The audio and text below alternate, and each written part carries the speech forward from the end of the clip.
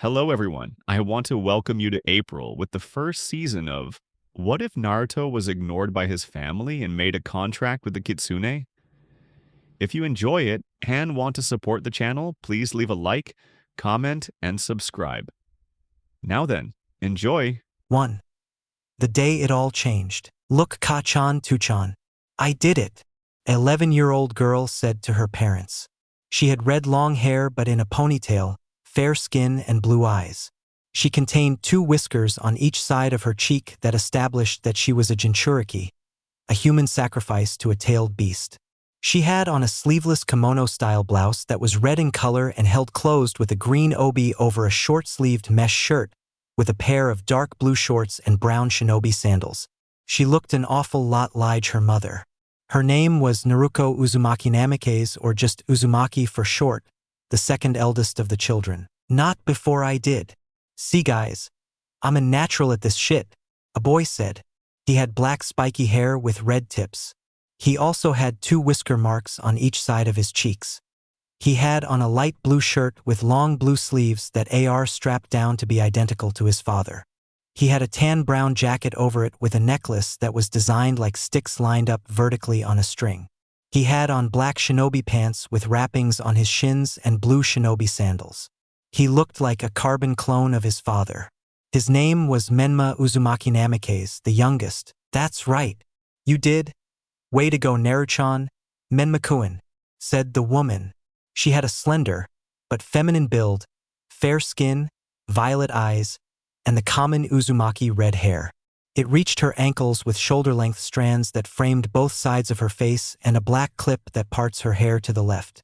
Generally, she wore a high-collared, sleeveless blouse under a long, loose-fitting dress with a wristband on her left wrist and standard shinobi sandals. Her name is Kushina Uzumaki, clan head of the Uzumaki clan. Hee. My children are strong. I can't believe you've progressed this far in training.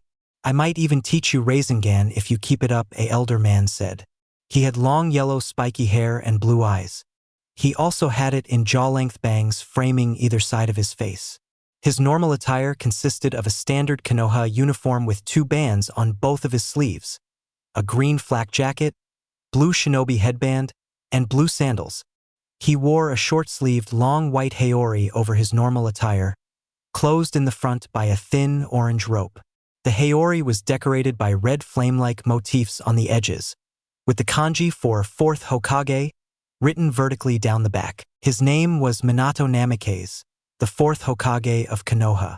At the moment, the family was training together in the family's ridiculously large training field, unknowingly being watched by someone in the house.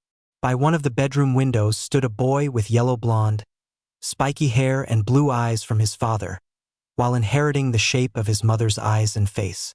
He had, instead of 2 like his twin siblings, he had 3 whiskers on his face. He wore an easy reddish Oranger t-shirt with black shorts and sandals. His name was Naruto Uzumaki, the eldest of the twins. Naruto wasn't really thought of as a child of the 2 greatest shinobis in Konoha at the moment. In fact, he was rarely thought of in general. For 6 years, Naruto was always alone, never really existing in the village while his parents, shinobi and civilians dotted over the other 2 siblings, claiming them as heroes, while he was a nobody. At first, he was indifferent to it. He had better things to do than be bothered by the village, but sooner or later, he hated it, he hated them. His parents started to ignore him, claiming that Naruto and Menma needed more attention due to them having Kyuubi, or to actually say his name, Kurama's chakra, while he just had the soul. He would get into that story of how that happened, but it's basically the same in every other story. The triplets are born, but a masked dude threatens the family in Konoha. Minato fights the masked dude. Kurama somehow appears and attacks the village. Minato and Kushina fight over the sanity of their children because in order to save Konoha, new Jinchuriki must be made, but Minato won that fight. He uses Reaper Death Seal on the infants, divides the chakra, splits it into Soul, Yin and Yang chakra, and places it into his children. Menma gets Yang, Naruto gets Yin, Naruto gets shit. After that, the 6 years went by easily except for Naruto. He had a challenge every single day as his family would be getting along and foing things together without him, which put him in a depressed and hateful mood. He hated them. His siblings were no better either. Naruto wouldn't even speak to him, finding her training more important while Menma would gloat to him, stating his parents never loved him, that he was adopted. Sometimes when he was really low enough, he wondered if that was true. During year 3 though, Minato and Kushina heard from his stupid godfather, Jiraiya, that there was this prophecy that was said by the roads. He didn't really care as he was listening. All he knew was that the foolish people he was supposed to call family believed it wholeheartedly and believed that Naruto and Menma are those destined children from the prophecy. Since then, Minato, Kushina, Jiraiya, Tsunade, who was also a godparent who ignored him, and even Kakashi would stop to train the two while Naruto got no training at all. When he asked if he could train with them, Minato shooed him away, telling him that he'd heard training from the academy when he started. Naruto would have pushed the issue if it hadn't been for his mother, who ordered him to stop pestering them and go in his room. That pissed him off to no end as he still complied with the order, not even wanting to stay around for the normal abuse he'd get from Menma. That was when it happened, that faithful day, the day that changed everything. Flashback. Naruto was busy watching his family train their twins in a heated mood. All he wanted was to train with them. Was that so hard? Hell, they didn't even need to watch him. Just give him a shadow clone and he'll be fine. But no, Naruto. Your siblings take priority. Just wait until the academy. They'll teach you the same things we're teaching them. What a bunch of bull, he said as he watched them. He got so frustrated. He attacked his hard mattress, punching it furiously. Why must I always have to go through this? Why must I always have to be unseen or unheard of? They have everything, he said with angry tears leaving his eyes. Geez, Kit, you're so whiny, just shut up already, will ya? A voice said in Naruto's head. Huh? Who the hell is that? Naruto shouted. Oh my god. I knew I should have just stayed quiet. Now I gotta talk to this bozo. Sigh in here, Kit, hold on. You might want to lay down on your bed lest you want to crash to the floor, it instructed. Naruto was so confused, but he did as he was told, as the voice, wherever it came from, wasn't very hostile, so he wasn't in any immediate danger for what he felt. Soon as he did though, his world went black. Once he opened his eyes again, he found himself in a sewer-like area. Huh? Where am I? Just follow my voice. Kit, you'll find out soon enough, it said. Naruto did as he was told again and walked down the shady hallway and soon turned the corner to see a large cage. In the cage, though, was giant furry reddish-orange fox glaring down at him with glowing red slitted eyes. Hey, you found me quite easily. Guess you're not so stupid, it said. You're the Kyuubi no Kitsune. My father fought you and killed you dash. Kit, you and I both know that's false. You always knew. You think I'm a fool. I see what you see, hear what you hear. I know exactly what you think. You knew what was in you from you over listening your parents' conversation. You knew I was inside of you and your siblings, which was why you didn't have a reaction when they told you prior to their training. You're smart, Naruto. Smarter than you let on. Okay, so that night when you attacked, what was that? I was being controlled. You think I would willingly break out of your mother's seal? That's exactly what I think. It's exactly what everyone thinks. Right, me too, I worded it wrong. I mean, do say that was completely content with being in the seal at that time. I started out with Mito Uzumaki, the princess of the Uzumaki, your great-great-grandmother. She was very strict and down-bringing when it came to me, Kushina just the same when it came to be her turn to watch over me. But you appear to be different, Kyuubi said. Well, I should have no fear for you. You're a being with no chakra to you since the 4th Hokage split your chakra into 2. I also know, even though you look and talk game, you have no desire to hurt me. As an almighty being, your desire in whatever you do, or if appearances go by, you probably rather prance in a field or eat bunnies or something. Heh! Again, very smart. Yes, you see. I never wanted to kill anyone, but that masked nin your parents told you about was there, and he used his genjutsu on me. I believe he was Madara Uchiha. Nah, no way. You're off your demon meds. Madara Uchiha has been dead for years. It isn't possible. Alright, you believe that. But when that psycho comes back to finish what he started. Anyway, I'm talking to you now because I have a deal I want to run by you. Naruto raised an eyebrow in confusion. Huh? What deal? You want to be trained, right? You want to show your family you've moved on in your life without them? Then just sign this.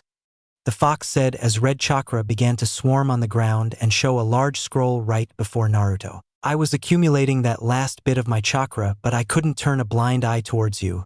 Kit. You interest me. Naruto you dash. That's not my name. Not anymore. Ever since those bastards decided to leave me behind and throw me to the abyss that's called loneliness, I've never considered them my family, he said to the fox before looking at the scroll. What is it? That, my dear boy, is a summoning contract. The Kitsune contract, if I may. I want you to summon them. I was the leader of the clan before Mito Uzumaki and her trifling husband happened. I'm sure Luna-chan has taken over since then. Who the hell is Luna? My wife, Kit. My leaving must have tore at her. Anyway, you will sign the scroll with your blood and leave your fingerprints with said substance. Then you will do the summoning jutsu. I'll show you the hand signs, but for now sign. Okay, he said as he bit his thumb and began the procedure of signing. Once he was done, he dipped his fingers in the blood and put his fingerprint on it. Now what? Now you find an open field to summon.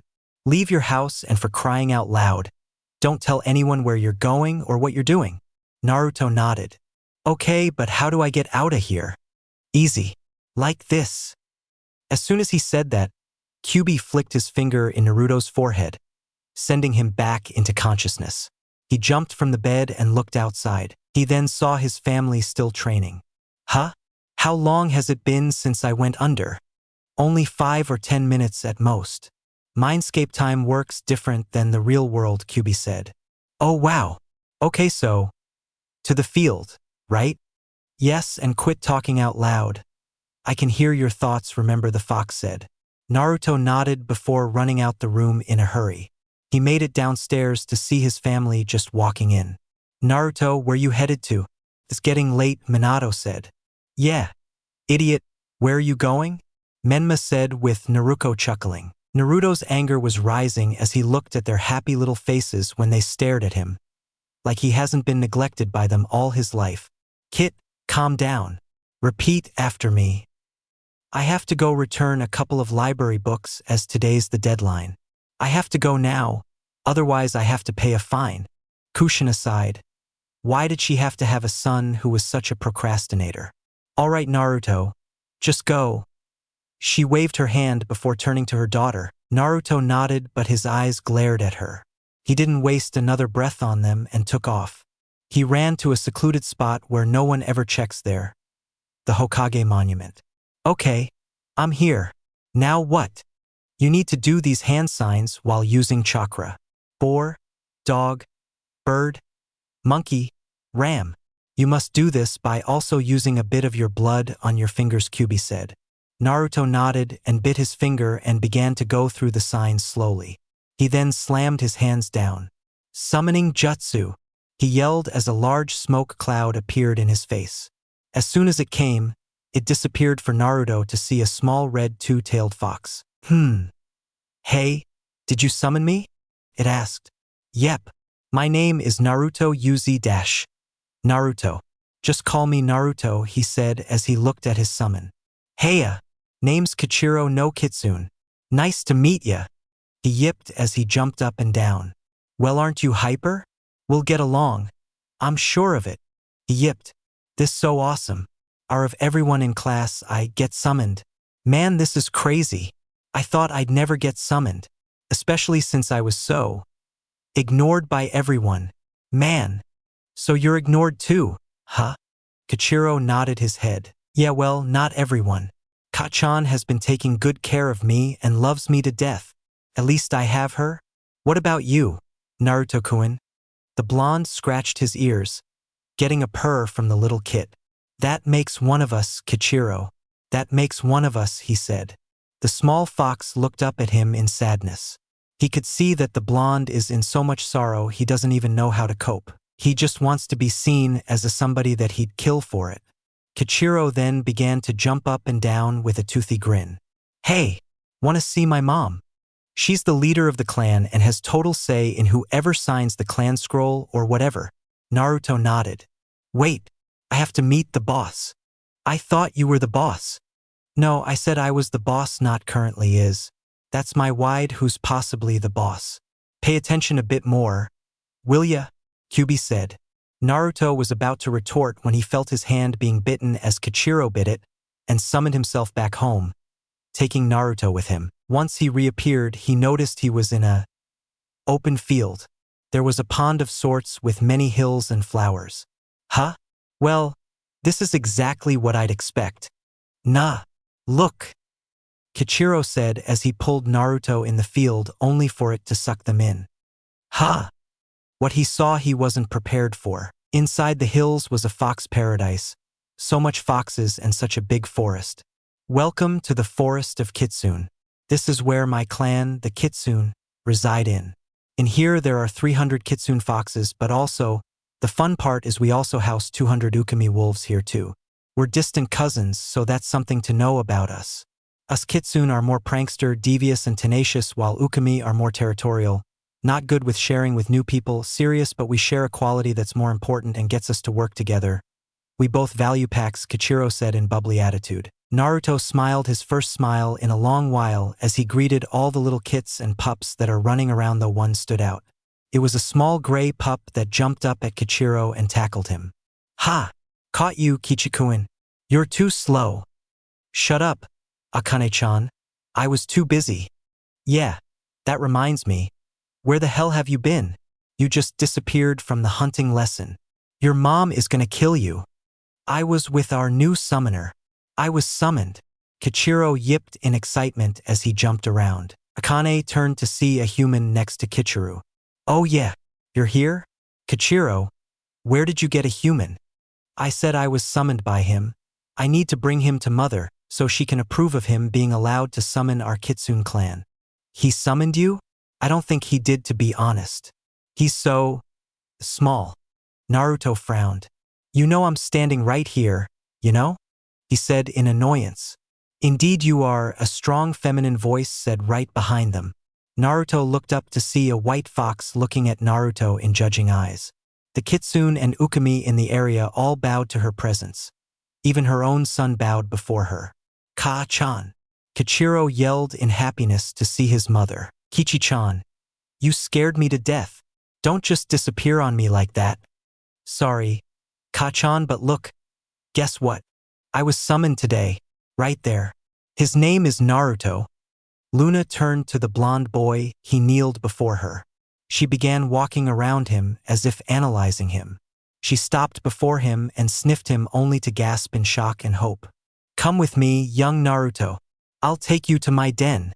You don't have to, Fox-sama. I dash. It wasn't up for a debate. More your tail now. Luna ordered in her alpha voice, which compelled Naruto to follow her. They reached the den, which was just a large hole in the hill. Naruto sighed as he stopped before Luna. Is Kurama-kun in there? Inside you? She asked in raspy breaths. Kurama? You mean Kyubi? Yeah, I have the soul of Kurama while my own siblings have the chakra. My Hokage devided his chakra up and split it. So I guess that's why Kurama-kun have you the contract. Hehe, that fool. Well, Naruto-chan, you don't even know, but you've already passed my test. Not just because that of Kurama, but because when I hit you with my alpha voice, although you wavered, you stood strong. I admire that. Even though we Kitsune value order as a pack mate, we love to see fearless kits like you. She gave a foxy grin. So I passed. Luna nodded. All right, can I train with you? Can you teach me awesome jutsu and stuff? Well, yes, of course. It's mandatory to teach our new summoners our way of the shinobi. We have styles in taijutsu, many ninjutsu, a buttload of genjutsu. We know only a bit of fuinjutsu, so if you wish to learn that, we won't be much help. We also have some kenjutsu styles. We also make it a habit to teach you some sage mode. While you're training here, it will be my task to make sure you are trained to the bone. You hear me, Naruto-chan? She licked his face with a motherly tone to her. Why yes, ma'am, he said. Why are you crying, Naruto? Luna asked worriedly. Naruto frowned as he took his hand and wiped his eyes to realize he was crying. Hey, Naruto, Kichiro said as he moved over to see his summoner. Crying. To be honest, he never really cried like this. Yes, angry crying he did, but this was more of a sad, lonely cry. I'm sorry, it's just dash. He didn't even get to finish his line as Naruto just started bawling. Ka-chan. Naruto said that he is always lonely where he's from. So that's why you're crying, little one? She said as she, with her nose, nudged Naruto's hands out of his face so he could look at her with his puffy red eyes. I'm sorry, it's just… I have a family back home, but they never notice me, always ignoring me, in favor for my twin siblings. In fact, my whole village loves them while I'm always kicked in the dust to rot and be left alone. I can't remember a time I even celebrated with them. Not even my birthdays, which is a riot because we were all born the same day, yet I'm the one who gets forgotten. It isn't fair. Naruto began sobbing in his hands again. He felt a hole in his heart just ache with pain. He just wanted to be loved like they were. Hell, just for even one day. He would never ask for anything again. Just to be treated like a son one day. Was that too much? Luna whimpered and nudged his face. Naruchan, even though you had just come into our lives today, you are a good kid with a great heart and soul, and most importantly, you are family to us now. Even though you've been here for just an hour, you have brought peace in my heart to know that my Kurama-kun and my little Kichi-kun are in good hands. Kichiro? What about the little guy? Naruto asked, scratching the little fix behind his ear, only to receive the greatest purr of his life. He is your own little familiar. He's your partner in battle. You two will be training together as to get a feel for each other, so get comfortable, Naruchan. This is your family now, she said as she licked his face. Naruto smiled as tears left his face, but these were now tears of joy. This is my family. I'm no longer Naruto Uzumaki Namikaze. No! He's dead. I'm now Naruto Kitsune, and I will be the greatest shinobi in the lands. To my path. Time skipped 2 years. It has been a couple of years since Naruto met Luna and Kichiro and signed the Fox contract, and things have been going good so far. His family still ignores him completely, so he doesn't really care anymore. Honestly, they could honestly suck his dick. He already had family, and in a few days he'll be free. Today, it's the triplets' birthday, and every year, their parents would throw a gigantic party that half the village was invited to. It was honestly stupid to him. Why throw a party that big and invite people they barely know? Sure, the clan heads kinda make sense. It's like a friend/diplomatic type thing, as they want their heirs and heiresses to establish a fine connection with one another and built even bigger reputation because they were associated with the Hokage, or better yet, the fourth Hokage's clan, the Uzumaki and Namikaze, but mostly Uzumaki, as the Namikaze weren't really that well known. It didn't really matter to him much because while Naruto and Menma get to party and get the awesome gifts, Naruto leaves the house to train in secret or just go away AMD relax, not caring about the family. He tried to be a part of it all those years ago, and they don't even remember his existence, so why even bother? So why he was so excited was not because of his birthday really, it's because the academy graduation was coming up, which meant he can really let loose. During the years of his time in the academy, Naruto had to dumb himself down. Like a lot. While he had the talent to match up against the top students like Menma, Naruto, Sasuke, Sakura, in terms of smarts, and Sayuri, Sasuke's twin, Luna ordered him to keep his training and jutsus to himself until it was time to be a genin. He had to wait because he could do what he wanted as a free person and not have to take crap from anybody. Sure, he still had to listen to his father and whatever jonin instructor he got, but that was only during missions. They can't control his personal life. Over the years, Naruto learned a great deal with the foxes. His taijutsu style was mixed a bit with foxes and wolves style. He mixed it up a bit during his few years learning as he realized they blend really well together. The fox style focuses on evasive and counterstrikes, always waiting for the enemy to make his/her move before countering them, tiring them out within the process, while the wolf style is more of an offensive version of that, grappling your opponent with high-level type strikes, so when mixed, it's actually really deadly if he can get a handle on it. His at an intermediate stage, so it's coming along quite nicely. His genjutsu wasn't something to laugh at either. The one thing he can actually thank his biological parents was for genes in the abundance of chakra he had. No matter how he looked at it, he was an Uzumaki, which means chakra fucking monster. So normally it'd be a bad thing because his chakra control would automatically suck donkey dick, but he had the right summons, fortunately.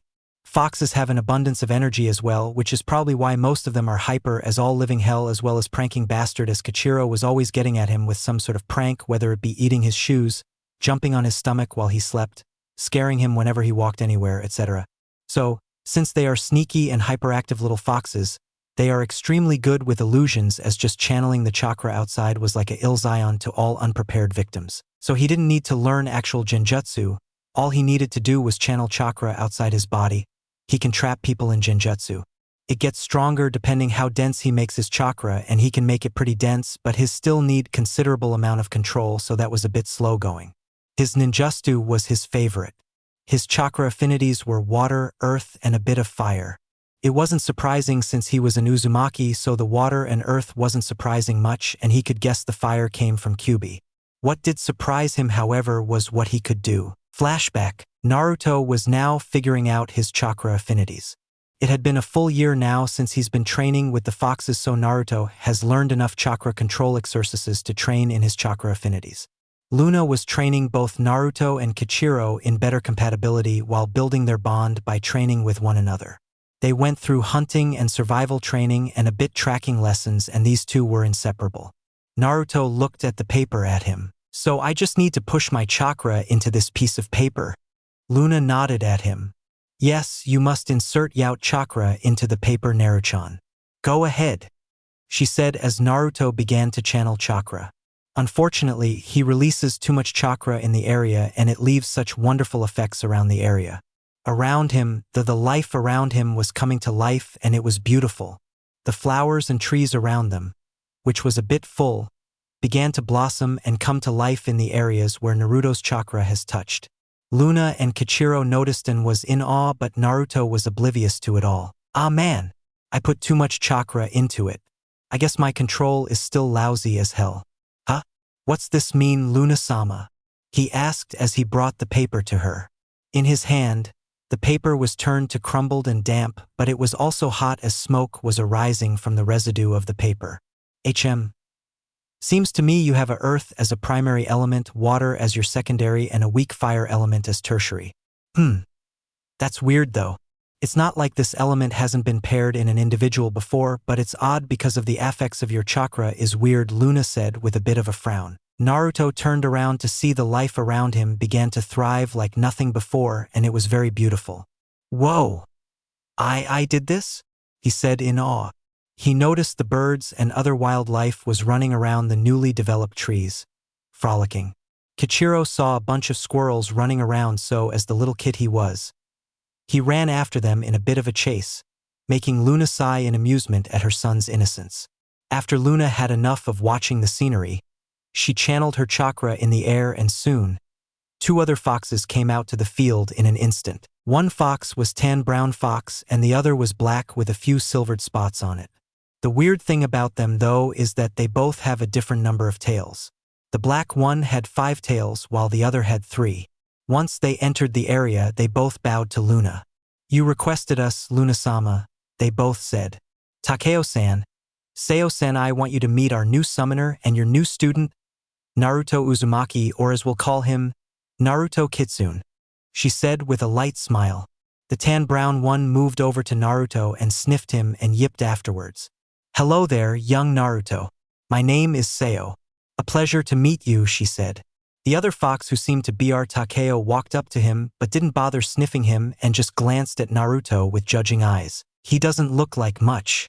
Just gonna be a waste of my time. Takeo, be nice. Naruto-kun is just a kid, Seo said in annoyance of her brother. Whatever, the black fox said. Luna sighed. Anyway, I called you over here because Naruto shows great promise and has the affinities of water and earth techniques. Takeo frowned. No offense, my queen, but why is this important? He asked. Check the scenery around you to answer your question, and take notice of how it's all lined up in a weird pattern.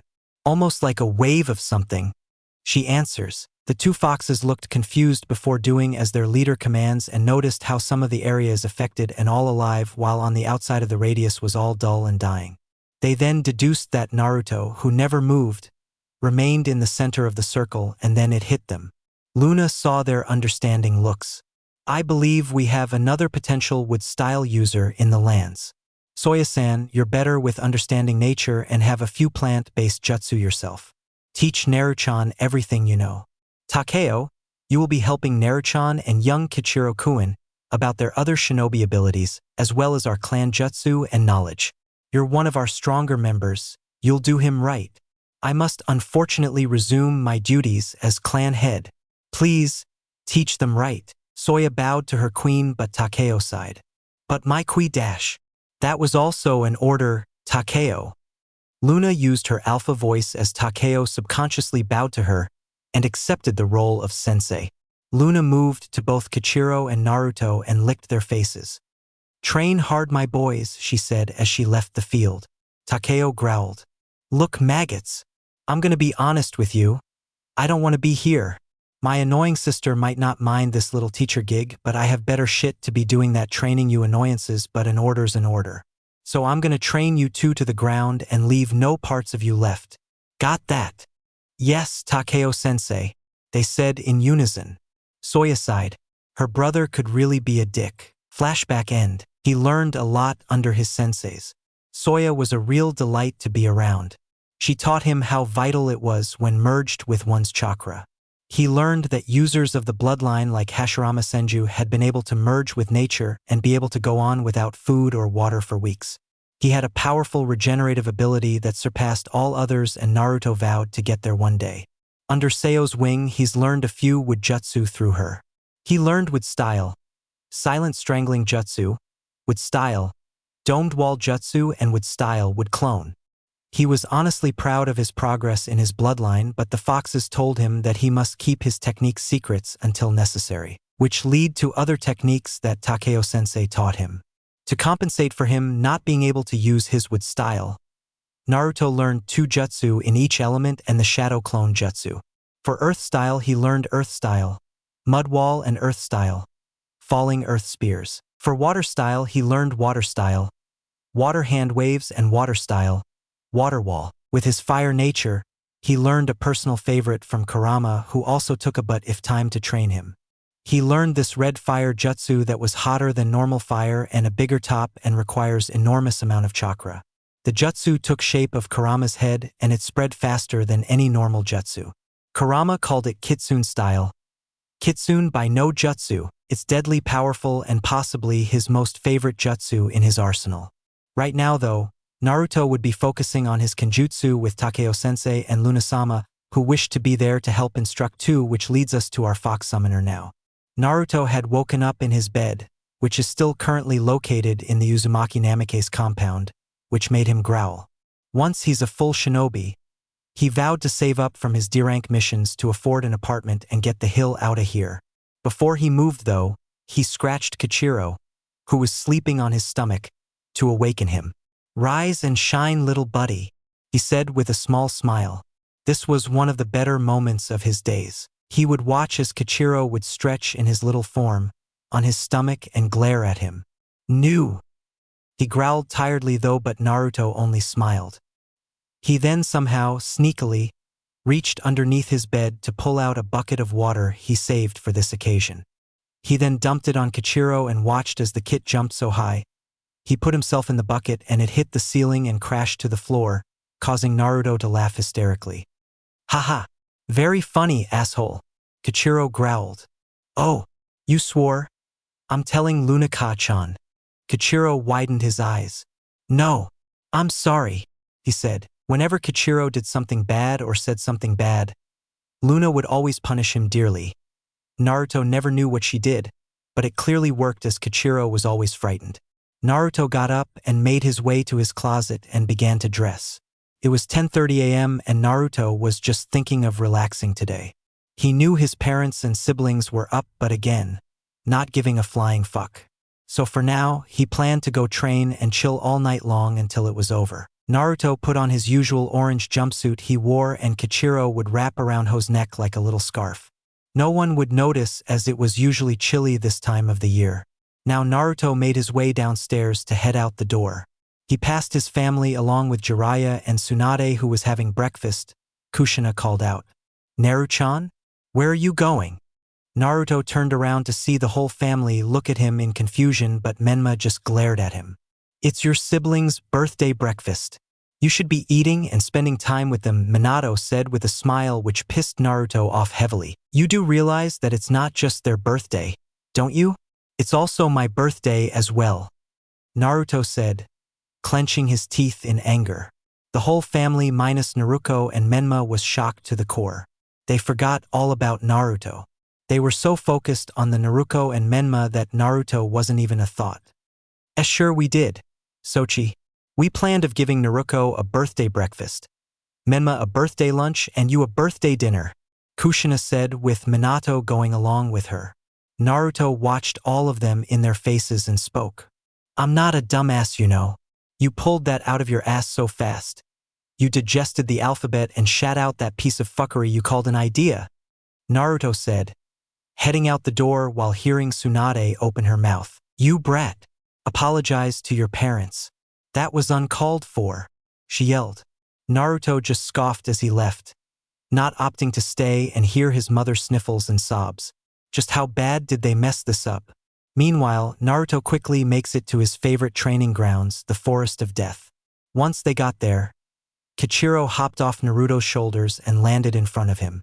Okay, Naruto, what's up now? Kichiro asked. Naruto smiled in glee as he bit his finger. Time to work on my kinjutsu. Summoning jutsu. He shouted out and slammed his hand on the ground to summon Takeo.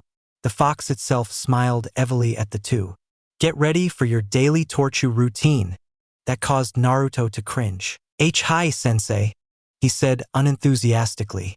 Takeo then used his transformation jutsu to change into a human to help teach Naruto better in the kinjutsu form of the fox style.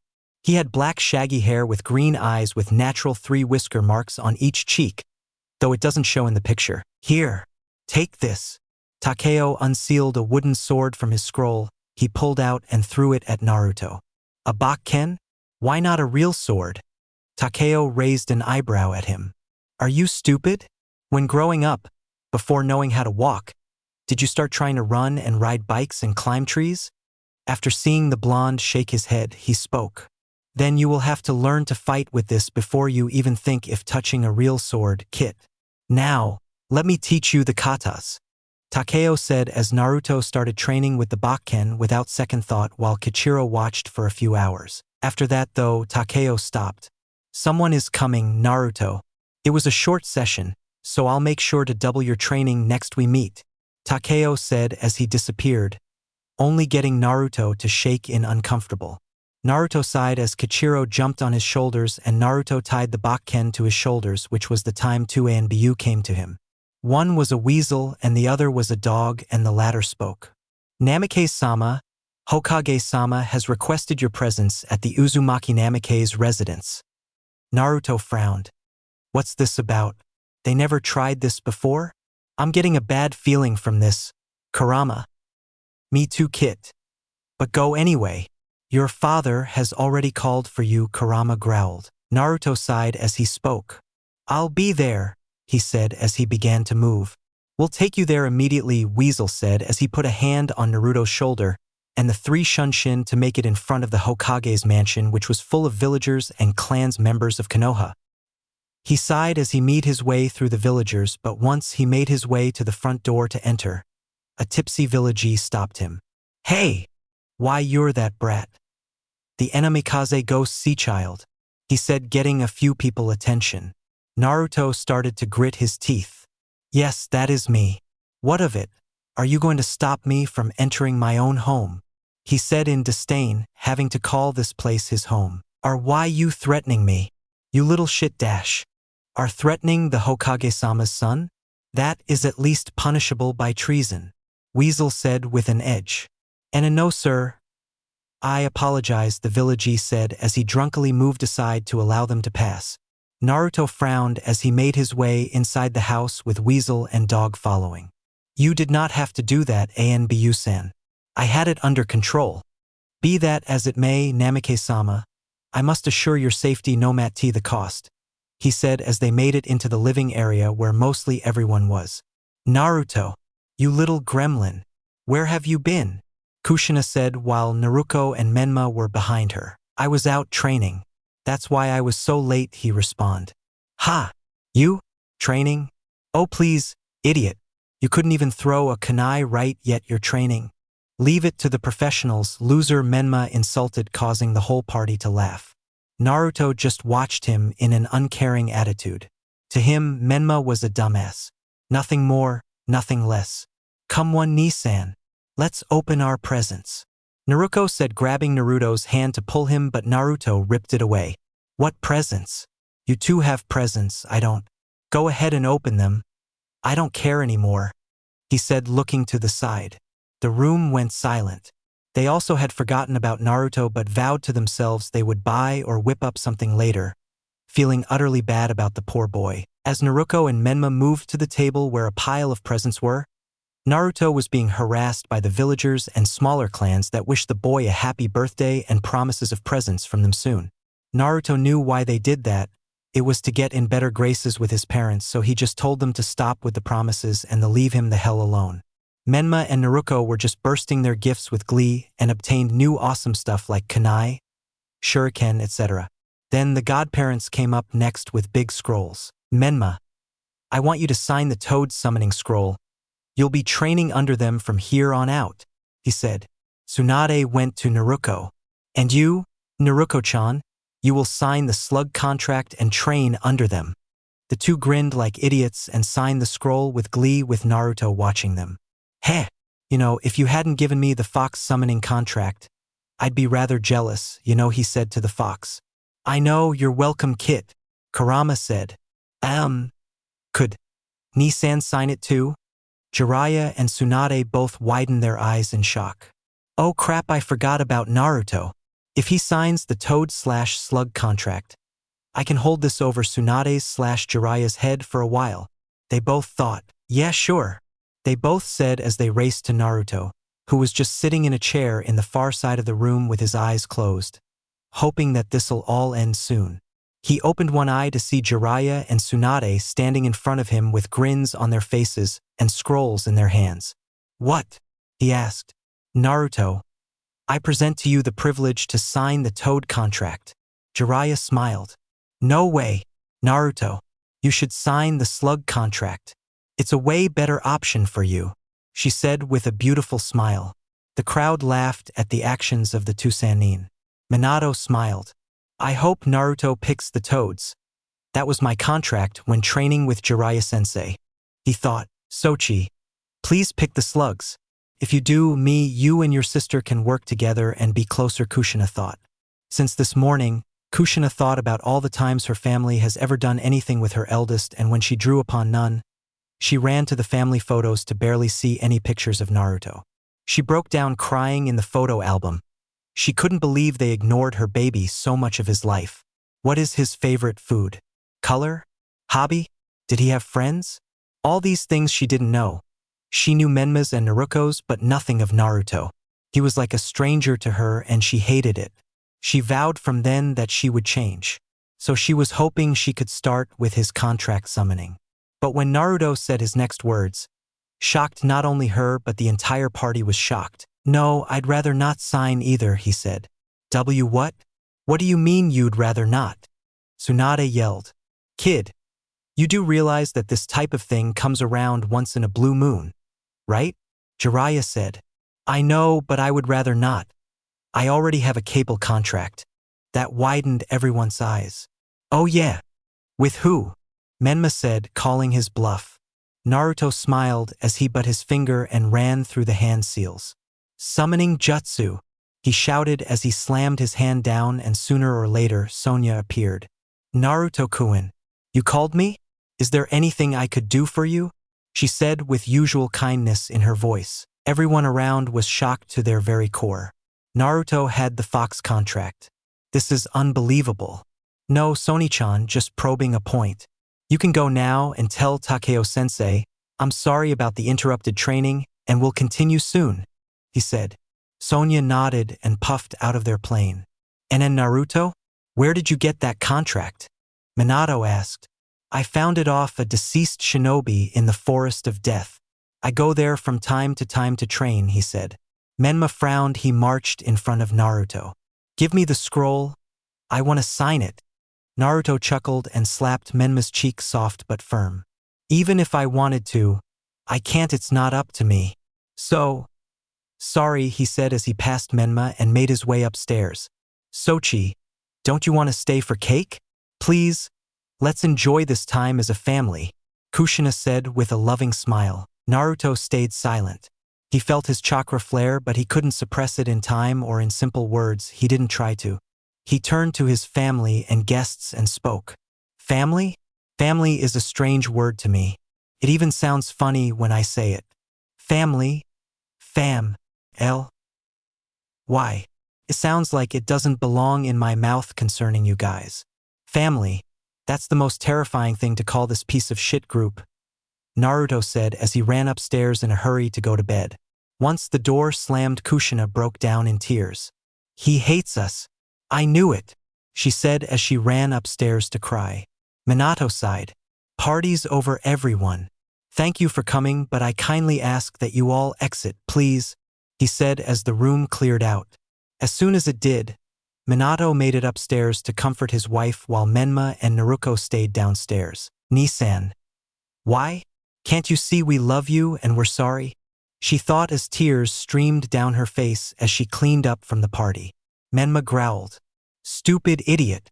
Making mom cry. I'll show that worthless loser, he thought as he vowed to make Naruto pay, one way or another. 3.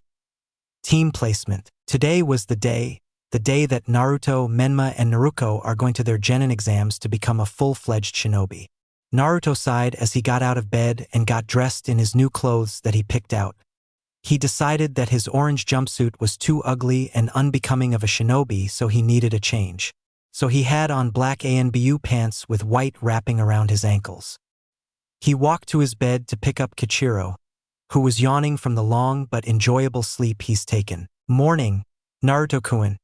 Ready to kick ass today? The fox asked. Naruto chuckled. Haha. Calm down.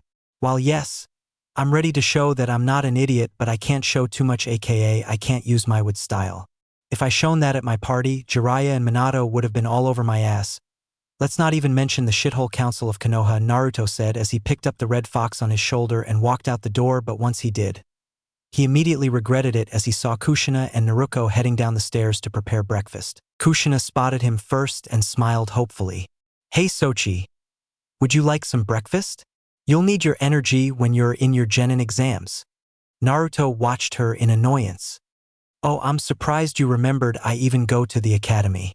Wow, he said as he headed down the stairs, not caring about Kushina's sad expression that washed on her face. Naruko sighed. Nisan, please, just eat with us? She pleaded. Naruto didn't even respond to her as he made his way out the house, leaving the females totally crushed, but made their way to the kitchen to cook anyway. Naruto, meanwhile, was heading to the academy to chill. Now, usually when he went to the academy, he would go early so he could take his number 1 spot, the top left corner of the class, the window seat. It's the best seat in the class as he can observe everything that goes on in class and no one would really bother him. He may act like a dumbass when it came to tests, but when it came to his classmates, he'd rather not speak to them as they are rather annoying. Kichiro unraveled from his usual spot on Naruto's neck and stretched. Ah, that's nice. Look, Naruto. I really hope you don't hold back in here. Seriously, as my usual entertainment goes, I just see everybody in here just go in and disrespect you and you let them get away with it. I want to see a change.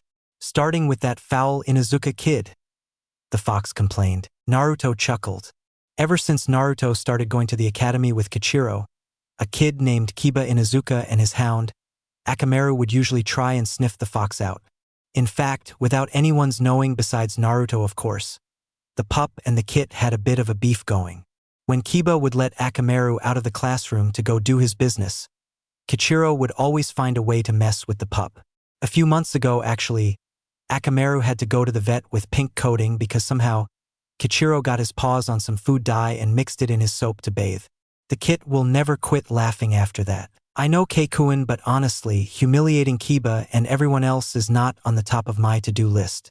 Sure, it would be satisfying to see their shocked looks, but really I'm just trying to make it to Genin and then move out of home when I earn enough from those horrible D-rank missions, Naruto stated. This was the plan from the get-go. Ever since he was young, when the abuse was so much, he made a goal for himself to one day move out of the Uzumaki household and get a place for himself. The only way to do so were two ways. One, grow old to be 16 where he was at legal age to get out, or two, become a full-fledged shinobi and move out. Since he'd rather not wait that long to get out, option 2 was looking to be his best bet, and with the help of the Kitsune, his goal will surely be achieved. After waiting a good hour and a half, people started filing in. At first, it was a couple of nobody students that came in, but then the clan heirs and heiresses started walking in. The first one to walk in was Kiba and his dog, who honestly didn't even notice him, which he was grateful for, to be honest. He didn't really care for the mutt and his attitude sucked. Next was the Nara boy, Shikamaru, and his pal, Choji Akamichi. He had conversed with them a few times, but not all that much. He knew that Choji was a decent human being and Shikamaru, although lazy, is truly a genius, but that was all. He felt the Nara boy's gaze on him from time to time, but truthfully, he thought it was irritating. The other boy to come in was Shino Aburame. Another kid he conversed with, and probably one of the few people in the classroom he actually didn't mind, the others of course being Shikamaru and Choji. Shino was truly a weird person to understand, but he was actually very level-headed and an all-around good person. It's just his weird mood all the time that truly kills it all. The next person to walk in the room was two of the most annoying people in his life besides Naruto and Menma. Sasuke and Sayori Uchiha, the Uchiha twins.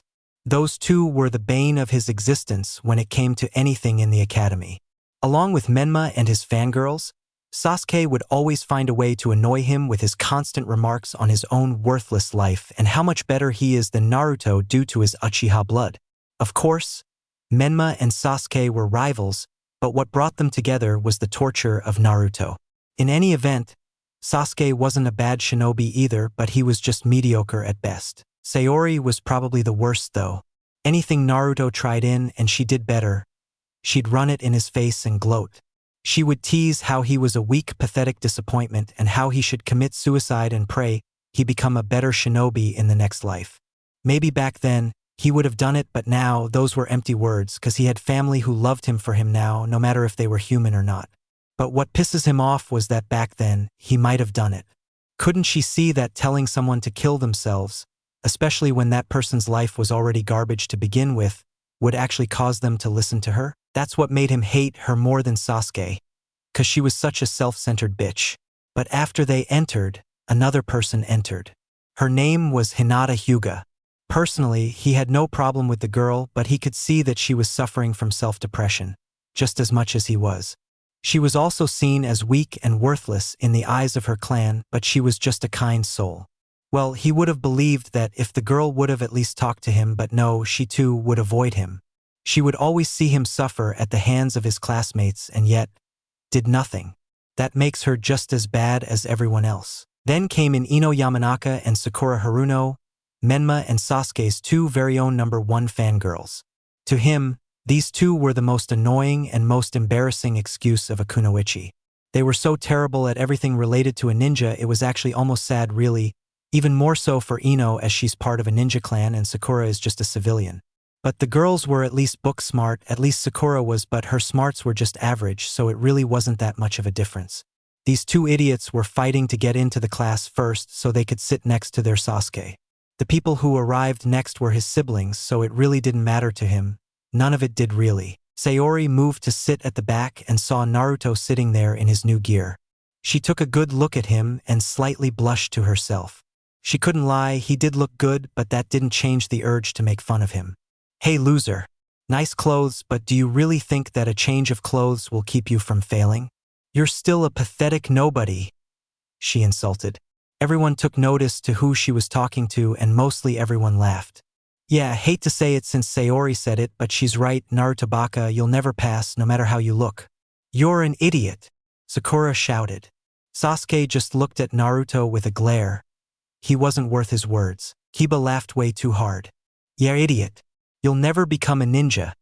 Especially when no one trains you, you're hopeless. Even your family thinks so. Naruto remained quiet as she watched Naruto lower his head. Naru and I. Well, the mutt does have a point. My parents don't even recognize the failure, so if he's not worth their time, he's hopeless. Menma snorted as he glared at his brother. Naruto looked down at his lap. Not because he cared about what they were saying, but because he had to calm down Kichiro. Let me kill them. They have no right. The fox growled. Naruto began petting the angry kit as he started to relax. There would be no point in doing that. What's the point in showing them up when they're dead anyways? He whispered. The little kit calmed down, realizing that he was right. He wanted to see their stunned look when Naruto completely blows them away. Soon, Iruka enters that classroom and smiles at his students. Hello, class. I can't believe this day is finally upon us. It was just yesterday that you were all such young, energetic kids walking in through that door for the first time. Now, you'll all be walking out that door. Some will be walking out with a headband with pride, while others walk out with nothing but disappointment. The students mostly look at Naruto, who was too busy staring at the window. Sayori, who sat beside him, inwardly chuckled. He's so hopeless. Such a dumbass, really. It's actually shameful that this is actually Menma's older brother, she thought while looking at Naruto in disdain. Iruka gathered a large amount of papers. Now, let's get started. You will be receiving your written test now. You may start when you receive it. Once he went around handing them out, Naruto sighed when he got his. This is a test? It's so easy. How could anyone even fail this? He thought. Well, in my time in Kushina when she went through the academy here, the curriculum was harder than this. Maybe it had something to do with the council. They may have wanted their civilian kids to pass their test, but they suck so much, so they might have lowered the standards a bit, Kurama said. Well, that's how they get their kids killed, so jokes on them. Little Shoji isn't coming home from his first real mission because his first enemy killed him after he tried to attack him with the answer of when the second Hokage's death date was. Naruto joked. After the easy test, Iruka retrieved the tests and graded them quite quickly. After that, he wrote the results in the board. In top of the list is our very own enigma, Naruto. After him was Sakura, Sayori, Menma, Sasuke, and the list goes on. Naruto smirked. 3, 2, 1. He counted before he heard. What? Sakura, Menma, Sasuke, and Sayori yelled. How did the idiot surpass me? Me? Menma yelled as he glared at his older brother, who only smirked at the ground. Yeah. How could he be on the top of the results, Iruka-sensei? Check it again. He must have cheated. A loser like him couldn't have got it all right. Sakura shouted. Iruka glared. That's enough. Naruto did not cheat. No one did. He passed with his own knowledge. Good job, Naruto. I'm proud of you. He congratulated the boy. Naruto nodded his head at the praise. Iruka was years too late to even try and get on his good graces, but he was closer than anyone though. Even though he didn't get good treatment from the man, Iruka was at least fair enough to listen to him and give him some help when needed, though he didn't really need it, he was just acting. Iruka spoke. All right, now for the next part of the test, Kunai and Shuriken. Everyone, head outside. Everyone got up and headed outside of the room but Naruto, who waited till everyone was gone, grabbed Kichiro and wrapped him around his neck, then walked to the window and walked alongside the wall and made it to the yard where the targets were, 5 minutes before everyone. Iruka was stunned to see Naruto already there, but before he could ask, Sayori beat him. Idiot! How the hell did you make it here before us? She asked. First he beats her in a written test and then beats her to the yard, and by the looks of it, he hasn't even tried. Naruto blankly stared at her angered face and spoke calmly. I walked down the wall to get here, he said so casually that it ticked her off. Iruka, however, was shocked. He already mastered the tree climbing exercise. Naruto, what has happened to you? He thought. Before any more of the students gang up on the poor kid, Iruka started. Well then, Naruto, could you please stay with the class? I'd rather not lose any students on your last day. Anyway, we will be going to do your accuracy test now. I will call out your name in alphabetical order. Shino Aburame. At that point, Naruto began to doze off. It got boring seeing kids fail so epically at something that should be second nature to them by now. He saw how most of the clan heads did all right. The total scare is 10 targets, and to pass, one would have to get at least 5. Shino and Shikamaru did the bare minimum to pass, while Choji got just a bit below. Ino and Sakura did absolutely horrible, barely even getting 1 let alone 5. Hinata got 8, so she passed. It wasn't so bad considering she's still a child, but with her eyes, that should have been an easy 10 out of 10. Kiba got 6 and he felt pretty proud about that, which was terrible to Naruto. He barely passed. Sasuke went next. He got 8 targets. He almost had 9, but the kunai scraped against the side if it, so it was stupidly off. Sayori got 9 and Naruto could see Sasuke's teeth. He just got shown up by his sister and he wasn't pleased. Sayori, however, was more preoccupied with him. Beat that dumbass, she insulted. Naruto didn't even bother to respond to her. He was only here to show everyone that he actually wasn't the idiot they made him to be, so he let them talk their trash. He'd let his actions prove their worth. Menma went next as he hit 9, so he was pretty proud of it, and Naruto got 9 as well. Naruto went and he could hear the voices. "Watch this loser fuck it up. He's such a disgrace," Menma said, and most of the students laughed. Naruto sighed as he closed his eyes and drew 10 kunai and held them in between his fingers, sorta like a certain Uchiha. Then, with a flick of his wrist, he shot the kunai and all of them hit dead on, getting a perfect score, shocking everyone there. Absolutely incredible. Good work, Naruto. Iruka shouted. That is impossible.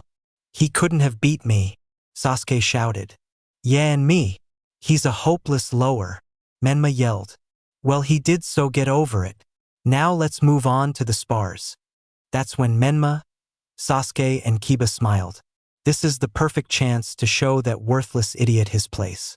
While Sayori and Shikamaru just looked at Naruto, who wasn't even caring about what Iruka was saying, looked at his feet. He's quite the mystery, isn't he? He asked the female Uchiha. What? She asked. Naruto is so confusing sometimes. It's hard for me to truly figure him out. What is he really about and how strong is he really? These are a couple of questions I ask myself when I look at him. Sayori rolled her eyes. You're such a creep, Shikamaru. Get away from me, she said as she walked off, leaving the Nara boy to himself. What a drag, he said in annoyance. Back with the matches, students left and right were getting beaten by the clan heirs. Shino was paired up against Shikamaru, but the latter gave up as he was too lazy to fight. Choji got a random civilian kid and beat him fairly easily, along with Hinata. Kiba went up against Menma and lost rather quickly due to Menma's awesomeness, according to his fan base. Ino and Sakura were the most pathetic fight he had ever seen in his life. They weren't even using straight taijutsu. It was a slap fight which looked so embarrassing. Sayori fought Naruto and it ended in a draw, so it left Naruto and Sasuke on the stand. As the two walked up to the front, the students started to cheer for Sasuke. Sayori stayed silent though because she wanted to observe what the elder Uzumaki would do. Sasuke smirked. You hear that, Dobe? Looks like even they know who's going to win. It's hopeless. You can't beat anyone, much less an Uchiha elite, Sasuke taunted. Naruto remained unmotivated to attack Sasuke, so the Uchiha, before Iruka could give the go-ahead, Sasuke rushed in. Well, if you're not going to attack, then I will. Sasuke ran to Naruto to send a fast jab in his face, but Naruto just leaned back quite swiftly. Sasuke kept on attacking Naruto, who kept on dodging his attacks like they were nothing. Menma scoffed. I'll admit, he did get tad bit better, but he's still trash. He can't even attack Sasuke. He has him on the ropes, he said, with majority of the class agreeing with him. Sayori and Shikamaru thought otherwise. No way. The way he's going about it, the loser isn't even breaking a sweat against my idiot brother, she thought. He's stalling Sasuke, making him waste his energy. Troublesome. Why did Naruto have to be stronger than we originally believed? Shikamaru thought with a sigh. Sasuke threw a kick at Naruto's side, but Naruto blocked it. The fight had been going on for a while as Sasuke kept attacking over and over to the point where his moves were getting sloppy. Naruto sighed. This is becoming boring, he said as he swiftly appeared behind Sasuke and chopped his neck, knocking the Uchiha out. Naruto had defeated his opponent without really showing his moves. When everyone saw that, a lot of anger was shown. No fair. Iruka-sensei, Naruto Baka cheated. He used a jutsu to get behind Sasuke-kun like that. Sakura yelled. To say that just proves how delusional you really are and how you shouldn't even be a shinobi. I didn't weave a signal sign, Naruto said, walking off to the building, receiving a lot of glares. Not that he cares. Iruka sighed. Sometimes he really hated his job. Alright class, we're gonna take a 10-minute break to give Sasuke a chance to awaken. Go take a break and cool off and ready yourselves for the ninjutsu portion, he said, watching the kids disperse to relax. Naruto decided to spend his time on the roof of the building, just playing with Kichiro. Meanwhile, at the Hokage office, there was a meeting going on between the Hokage himself and the Jonin. Many of the Jonin, along with Minato, Jiraiya, and Kushina, were watching the Genin exams with great interest. Minato sighed. So, it's safe to say most of the students graduating are quite promising shinobi. The Jonin nodded their heads. This year's new batch of Genin are quite a catch. Have any of you decided on who you wish to take? Asuma Sarutobi, the son of the third Hokage, walked forward. I wish to take Shikamaru Nara, Choji Akamichi, and Ino Yamanaka. I would like to train the next generation Ino Shikacho, sir. Minato nodded his head. Right? Anyone opposed to this? No one argued. Well, Asuma, your team is yours. Next, Kurenai Yuhi, Konoha's genjutsu specialist, stepped forward. I wish to take Kiba Inuzuka, Shino Aburame, and Hinata Hyuga. Minato nodded after he waited for any objections, which he did not. Okay. Next, Kakashi Hatake stepped forward. I wish to take Sasuke Uchiha, Sakura Haruno, and Naruto Uzumaki. No, you can't have him, Kushina yelled, interrupting Kakashi. Minato-kun, I wanted Naruto-kun on my team, along with Menma and Naruko. I could train him better than anyone as I am his mother, she said forcibly. This could be her chance to work things out with her son and get him back into the family. Kakashi sighed. Hokage-sama, if I may? I believe Naruto would benefit from my tutelage as more so than hers, as he wouldn't listen to anything she would say because he hates her. Minato slightly glared as Kushina looked down in sadness and regret. Hatake, mind your words, he ordered. Minato sighed.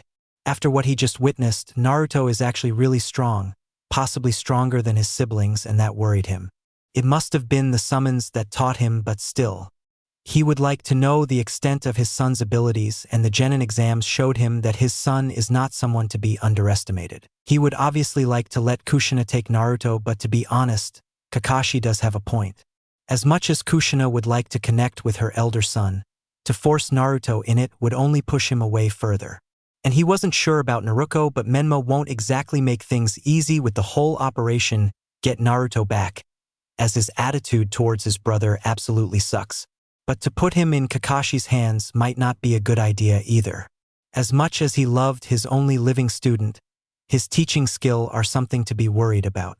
Honestly, if it wasn't for the fact he wasn't so short on Jonin and that Kakashi's skill set is something to pass on, he absolutely wouldn't recommend Kakashi's for Jonin teacher at all. He's not really ready to be a teacher, but since the Kyuubi attack, he's low on good Jonin, so honestly, he asks out of options. But then an idea struck him. Minato snapped his fingers and an ANBU appeared by his side. He whispered in his ear and the ANBU was off. Minato, Jiraiya called, but the Hokage smirked. Just give it a minute, he said. After waiting for 20 minutes, the ANBU returned and had another ninja with him. She has light brown, pupil-less eyes. Her hair was violet, styled in a short, spiky, fanned ponytail. She wore a fitted mesh bodysuit that covers her from her neck down to her thighs. Over this, she typically wears a tan overcoat with a purple inseam and a pocket on each side, a dark orange miniskirt, a dark blue belt, and pale gray shin guards. In addition to the typical forehead protector, she also wears a small pendant that looks like a snake fang and a wristwatch. Hokage-sama, you called me? She greeted. Minato smiled. Ah yes, Anko. I'm glad you were available. Tell me, you're still a Tokubetsu Jonin, right? He asked, getting a nod from the woman. Well, if you take this assignment of mine, I can easily promote you to full Jonin if you wish. Enko's eyes lit up at that. For 3 years she wanted to be a jonin, but the best she could go was Tokubetsu jonin due to the village still not trusting her after Orochimaru. Well, of course Hokage-sama, whatever it is, I'll do it, she said. Minato smiled, but she saw Kushina frown at her. Enko then realized to check her surroundings. She thought it was a normal jonin meeting, but then she thought about it. She thought about it and sighed. Ah shit, are you fucking kidding me? She rubbed her forehead. Minato chuckled. I have already chose one of the candidates for you, but you can pick the other two and go from there. But other than that, Kakashi, you'll get Sasuke, Uchiha, and Sakura Haruno, but I'll give you Sai instead. Kushina, you'll get Menma and Naruto. Done deal, but Enko? Who do you choose? Enko sighed as she went through the files. Fine, I'll take. Back at the Genin exam, Naruto sat in the back of the room, wearing a black headband. He had passed the exam with flying colors, flooring everyone in the entire room, which was the plan. Naruto sighed in annoyance as he felt the eyes of the Uchiha girl in him. Is there something you need? Sayori glared at him. How'd you get so good? Naruto raised an eyebrow. Good at what? You have to be more specific, he said, petting his fox in his hands. Sayori glared harder. If he didn't know any better, he could have sworn if she glared any harder, her Sharingan would activate spontaneously. You know what the fuck I'm talking about. The whole stupid act. Why hide it? You could have easily been Rookie of the Year if you wanted to. Naruto scoffed. Please, there's more to life than being the so-called best in the academy. No one cares if you're good in the academy outside this village. Besides, I don't have to answer you. Now leave me alone, he said, looking to the side, but Sayori wasn't backing off. Hey, you can't ignore me. Who the hell do you think you are? She hollered, but Naruto did not respond. Why should he have to? Irika had left the room to head to the Hokage office to receive the team results. Afterwards, he could go home. Naruto sat in silence as he thought about who his jonin was going to be. He wondered who his teammates would be. If it was either Menma, Naruto, or Sasuke, he's killing himself. An hour later, Irika came in the room with a smile. Well, all right, your team selection has been made. Here they are. Team 1 is... Naruto zoned out you till he heard people who mattered. Team 7 is Sasuke, Uchiha, Sakura Haruno, and Sai, which is led by Kakashi Hatake. Team 8 is Hinata Hyuga, Kiba Inuzuka, and Shino Aburame, led by Kurenai Yuhi. Team 9 is still being held from last year. Team 10 is Shikamaru Nara, Choji Akimichi, and Ino Yamanaka, led by Asuma Sarutobi. Team 11 is Menma Uzumaki and Naruko Uzumaki, led by Kushina Uzumaki. Team 12 is Sayori Uchiha, Yakumo Kurama, and Naruto Uzumaki, led by Enko Mitarashi. Naruto frowned on the outside as he saw Sayori smirked. Looks like I'll be getting my answers, loser. You can't escape me now. Naruto stayed calm, but on the inside. Shit. First step as a ninja confrontation. This had to be my life today. Naruto mumbled as he sat in the seat further from the group as possible. There was 6 of them in the room as every team had left with their sensei, so it was just 2 teams left. Anko's and Kakashi's. Naruto remembered the look his mother gave him when she came for her team. It was look of longing and heartbreak, which he didn't give a rat's ass, to be quite honest. So it was just Team 7 and Team 12 waiting for their sensei. Sasuke was too busy playing with his kunai and imagining slicing through a certain blonde's neck. Sakura was just eyeing the male Uchiha like a slice of meat, and Sai was just being the creep. He was all silent but observing, kind of like him in a way, but the look in his eyes says he's not just observing, he's analyzing. His eyes would dart at him but then go to Sasuke. He didn't know what the weirdo was up to, but he'll be ready to avoid whatever Sai has in store for him. Sayori was just glaring at the chalkboard of the room, but sometimes sneaking glances at Naruto, but then would scowl at him before glare at the board again. Then there was Yakumo. Yakumo possesses long brown hair and light brown eyes. Her hair is straight on one side, but on the other side it is in a braid. In addition, she sports a clip with 2 circular designs. Her outfit was consisted of kimono-like shirts that had long right sleeves and short left sleeves that were held close by a wide pink sash with red mesh armor underneath it all, with a light blue skirt and a brown headband. She was a nice girl, albeit she never really talked to anyone and minded her own business. When she did talk, however, she wasn't mean to anyone, not even to him, which would probably get you brownie points in the village, but she chose not to, which earned his respect. She was an outsider, never really had much friends, so she was never biased. It was very rare to find people like her in this damn school, and inwardly, he felt lucky to have her on his team. Sayori, on the other hand, is a bitch, so he couldn't give a damn about her. Hey, dumbass. How long are you just gonna keep staring at nothing? Sayori started. Naruto, who was petting a sleeping Kichiro, glared back. If you haven't realized, moron, where is our teacher? What? You want me to teach? Before that became a fight, however, a woman with purple spiky hair came in. Well, this is the genin I have to teach. Well, you all look like you have promise, but then again, the eye can be deceiving. At training ground 12, maggots, you have 10 minutes. If you're even a second late, Well, it's surprise. With that, Anko disappeared in plain view of the genin, leaving them speechless. Naruto, with a now awakened Kichiro, walked out first with Yakumo loosely following. Sayori moved to leave too, but Sasuke spoke out, which made her clench her teeth. Try not to shame the Uchiha name, Sayori. You know, the clan doesn't allow weaklings. Sayori glared back. You should worry about yourself, Baka. Last I checked, despite you doing better all around the year, it was I who bested you during the graduation exam.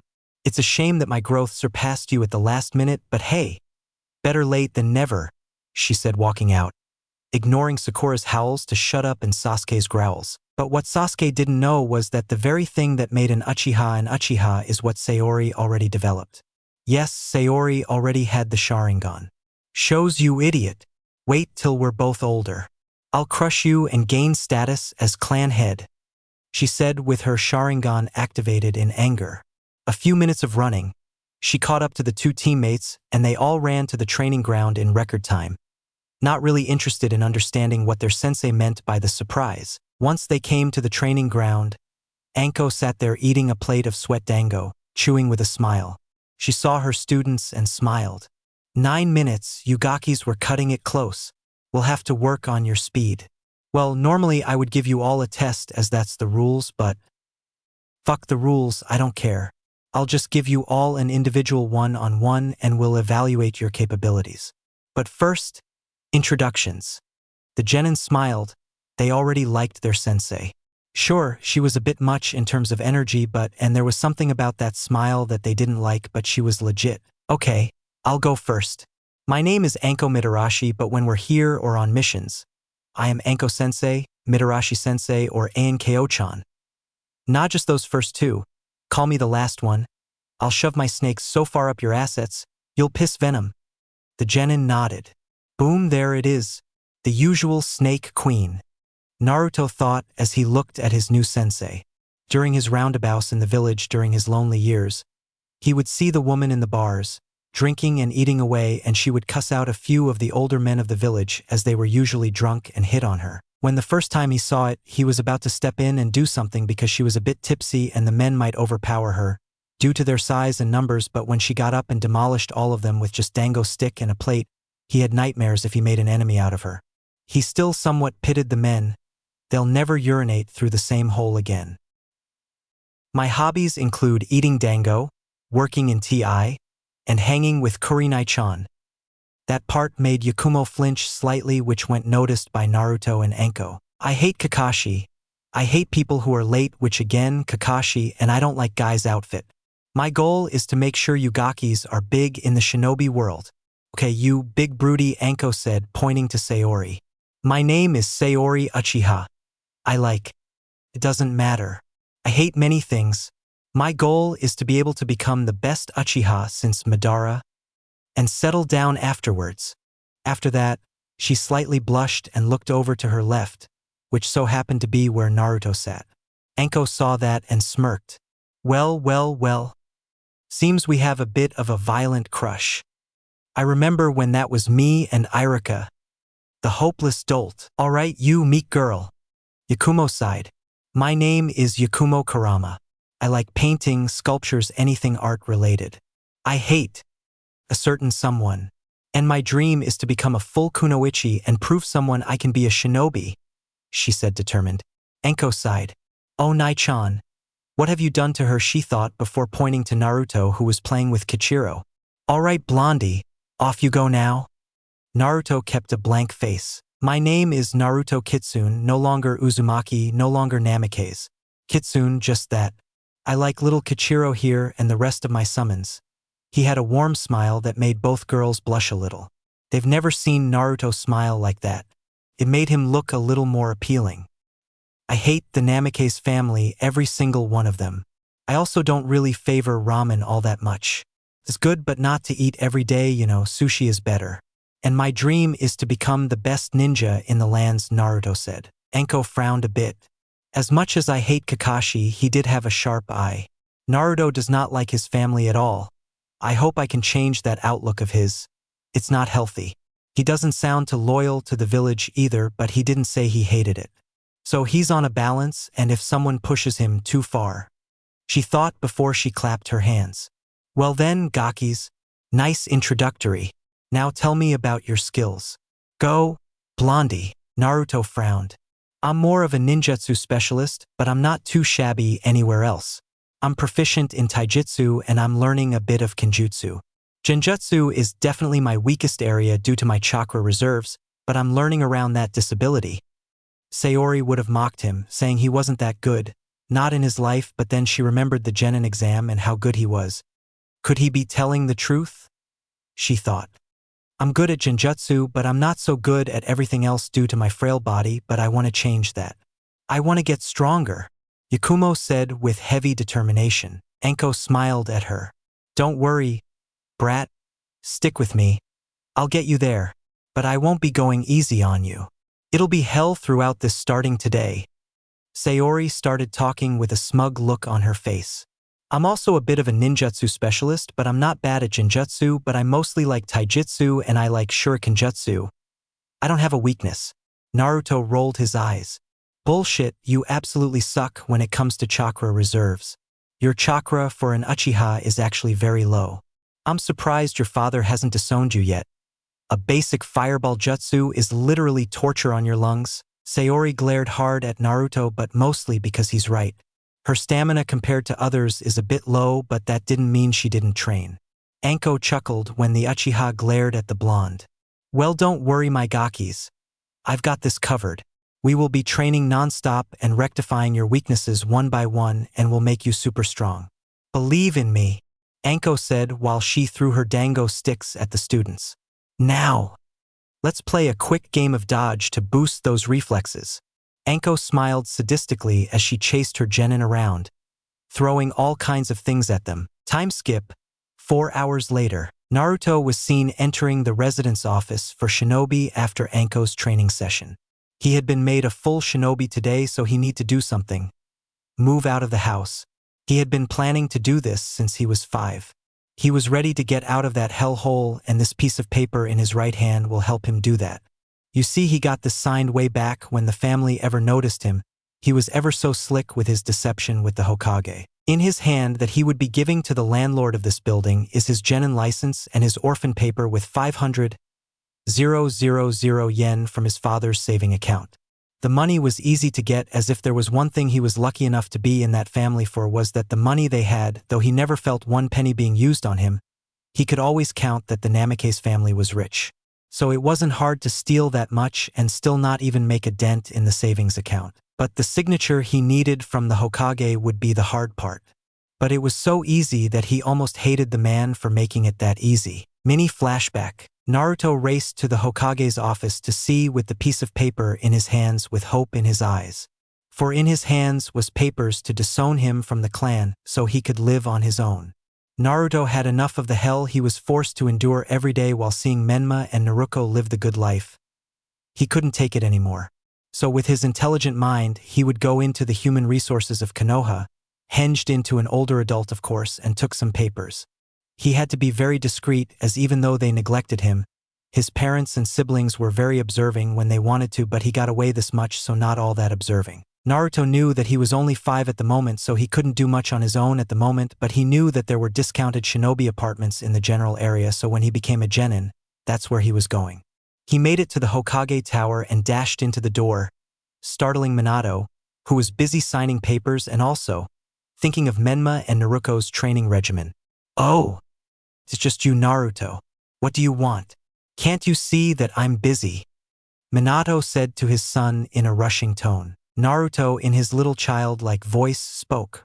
"Tuchan, I need you to sign something. It's an autograph for my friend. He doesn't believe that you're my father, and this signature will prove that," he said as he raised the paper, which in fact had a meek little genjutsu on it, to his father. "Heh, even sometimes, I don't even believe that I'm your father. Naruto, go away. I'm very busy." Minato shooed.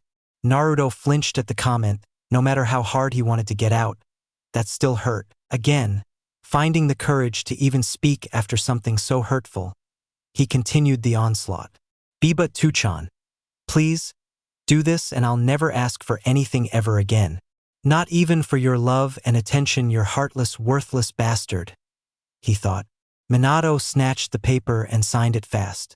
"Here, now get out. But if you see you siblings, tell them I said to be up bright and early tomorrow. I'll teach them as hard as ever." Naruto only nodded as he left the room. He left the tower in smiles, but the lone tear falling down his cheek suggests he's feeling otherwise. Mini flashback end. Naruto sighed as he brought the paper to the desk. "I'd like to buy an apartment, please." The man looked down at Naruto and sighed to himself. "Another orphan? This world is nuts, I swear," he thought. He grabbed the paper and looked at it. After scanning it, "So, you're a shinobi?" Naruto nodded with a slight smile. "Freshly made genin, yes." The man smiled back weakly. "Right. So you understand that half of your genin pay from missions D rank to any rank will be going to your rent. Your rent will start at 12,000 yen a month, and when you increase in shinobi rank, your rent will increase 10%. Trust me, we'll know when you increase in rent. Your records will appear when your payment is due, so don't hide it in order to stay in a cheaper apartment." "It won't work here." Naruto nodded. He looked up the D-rank payment options, and D-rank missions pay can be 50,000 to 100,000 yen. So really, he wasn't left with much after rent, but he'd make it work. He always does. "All right, sir. Is there anything I have to sign?" he said. The man brought the papers in order for the boy to claim an available room and then afterwards give him the keys. "Follow me," the man said. The man took Naruto to the 4th floor and walked to the middle of the hall, where they stopped to a door that said 407. He opened the door with the key and saw the apartment to be average. It had a small kitchen which connects to the living room, and his bedroom was down the hall. "Well, this is you. Any questions, kid?" Naruto turned to him. "How are you on pets?" The man sighed. "This is a shinobi building.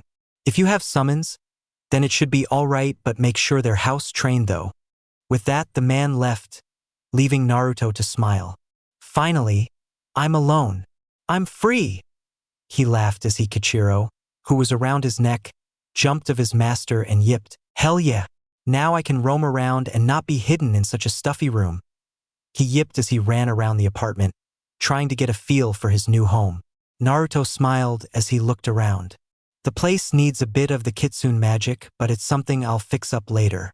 Now though, I'll get my clothes from them," he said as he left Kichiro, who was rolling around on the rug, getting his scent in it. When he made it to his home, he walked through the door to see the entire family, including Jiraiya and Tsunade, eating with them. Kushina smiled brightly when she saw Naruto enter and spoke. "Sochi, where have you been? We were just having a celebratory dinner in honor of your graduation. Come, sit next to your sister and I." Naruto smiled happily as slapped the chair beside her excitedly. "Yeah, come Ni-san," she shouted. Menma just glared at the plate on front of him with annoyance. Minato laughed. "Well, come on, Naruto. You have to tell us how well you did in the exam." Naruto watched them all in annoyance. He hated them with everything he had. Naruto ran up the stairs and packed some bags. Kushina grew confused and her heart dropped when she saw the passive look in her son's eyes. Minato?" said Hokage, grew confused, but everything was answered when they saw their son walk down with 3 bags. "I'm leaving," he said plainly before walking out the room. Minato and Kushina watched their eldest son began to walk out of their lives in shock. What? No. Naruto-chan! She shouted as tears immediately fell. Minato flashed in front of his son using his famous jutsu, Flying Raijin. Naruto, you couldn't be serious. You're not really leaving, are you? This is some sort of prank, right? Naruto only glared at him. In what world would I waste my time and effort into pranking you? I don't even want to be in the same room as you all. Jiraiya frowned. You're being harsh, kid. Just because we may have ignored you for a bit. 12 years to be exact. And you didn't just ignore me. You blatantly forgot me. You left me alone. Alone to defend for myself. There was nights where I didn't have a warm meal. Nights where I couldn't even get in the damn gate. Because my family turned in for the night counting 4 heads in the house. Not 5-inch. Naruto frowned. I had to learn how to do everything myself. How to cook for myself. Clean after myself. How to tie my shoes. How to read. Write, potty train. Everything. Because Menma and Naruto come first, right? Well, count me out. I'm done. He began to walk forward, but Tsunade yelled. You need to grow up, brat. Your siblings are . Do I look slow, Tsunade? I understand quite well what they are, but that doesn't give them the excuse. Should a sensei favor one student because they are more talented, even though they have 2 other genin? Does that make any sense? Naruto ran up to Naruto and hugged him. Naru and I, please. Please don't leave. You can't leave. Naruto glared at her. You act as if we have a good relationship, Nason. I remember vaguely that you were one of them who laughed at me at my time of loneliness and pain. Why are you any different? Because I love you, Nisan, please. Don't leave me, she cried. Holding him tighter as if she let go, he'd disappear. Menma rolled his eyes. Who cards if the loser goes? Honestly. Good riddance, you hopeless basta . Bem. Menma was punched back by the red flash that was his sister. Shut up, you horrible excuse for a human being, she said, glaring at him with red slitted eyes. She had accidentally channeled Kurama's chakra. Jiraiya, Kushina, Tsunade and Minato saw this and immediately stepped in, giving Naruto the chance to slip away, leaving the Namake's household forever. Naruto smiled as he walked out the house, hearing the commotion of Naruto beating Menma's arrogant ass while the grown-ups try and break them apart. This is the first step of becoming the most greatest shinobi. Next step, dealing with Takeo-sensei's crazy training, he said in a shudder, walking in his new apartment with a smile. 5. The C-rank mission. The next few months went off pretty well for Naruto as he was living his life as a full-fledged shinobi. Ever since he moved out, things have been calm for him and he never had to look out for anyone but himself and his little fox, Kichiro. His training with Takeo-sensei has been going well as he was able to remain fit as ever and not slacking off in any shape or form. The only problem was his family. They wouldn't leave him alone, or more likely, Kushina, Naruto, Tsunade and Jiraiya wouldn't leave him alone. Minato and Menma seemed to have gotten the hint by now. Whenever Naruto is strolling through the empty streets, somehow his wayward sister would find him and barrage him with multiple questions. Mostly ones that involve him into going back home with them, which was an obvious no. Then was Kushina, being the weirdo that she is, would sneak into his apartment almost every night and watch him sleep, even going so far as to cook him breakfast with a little note, saying that she loved him and wished for him to come home. He remembered because Kichiro had woken up one night and smelt her and chased her off by nearly waking up Naruto. The fact that she could just easily sneak in his home like that made him uneasy just because she wasn't the only one who did it. Jiraiya seemed to put it upon himself to enter his home on numerous occasions. For what? He had no clue, but he needed to put a stop to all this annoyance. Tsunade was the entire different excuse. Anytime he even walked the same street as her and she spotted him, she would go into an enraged fit, demanding he head back home and apologize to his family. The plan obviously didn't work as he instantly used the substitution jutsu on a clone he made while using a transformation jutsu on it to disappear on Tsunade. He just didn't have the time nor the power to deal with her at those times. It was getting to be a pain and he needed to get rid of. Right now, he was getting ready to leave his house to go to his team meeting. Team 12's has been progressing quite well under the guidance of the snake mistress of Konoha. During the few months of doing those awful D-rank missions, the teamwork of the group had grown since the beginning. He and Yakumo have become closer friends. He understands her burden and her desire to become a great kunoichi with genjutsu, surpassing Kurenai Yuhi. His relationship with the Uchiha was a bit better. I mean, she's still a bitch, but they moved towards rivals that knew each other's secret powers other than enemies. Flashback. We find Naruto in on of the village's training grounds where everything was private. He loosened up a bit with Kichiro and was ready to summon his teachers. He did the hand signs and slammed his hands down, letting Seo and Takeo appear. Hello, Naruto-kun. Kichiro-kun, it's been a while, hasn't it? How have you kids been? She said sweetly, which warmed Naruto's heart. We've been great, Sanayo-sensei. Sorry for not summoning you for training. We've just been a little busy with the missions lately. Ever since I became a genin, my time is limited. Takeo scoffed. Bullshit. You just wanted to skip out on my training, didn't you? He threatened with a sadistic smirk which caused Naruto to sweat. And no, it's true, Takeo-sama. Naruto-kun really did become a genin not too long ago. On my fox snout, I'm telling the truth. Kichiro pleaded for his master. Takeo rolled his eyes and sighed. Whatever. Look, let's just get to the base of this kenjutsu stance. You have your Bakken with you, correct? He said, getting into his human form and got into his stance. Naruto nodded his head as he went into the beginner's stance. Takeo smiled a bit. You mastered the stance, but have you mastered the basic katas? Takeo charged at him in speed that was slow enough for him but fast for Naruto's eyes as he blitzed to him. He swung his Bakken on Naruto, making the blonde raise his wooden sword to defend himself from his strikes. His movements were smooth and Naruto was blocking well. Yes, you've been practicing, that I can see.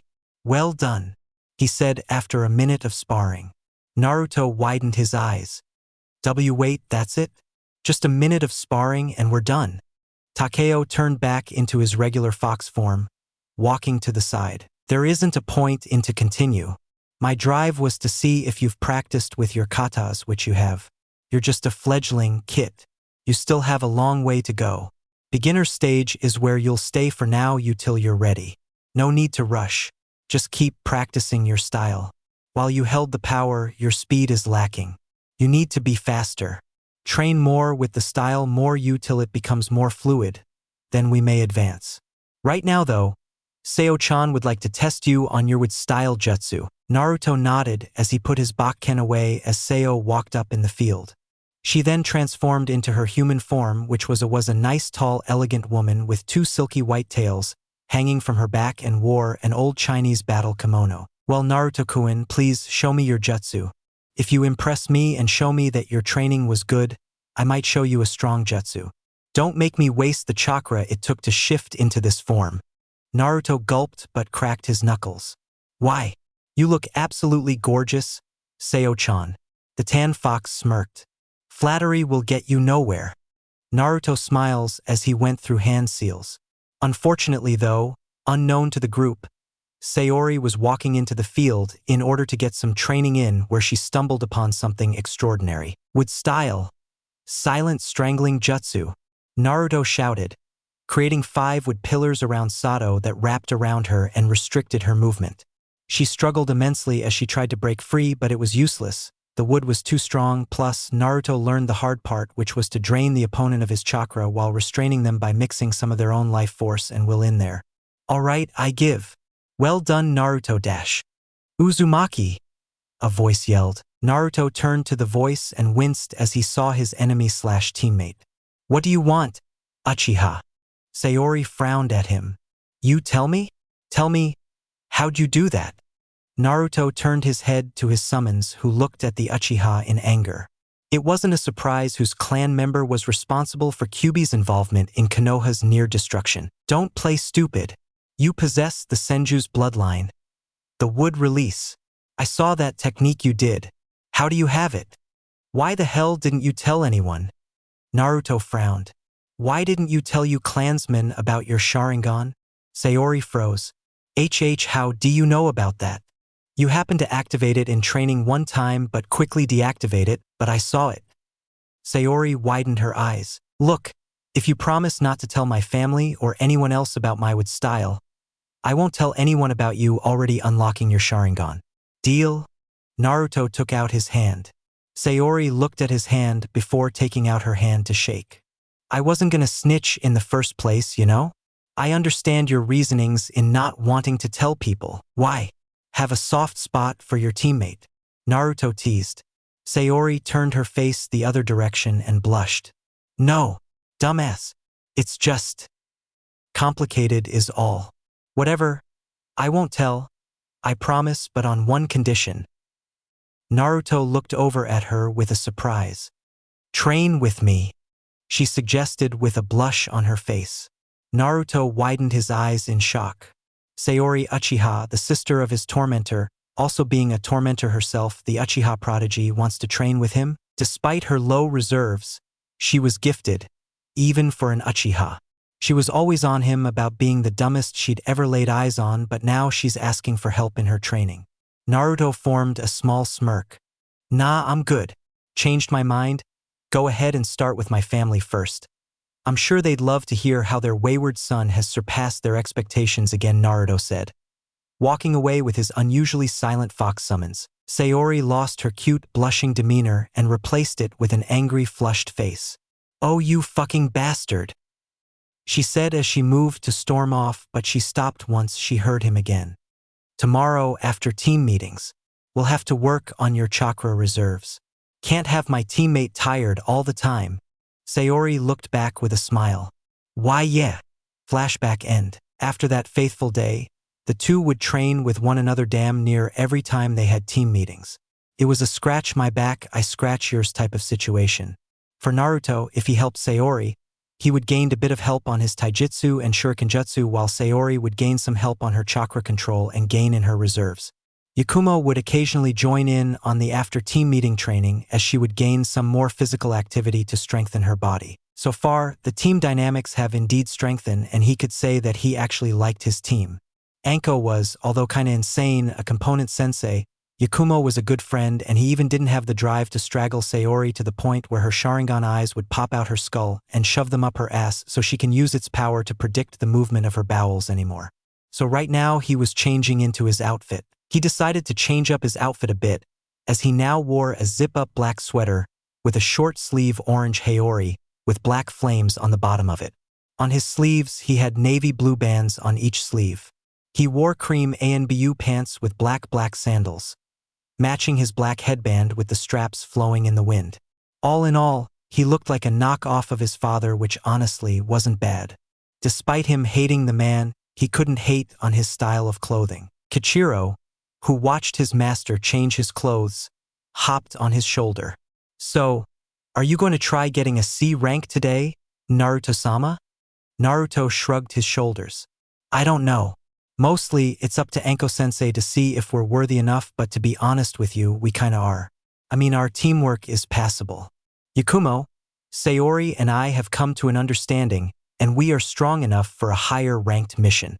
The smaller fox yipped in approval. Then let's go request for one. I'm sure Yakumo-chan and Sayori-chan feel the same, right? Naruto left his apartment. Hopefully. He walked to the Hokage's office because at this part of the day, that's where his team meets up in order to get a mission to start out the day.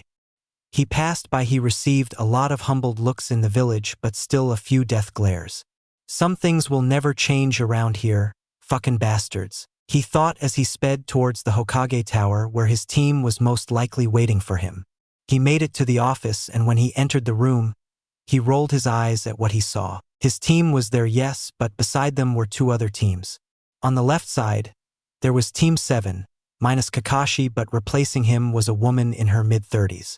She looked a lot like Sayori, but she older in a Jonin uniform. On the right side was Team 11 with Kushina. Hey Naruto, right on time, Minato shouted, shooting a smile at his son. Like the look, he said, winking at him, getting an eye roll from the Kitsune boy. Thank you, Hokage-sama, he said with a bit of disdain but otherwise emotionless. Minato sighed in depression. At least that's a start in the right direction. Anyway, Team 12 have been assigned to a C rank mission, as apparently their D ranks were unsatisfactory. and I remembered that the others have complained the same. Correct. HN. Those worthless missions weren't worthy enough to be done by the likes of an elite like myself, Sasuke said with Sakura gushing over him. Likewise, though I'm pretty sure the loser had a difficult time with them. Menma laughed at his brother, who didn't even acknowledge his presence. Naruto glared at her brother while glancing apologetically towards her older brother, who only glared at her in response, causing Mariko to look down in tears. Kushina looked at her son. Hello, Sochi. How are you? Naruto just stared at her. I'm well, Namike-sama. She frowned. That's not what she wanted to hear. Please, Sochi, just call me Dash. I'm sorry, but I'm done talking to you on a personal level. He turned to Minato, ignoring his mother's sad, defeated face. Anyway, since you guys wanted to go on higher missions, I don't see why I won't send you all on this together. More protection for the client while you all get the experience. Now, I had a different mission for Kakashi to go on alone, but Makoto had volunteered to be the team's temporary sensei until he returns, so is there any objections? The shinobi gathered around the room shook her head. So what's the mission? Naruto asked. Well, since it's a C rank, it's a simple escort mission. Tsunade-san? Soon a man in his late 50s came in the room, a little timepiece from the whiskey bottle. What the hell is this? You're telling me that all you got are a couple of kids? The drunk said. Minato sighed. Look, Tsunade-san, I'm aware that they're just children, but they are all very talented and posse's great skills besides. If they fail, their senseis are more than capable of handling the situation. So don't worry, he said. Tsunade looked at all of the children in distaste. All right, I'm a very important person in the Land of Waves, and I expect you to escort me there safely, even if it costs you your lives. The genin nodded their heads with determination, though Sakura and Yakumo had a bit of fear in their hearts, but how their individual teams dealt with either showed. Don't worry, Yakumo, we'll be fine. We've trained for this, remember, Sayori said. Besides, even if you fall, we'll be right there with you. You're not alone, Naruto said with his encouraging smirk. The Genjutsu genin smiled. Thanks guys, you're right. Let's do this. Sakura's team, however, try not to slow me down. Don't get in my way, Sasuke said to both Sakura and Sai. Wouldn't dream of it, dickless. And you shouldn't get in my way either. As well as you, Sakura. Lord knows what your skill set will accomplish on this mission, he said, giving her a fake smile, lowering her self-esteem. Makoto watched the encounter and frowned at not only Sasuke's disrespect but the lack of teamwork shown in the team.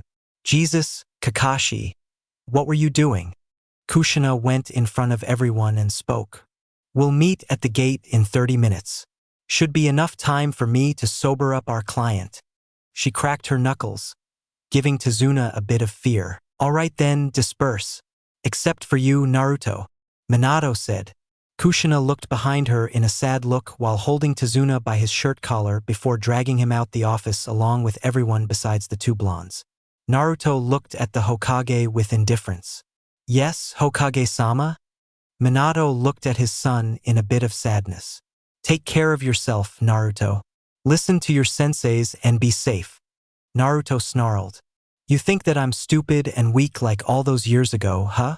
That I'm still the weak little child you pestered away. Newsflash, Hokage-sama, but I've outgrown you and that little family love of yours. Is that all? He asked, looking at Minato's saddened face, trying to hold back tears. And no, that's it. Good luck. Naruto nodded and left the office, leaving the Hokage to weep in his office alone. 30 minutes later, Naruto was seen at the entrance by himself, petting Kichiro who was sleeping, gaining his energy for the mission. He later hears footsteps and turns his head, seeing the Uchiha family walking up to the gate. Well, hello there, little Naruto. Are you ready for the mission? Makoto asked. Naruto nodded his head as he continued to pet his fox. The elder Uchiha looked at the fox in the boy's hand and smiled. So, is that the fox summoning that you have? That's really impressive, Naruto-kun. Kichiro woke up at that point, smelling a familiar smell as he looked up and saw an Uchiha looking at him and growled, but it lowered once he felt Naruto's pat. That growl shocked Makoto as looked up to Naruto. Sorry, Uchiha-sama, but he nor the other foxes are fond of Uchihas. But they are warming up to Sayori though, Naruto thought. Sasuke overheard this and smiled. Because they know we're their betters dobe. Kichiro snapped. Because we can't stand low-life copycats like your clan is. The reason they have the Sharingan is because they have no skill without it. So Kami gave it to you two out of pity, Sasuke growled. What did that little fleabag say about the Uchiha? Kichiro growled as his own chakra started to rile up. You heard me, duck-ass bitch. Makoto turned to her son, Sharingan blazing. Sasuke, that's enough. Sasuke froze at his mother's harsh glare but still glared at Naruto and his little demon fox. Naruto calmed down his Kichiro by scratching it behind his delicate spots, getting him to purr. Sayori sat next to her teammate and petted Kichiro, who allowed her to. Makoto smirked. So, you two seem to awfully close? She teased. Naruto and Sayori looked at each other in confusion before realizing what she said, and turned the other way blushing. I don't know what you mean, they said simultaneously. The elder Uchiha smiled. Of course you don't. And Naruto-kun? The blonde looked up. My name is Makoto, but you may call me Makoto-chan and know that no matter whatever you may feel about me from the past, just to know that I am always here for you to help. Naruto widened his eyes. Thank you. Yuke Makoto-san. Makoto smiled. It was progress. What the Hokage family failed to remember is that they already pushed Naruto away. He's his own person now. But they also forgot to give him the choice of coming home on his own. Not by forcing him but by letting him be alone for a while also leaving the door open to him while giving him the minuscule amount of support, showing that you care but respect him. Makoto may not have been there for Naruto in the past, but now, she wants to let him know that she will be there for anything, despite what the clan or her family might think. But maybe in the future. You can call me Mikoto-ka-chan in the future cause being a certain in-law, she finished before both kids blushed red like a tomatoes. That was the sight was what the Namikaze family and the rest of the team came to see. Yakumo saw this and smirked. She knew that deep down, Sayori had a little thing for Naruto, and for Naruto, deep down, he actually cared for the Uchiha teammate, and it's her job to be their matchmaker. How you might ask? The Kurama clan member rushed to her teammates and got behind them. You two lovebirds are so cute. Oh my god, enough, Sayori said, having been embarrassed enough for today as she stormed away from Naruto. Anko looked at Yakumo and patted her shoulder. All right, just keep up the pressure now. They'll break by the end of this mission. Yakumo smirked evilly. Oh, I count on it, she said. Kushina and her twins came in the scene. Hey, Naruto-ni, Naruto greeted. Naruto only stared at her in acknowledgement before turning his head. Are you ready for our mission? Yes? Uzumaki-san. Naruto then proceeded to gate and wait there, ignoring Naruto's sad smile. She was ecstatic to be in the same mission as her elder brother, but he won't give her the time of day.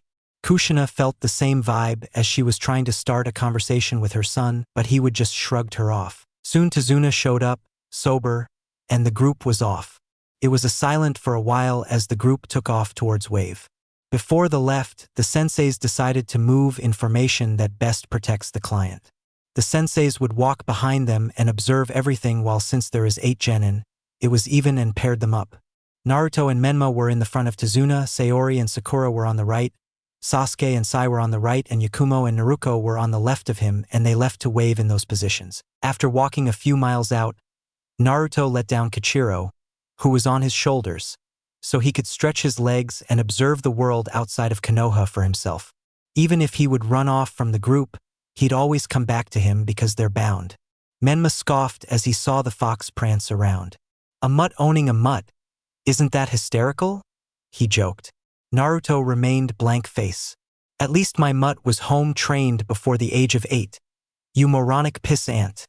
Menma glared at him. What did you just say to me, loser? Menma! Kushina yelled from behind the group. While he was being scolded, Kurama decided to speak. Something is not right. Well, good morning to you too, Fuzzy. Haven't heard from you in a while. What's wrong? Kurama growled. My name is Kurama. Not fucking Fizzy or Fuzzball or any of that shit. Respect me, damn it. Naruto shrugged his shoulders. I don't know, fuzzy nuts. Respect is earned, not given. But what's up? What's not right?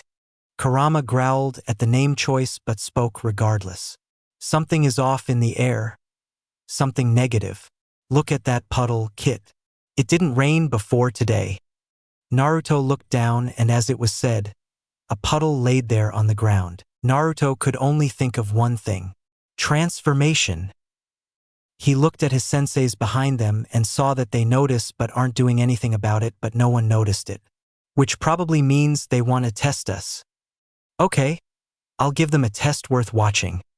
Naruto snapped his fingers, calling Kichiro back and told him of the plan, which the fox tipped in approval. After passing the puddle, something burst into life, showing the two ninja in the water.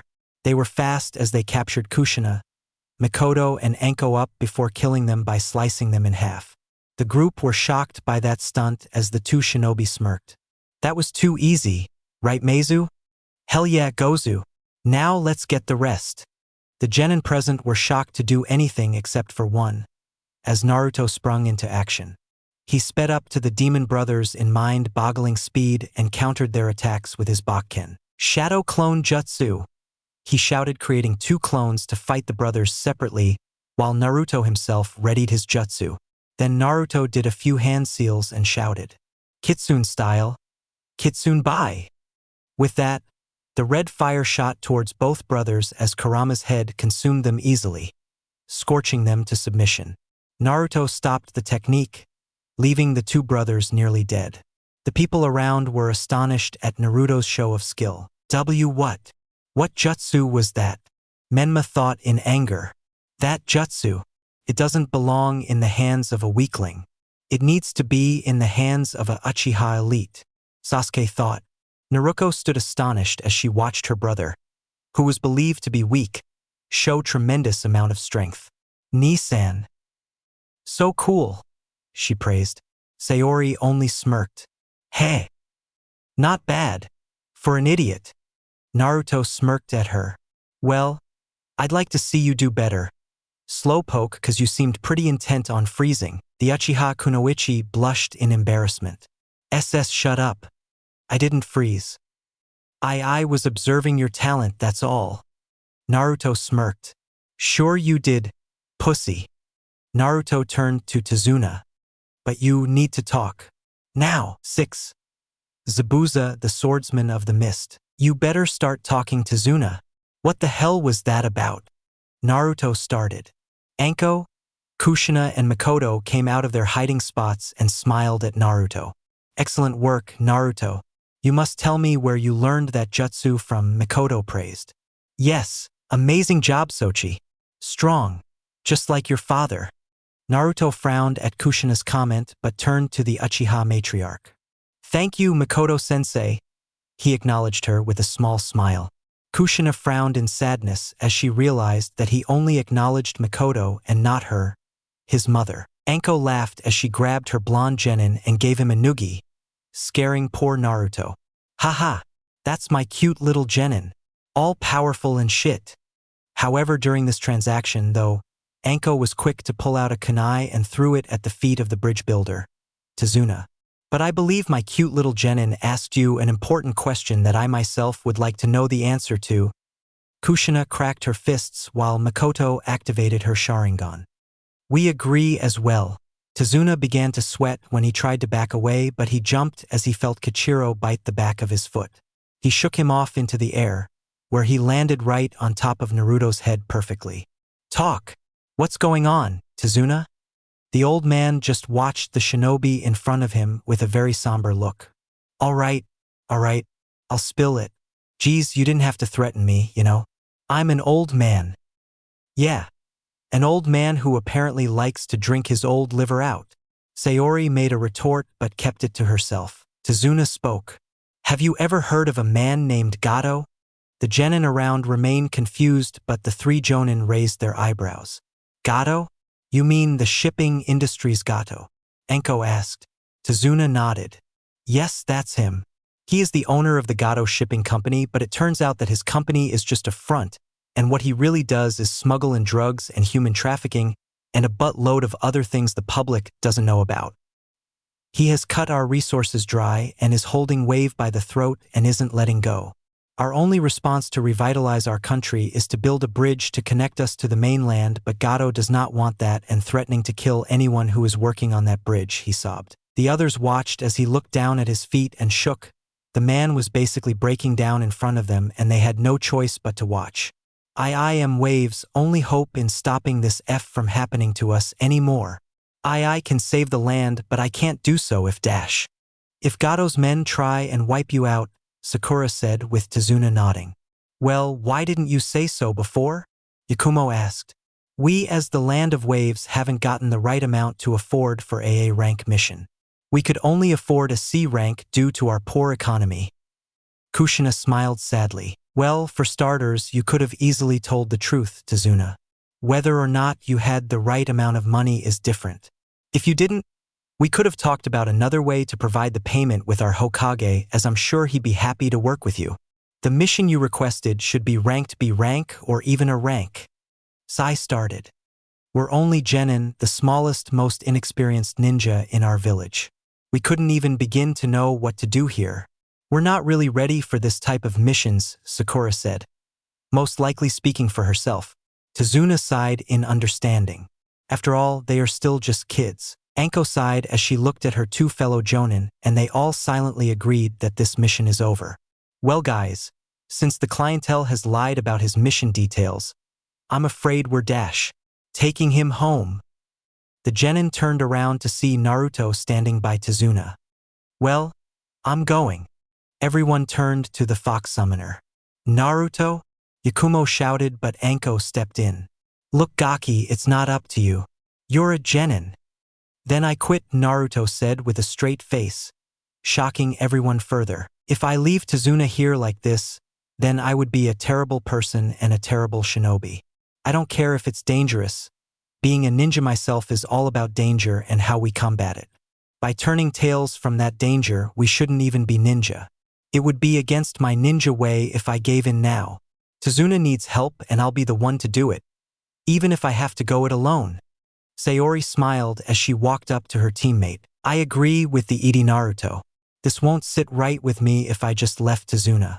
And Naruto is my teammate. I won't leave him behind, so I'll watch his back no matter what, she said, earning a small smile from her mother. Yakumo walked up and stood in front of Anko too. I'm staying here with my teammates too. Anko watched her team in shock, but inwardly, she was proud as hell. They stick up for one another. They got each other's backs and will fight if everyone is fighting with all they got. Anko thought. Sasuke spoke. Well, if the Dobe is staying, then so am I. I won't let him outdo me, and I'll show everyone a true Uchiha's power, Sasuke said. Menma laughed. As if, I'll win us this mission, just you wait and see. My power is absolute. Naruto sighed. Well, to make sure this idiot doesn't die, I'll come too, and Nissan is right. I can't turn away from Tsunade's plight. Sai remained silent as he analyzed the situation, but Sakura shivered in thought of continuing. Well. If everyone is going, I guess. Tsunade eyed the Genin in awe. Why you guys? Anko looked back at the other two. Well, personally, I don't mind continuing. Makoto and Kushina looked at each other before sighing, shrugging their shoulders in unison. The Genin cheered while Tsunade wiped a stray tear. Thank you. Thank you all so much. After this touching scene, the group picked up where they left off and began moving once more. Their mission had been changed. Protect Tsunade at all cost while he finishes the bridge, and if they have the chance to, take out Gato. The Genin were walking along the path that Tsunade was taking them to. Sakura turned away from gazing at Menma and Sasuke together to Tsunade. Tsunade, are there any ninja in your village? Nope, it's totally civilian-like, no shinobi whatsoever. That's why we came here to ask for help. There are many different ninja villages, Sakura. There are 5 great ninja villages and some smaller ninja villages too, but not all that strong like the Great 5-inch, Makoto explained. The Great 5 are Iwa, Kiri, Suna, Kumo, and Konoha. It's simple academy stuff, Naruto answered. Menma laughed. Ha! Looks like the idiot does have a brain, Menma said.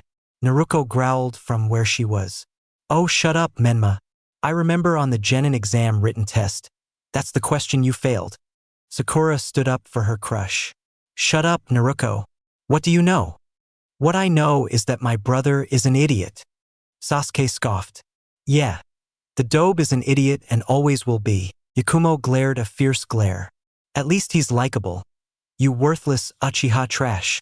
Sasuke glared heavily at her while Sayori laughed a bit.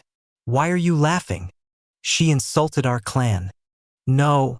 More like she insulted you, idiot. Sasuke got on her next. Figures you wouldn't care about that. You let anyone disrespect me because you were always jealous of me. Sayori. Jealous that I was always better than you and always will be. Sayori turned to him. You bastard. Do you truly believe that I am inferior to you? You of all people? I'd quicker say I'm inferior to Itachi than you. Mikoto and Kushina turned to their children, trying to stop the arguments that were unfolding. The only people who weren't engaged in the fight was Naruto, Sai, and Tazuna. Tazuna turned to the two boys. Are they always like this?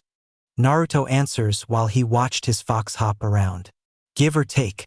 This is the first ever collaboration mission, and it turns out it's with the teams that can't stand each other. Tazuna sighed in frustration. I'm going to die, aren't I? Naruto smirked while Sai looked at Tazuna with his smile. No, of course not, they said in unison, which only made Tazuna feel worse. Soon the group finally silenced themselves after Anko threatened to shove snakes up everyone's asses if they were to continue arguing like they were. The thing with Anko was that it's not like they didn't trust her impulse. They did. That was the problem. She might actually do it. One might say to shove a snake up a person's behind is impossible, but those kinds of people always rule out one equation of the fact. It's Anko, she'll find a way. After walking for quite a while, the group had come to find a boat on a river that led into a foggy river. Whoa, Tazuna. You said you were bringing back a team, not a goddamn army. There's no room and I only agreed to do one trip. Anko smiled. Relax, wimp. My team can sacrifice ourselves along with the senseis. Genin other than Team 12. Get on the boat with Tazuna. The Genin followed her command, having Tazuna go first while the Genin went next. When there was no room left, Sakura blushed. Oh, to sit on either Sasuke-kun's lap or Menma-kun's. Oh, the trail of true love. Take that, Ino pig, she thought with a blush. Sakura, sit on Naruto's lap, Anko ordered. Sakura widened her eyes. You're out of your mind. I don't swing that way, you skank. Anko glared at her heavily, which looked almost sinister. What did you call me, brat? She asked while licking her kunai in a snake-like way. Menma just groaned. Can you actually stop being so useless for once and actually just listen? Come on. You're holding everyone back. Sasuke groaned. Sakura sadly took her spot on Naruto's lap, not speaking another word. Sayori kicked the boat into the water as the group took off on the boat. Anko turned to her team. Well, shall we? Her genin nodded as they took their step on the waters. Kushina widened her eyes. Naruto already mastered water walking? She thought before following.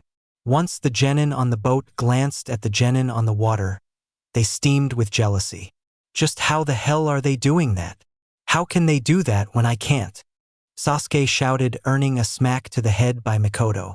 Be quiet, Sasuke, or you'll give away our position. Naruto meanwhile tried glancing around the area, only to see nothing due to the fog.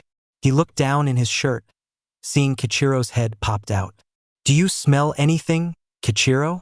The small fox shook his head. No, we're clear for now. I just wish I could see something. This fog is just so thick. Naruto sighed. Yeah, you're right.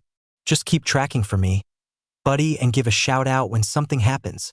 Kichiro nodded as he kept smelling. I don't like this. Not one bit. What do you mean, Kurama? Naruto asked the tailed beast. It's just an ominous feeling in the air. Some negative energy is ripening the air. Watch yourselves, Kit. Stay alert. Naruto frowned as he felt his tenant shut off the link. After a while, they finally reached Wave. The boat let off the genin and Tsunade before he took off again, probably to hide the boat and hide before word got out of his involvement with Tsunade, and with that, the group was off once more. They were walking in silence once again before Sasuke shot a kunai in the bushes, alerting everyone. The bush was shaking unnaturally since there was no wind, so I figured something or someone was in there. Now the shaking stopped, he said smugly. Sakura's eyes sparkled in awe. Oh, Sasuke Kyun, you're so cool. Kushina moved to the bush and spread it apart to view what was in there, only to see a white rabbit. False alarm. Just a rabbit? Sasuke-kun, Kushina said, while smirking at Mikoto, who blushed in embarrassment at Sasuke's slip-up. Kichiro locked eyes with the rabbit and his stomach grumbled. It's just a rabbit to you all, sure. But it's dinner for me. He jumped out of Naruto's Haori and into the bushes. Sakura widened her eyes. Naruto baka, stop your mutt. It's gonna eat that bunny, she shrieked. Naruto shrugged. Sorry, Haruno. It's nature out here. It's better not to interfere, Naruto said. Soon, Kichiro walked out with a bit of a lump in his belly as he burped. Did you enjoy yourself? Naruto asked his companion. Well, he gave me a bit of a fight, but honestly, once scratched his hind leg, it was pretty much a wrap, he said. Sakura watched the fix in disgust. You're raising a monster, Naruto. He rolled his eyes, but before he could retort, he heard something whizzing in the air. It sounded like a hit the dirt, Naruto said, tackling Sayori and Tsunade behind him. Kushina grabbed both Menma and Naruto while Anko got Yakumo. Sai and Sakura and Sasuke hit the dirt. Soon a large cleaver-like sword embedded itself into a tree and a man jumped in the staff part of it. The man was a tall and noticeably muscular man with light grayish skin, short spiky black hair, dark brown eyes, and small eyebrows. He was wearing bandages like a mask over the bottom half of his face. He wore his forehead protector sideways on his head. He was seen shirtless, wearing baggy pants with the striped pattern typical of Kirigakure and mimetic wrist warmers extending up to his elbows, with matching leg warmers. Well, a bunch of brats. But they're not alone, HM. Look at what we have here. The Red Death of Konoha, Kushina Uzumaki, S rank. The Raven of the Sharingan, Mikoto Uchiha, S rank. Last but not least, the Snake Lady, Anko Mitarashi, A rank. Such powerful shinobi all together. This should be fun. Kushina frowned. Zabuza Momochi, one of the 7 ninja swordsmen, S rank. The genin grew alert after hearing that. He was a jonin level, a person way out of their league. Zabuza looked down. All right, I'm going to make an effort and ask that you hand over that bridge builder, and this won't get messy. Menma shouted. Fat chance. I don't care who you are. You won't get past me. I am the Hokage's son after all. Naruto smirked. He's right. We've trained with the best of the best. You don't stand a chance. The power of the Uchiha is even greater than the likes of them, so you are already outmatched. Sakura looked at them in awe while the other genin just sighed at their sheer stupidity. Was I like that too? Sayori thought, staring at her idiot brother. Zabuza looked at the genin in disgust. These fresh behind-the-ears genin don't know anything about the shinobi world. When I was their age to graduate from the academy, the requirements to graduate was a little different than what the leaf teaches. Can you guess? Naruto immediately answered. The graduation ceremony in Kiri, the only genin alive. That was you? Wasn't it? The swordsman turned to Naruto. You got some brains on you, kid. I bet you're the better one of these group of brats, but I'm one of those people who need Tio, believe it. Naruto widened his eyes as Zabuza charged at him with great speed that was on Jonin level, but Naruto, thanks with his spars with Take, he can at least react and keep up. Naruto pulled out his Bakken and countered Zabuza's strike. He jumped back, avoiding a kick to the gut, but Zabuza followed up with a powerful swing that would have sliced him in half if he had not brought his Bakken to counter, but the attack still made him fly due to the power in the attack. Shit, he's so strong. If these keeps up, there's no way he won't kill me. I barely stand a chance now. Time for ninjutsu, he said as he went through a lot of hand seals quickly. Kitsune style. Kitsune bai. The foxfire rushed at Zabuza with speed unrivaled. Zabuza went through hand seals too. Water style, water dragon jutsu. He shouted as the water around the bridge was formed into a large dragon and charged at the fox head made of fire and clashed, creating a giant smoke screen. Zabuza smirked under his bandages. Hidden mist jutsu, he said as the area was full of mist, stopping the Konoha shinobi from seeing anything. Naruto grabbed his bakken while Kichiro's head popped into Naruto's coat to help him sniff out for the enemy. Kushina saw this and frowned. Protect Tsunade. Form a circle around him. Sai, Sakura and Yakumo nodded their head as they moved around Tsunade with kunai at the ready. Sai and Yakumo were ready, but Sakura was shaking in fear. Sasuke was also shaken in fear as the anticipation alone was grueling on them. Sayori and Mikoto activated their Sharingan to watch anything different. Mikoto, Enko, I'll handle this. Mikoto, back me up if anything. The Uchiha woman nodded her head. Kushina pulled out her sword, which was red and beautifully crafted. Oh, I get to face the Red Death. Boy, I just might faint. If I take you down, that bounty will be enormous. Zabuza reappeared to fight only for another 3 Zabuzas to charge at the kids. Damn! Mikoto, Enko! The 2 kunoichi charged the 2 clones as they battled. But they forgot the last one as it came rushing at the genin. The genin shook in fear that the jonin-level opponent was making its way here. Earth-style mud wall, Naruto said before the wall formed on the bridge, right in front of Zabuza. Sayori. Right, she said as she ran through hand seals. Naruto created a shadow clone to go on the opposite side of the wall where the Zabuza clone can see. When Naruto ran out, the clone of Zabuza instantly reacted and threw a kunai at the clone, dispelling it. What? Soon Sayori jumped from the other. Fire style, fireball jutsu. Zabuza was then soon engulfed by the fire, killing him. The Konoha Jonin smiled. We keep forgetting. They're gifted. They can handle them, Mikoto said as she jumped from a sneak attack from the water clone. She then took out her kunai and slashed the clone, killing him. Enko smirked. Yep, those are my precious genin.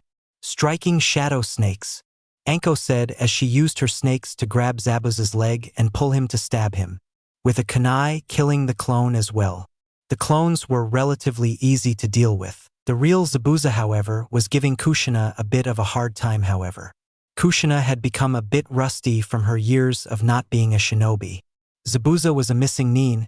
He had some experience in the field as well as still working as a mercenary, while Kushina stayed a housewife all these years, so her experience alone was what kept her going, but Zabuza had the advantage. But luckily enough, 2 needles found their way into the neck of Zabuza and made him fall over on the ground, dead. This shocked the rest of the team, as how could he just die like that? Everyone moved to crowd around Zabuza's lifeless body, but jumped back in shock finding a Kiri hunter appear out of thin air. Thank you all. You've weakened Zabuza Momochi so I can get the kill. He's been shaking me ever since I was assigned to kill him. Mikoto smiled. Oh, don't worry about it, we're just glad you came when you did. Kushina wasn't gonna last much longer. That sent the Uzumaki off. Mikoto, I had him right where I wanted him. Mikoto rolled her eyes. Face it, Kushina, we both are weaker than what we used to be due to our lives as housewives. We're not those same relentless powerhouses anymore. Kushina frowned because it was true. She was pretty rusty from the last time when she fought, which was years ago before her children were born. Naruto stepped forward. So, get to it. The Kiri froze. Get to what? Yakumo asked. Yeah, Naruto baka. What are you talking about, you idiot? Sakura shouted. Naruto ignored her and walked up to the nin. Everyone knows that a Kiri nin is supposed to dispose of the body as soon as they take the enemy down, no matter who's watching. So get to it? Or do you need us to a fire-style jutsu for you? As Naruto began to finish one hand seal, the Kiri nin threw a senbon at him, which he used his bakken to block. HN. I knew it. Naruto said as he moved to attack, but the Kiri nin disappeared along with Zabuza's body. Damn it. He got away. Enko rubbed his head. Good deduction skills, Naruto. Sasuke turned to him in a glare, but Sayori asked, beating him to it. Whoa, slow down. What the hell just happened? Naruto turned to his teammate. That Kiri guy was not just a Kiri hunter. It was in fact an accomplice of Zabuza. Come on. I'll explain further once we get to Tsunade's house. The group followed the bridge builder, but Menma, Sakura, and Sasuke had scowls on their face. That idiot! He was a disgrace to our family name, and now look at him, thinking he's so cool. I'll knock that look off his face, Menma thought. Just look at that loser, thinking he's a top-tier ninja. He's just lucky that I didn't sense him first. It should be me, an Uchiha that has these skills and not some loser failing of a clan, Sasuke thought. Naruto Baka is always making trouble for Menma-kun and Sasuke-kun. I'll show him, he's still the same idiot from before, and I'm still better than him. Cha! Sakura thought. While these two were in their delusions, Naruto thought to himself, this is gonna be a pain in my ass, the way things are going. I'm nowhere near ready to fight Zabuza of all people, and with 2 rusty S-rank kunoichi, 1 weaker a rank kunoichi and a handful of genin, we're screwed. Kurama frowned. I know you're very outmatched here, Naruto. I suggest you summon those foxes again and get to training. Get through this mission. I may even treat you to another jutsu of mine. Yeah, you're right. I need to get some training in whenever I can. I don't know how much time I got, but all I know is I need to make the best of it. Don't worry, Kurama. I'll get that jutsu, so you better be prepared to teach it to me. Once the group made it to the house, a woman opened the door to find the group about to walk in. Father, you're back, she cried out as she jumped to hug him. Of course I would be back. You know me, Tsunami-chan. Everyone, this is my daughter, Tsunami. Tsunami has long blue-colored hair. She wears a short-sleeved pink shirt with the end of the sleeves and the collar being red in color. She also wears a long blue skirt. Hello, my name is Kushina Uzumaki. My fellow jonin are Makoto Uchiha and Anko Mitarashi. Naruto stepped forward. My name is Naruto Uzumaki. The guy with black hair with red tips is my younger brother, Menma Uzumaki, said Asshat winked at the woman. Charmed, I'm sure. That left the woman feeling a bit uneasy. My name is Yakumo Kurama. Nice to meet you, Tsunami-san, she said in a bright nature, causing the woman to smile. My name is Sayori Uchiha, and the male version of me right here is Sasuke Uchiha. We're Makoto's children. Sakura chimed in afterwards. I'm Sakura Haruno. Hey, I'm Sai. Naruto smiled. I'm Naruto Kitsune. Nice to meet you. Naruto frowned, but Kushina spoke. No, Naruchan, your name is Uzumaki, not Kitsune. If anything, you can switch to Namika plus dash. I said my name is Kitsune, not Uzumaki, nor is it Namikaze. He glared at her, causing her to shut up and the room to go tense. Sakura started up again in her useless tone. Naruto Baka, quit being disrespectful. She's your mother. At least she has enough love to even claim a failure like you as kin. Like you would know, you stupid Uchiha-loving skank. Kichiro chimed in at that point from his master's Haori. Sakura moved to kill the little mutt, but Naruto grabbed her wrist. Touch him and you die, plain and simple, he said as he infused his killing intent on the pink head enough for her to understand that even if a piece of fur is missing on Kichiro, he's coming for her. All right, you two, enough. I'm sorry to impose on you lot, but we ain't got nowhere else to stay, so if you don't mind us crashing here, we'll only take 2 rooms, Tsunami-san. Tsunami nodded her head. Of course. We'll have 1 room for the boys and the others for girls. Perfect. All right, Gakis. Let's have a chat right now, have a seat. Tazuna, you're welcome to join us. The bridge builder nodded his head as he brought them to the dining area. Whole Tsunami got the rooms ready. All right, as Naruto stated, we have to believe that the Kiri hunter Nin we saw must be an accomplice of Zabuza and that he must be alive. Sakura barked. Hold on. How can we know this is actually true? I mean, it is Naruto Baka that said that, and he's an idiot. Sasuke scoffed. She's right, you know. The dobe wasn't much in the academy, so what makes his information reliable? Yakumo frowned. Sasuke, shut up, like you would know any better. Once Zabuza showed up, Yuliu cowered like the rest of us, but who actually dealt with Zabuza? That got the Kurama clan member a heated glare. Sayori smirked. That served her idiot brother. Enough bickering. Kushina yelled.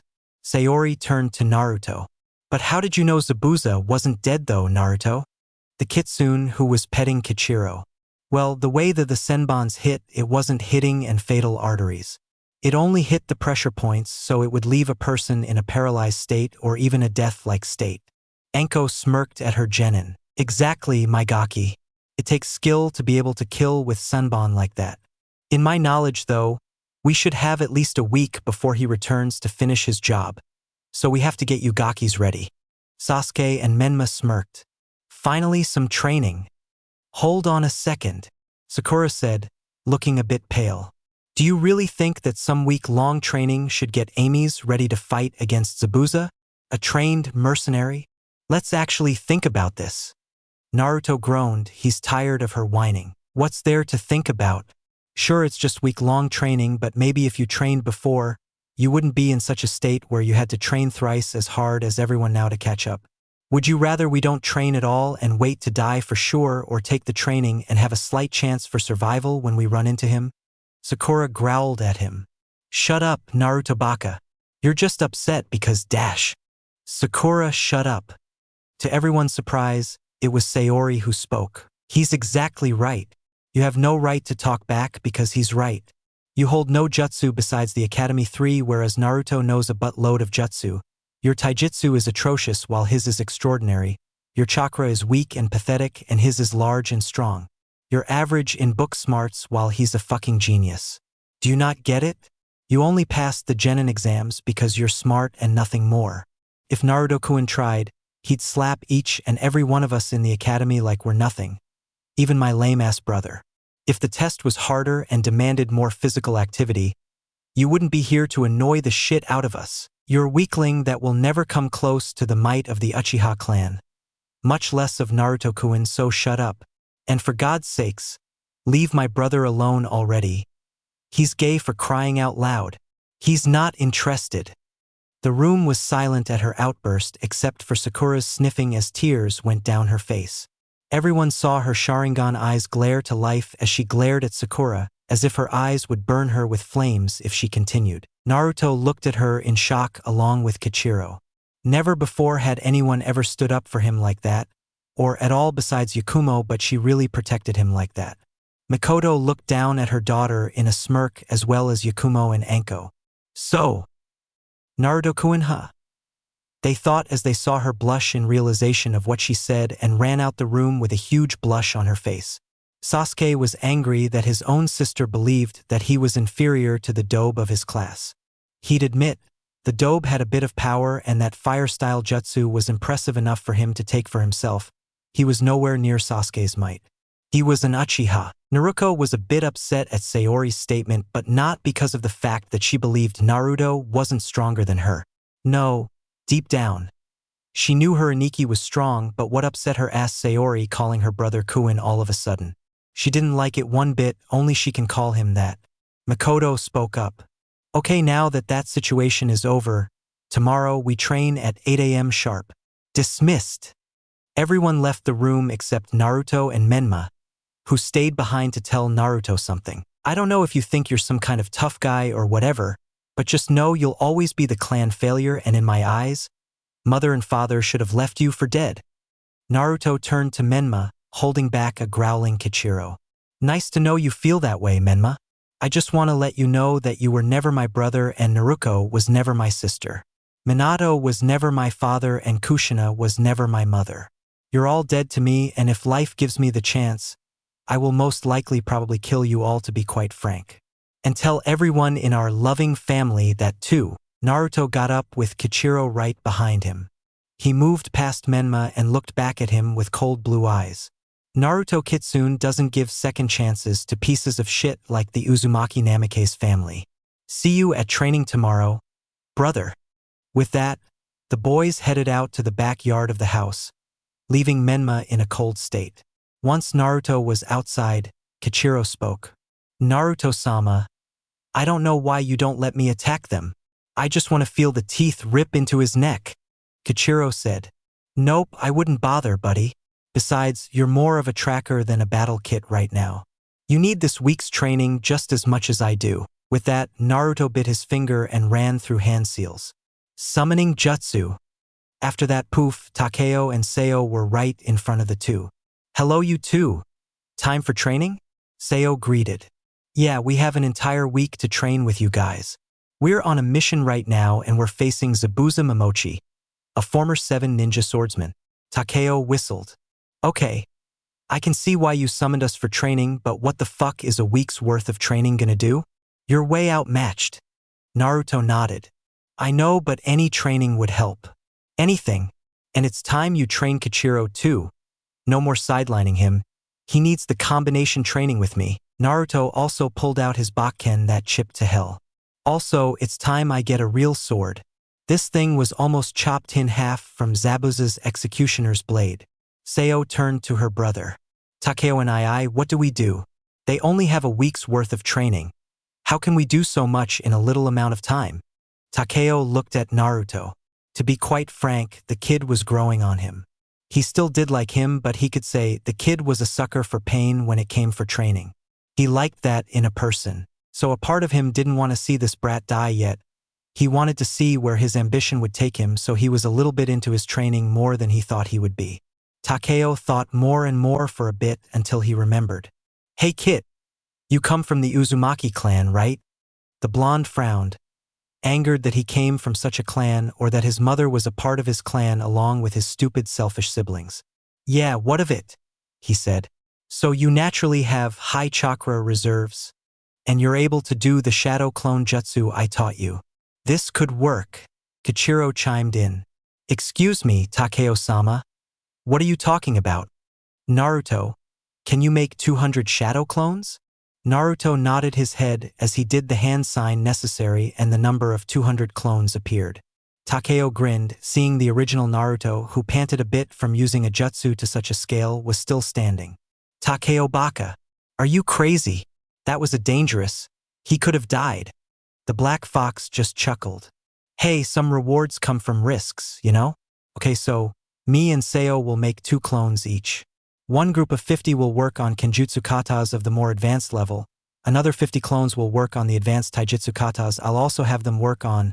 Another 50 clones will have one of Sato-chan's clones teach them a new wood style jutsu or 2. Depending on how quickly your clones master the first one, and the last set of clones will work on other various jutsu. Fire, earth, water. It's really up to Seo-chan again. Seo looked at her brother in awe. Takeo, that is genius. You're using the Shadow Clone's memory relay for training. Takeo nodded. Yep. I'm a genius, I know. He yipped. Now, Naruto, while your clones are doing this, you'll be with Kichiro learning some combination jutsu yourself along with the original Seo and me. We'll do this every day whenever your team starts training. Just come here and summon and we're good to go. But first, we'll get you a proper sword. I'm sure that, where are we? Wave. Ah, Wave, yes. I'm sure that the people of Wave have at least a decent weapons shop around.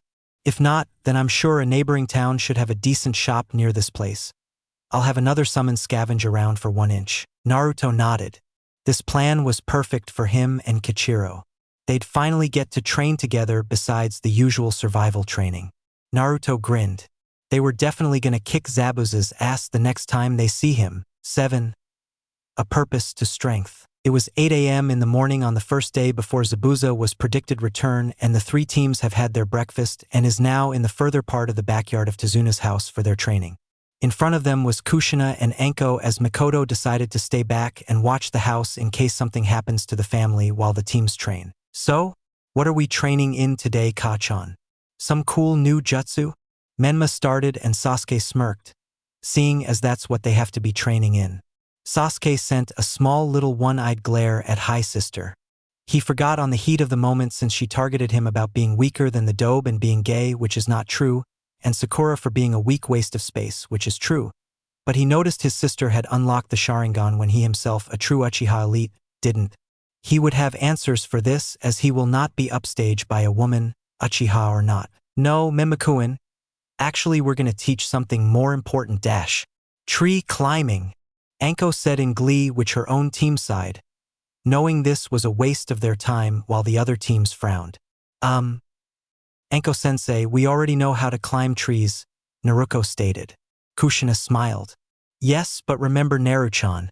We're left off at that training. Naruto and Menma remembered what she was talking about as they skipped this part of training while Naruto was completely shocked. They still haven't mastered this chakra control exercise yet. Are actually fucking kidding me? Are they that slow? He thought while Kurama chuckled. And they ditched you for them, Kit. I swear the human race is doomed. Naruto nodded. They were doomed and there's no saving them.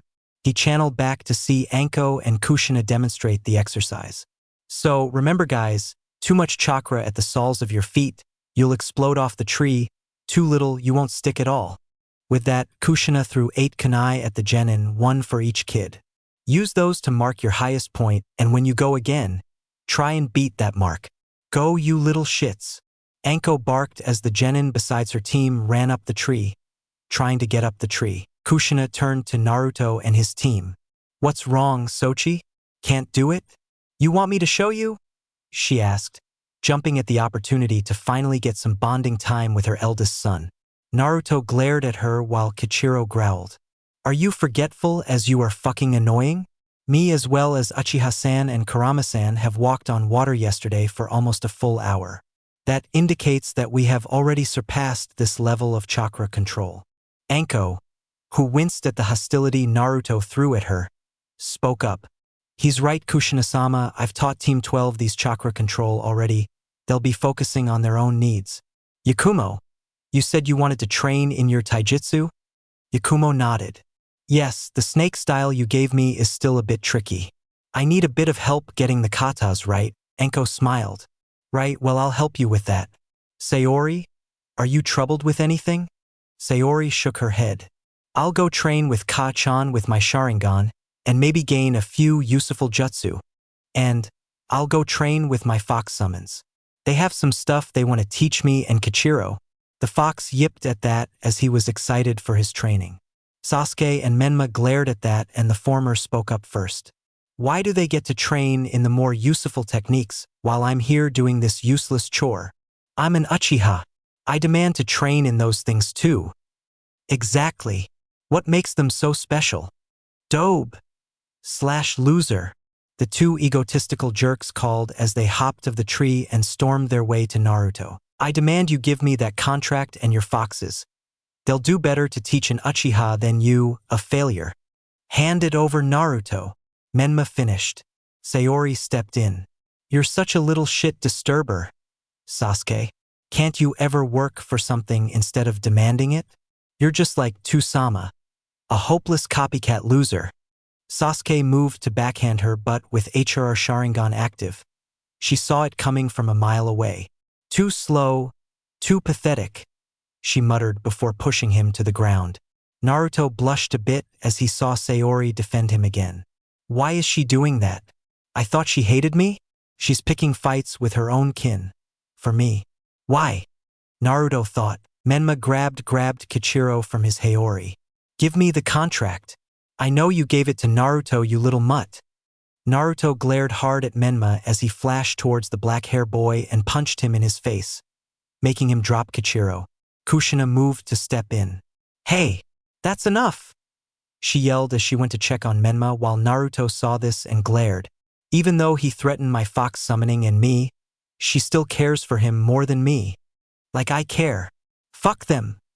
He thought before picking Kichiro up and waking away, not noticing Sayori following him. Anko turned to Sasuke being fondled by Haruno and Naruto watched as Naruto stormed off with Sayori in tow with a frown and Sai was continuing to run up the tree with no disturbance. Yakumo only watched in slight sadness as Naruto ran off. You're not gonna go after him too. He is your teammate. Yakumo smirked. He's in good hands, but Anko-sensei, my training. With Naruto, he was walking further into the forest, trying to find a clearing into while Sayori caught up. Naruto, she shouted, getting him to stop. I'm sorry. That made him raise his eyebrow in shock. You're sorry? Even Kurama was confused. Her eyes became downcast. For making your life such a living hell back then to now. I was wrong, so hopelessly wrong about you, Naruto-kun.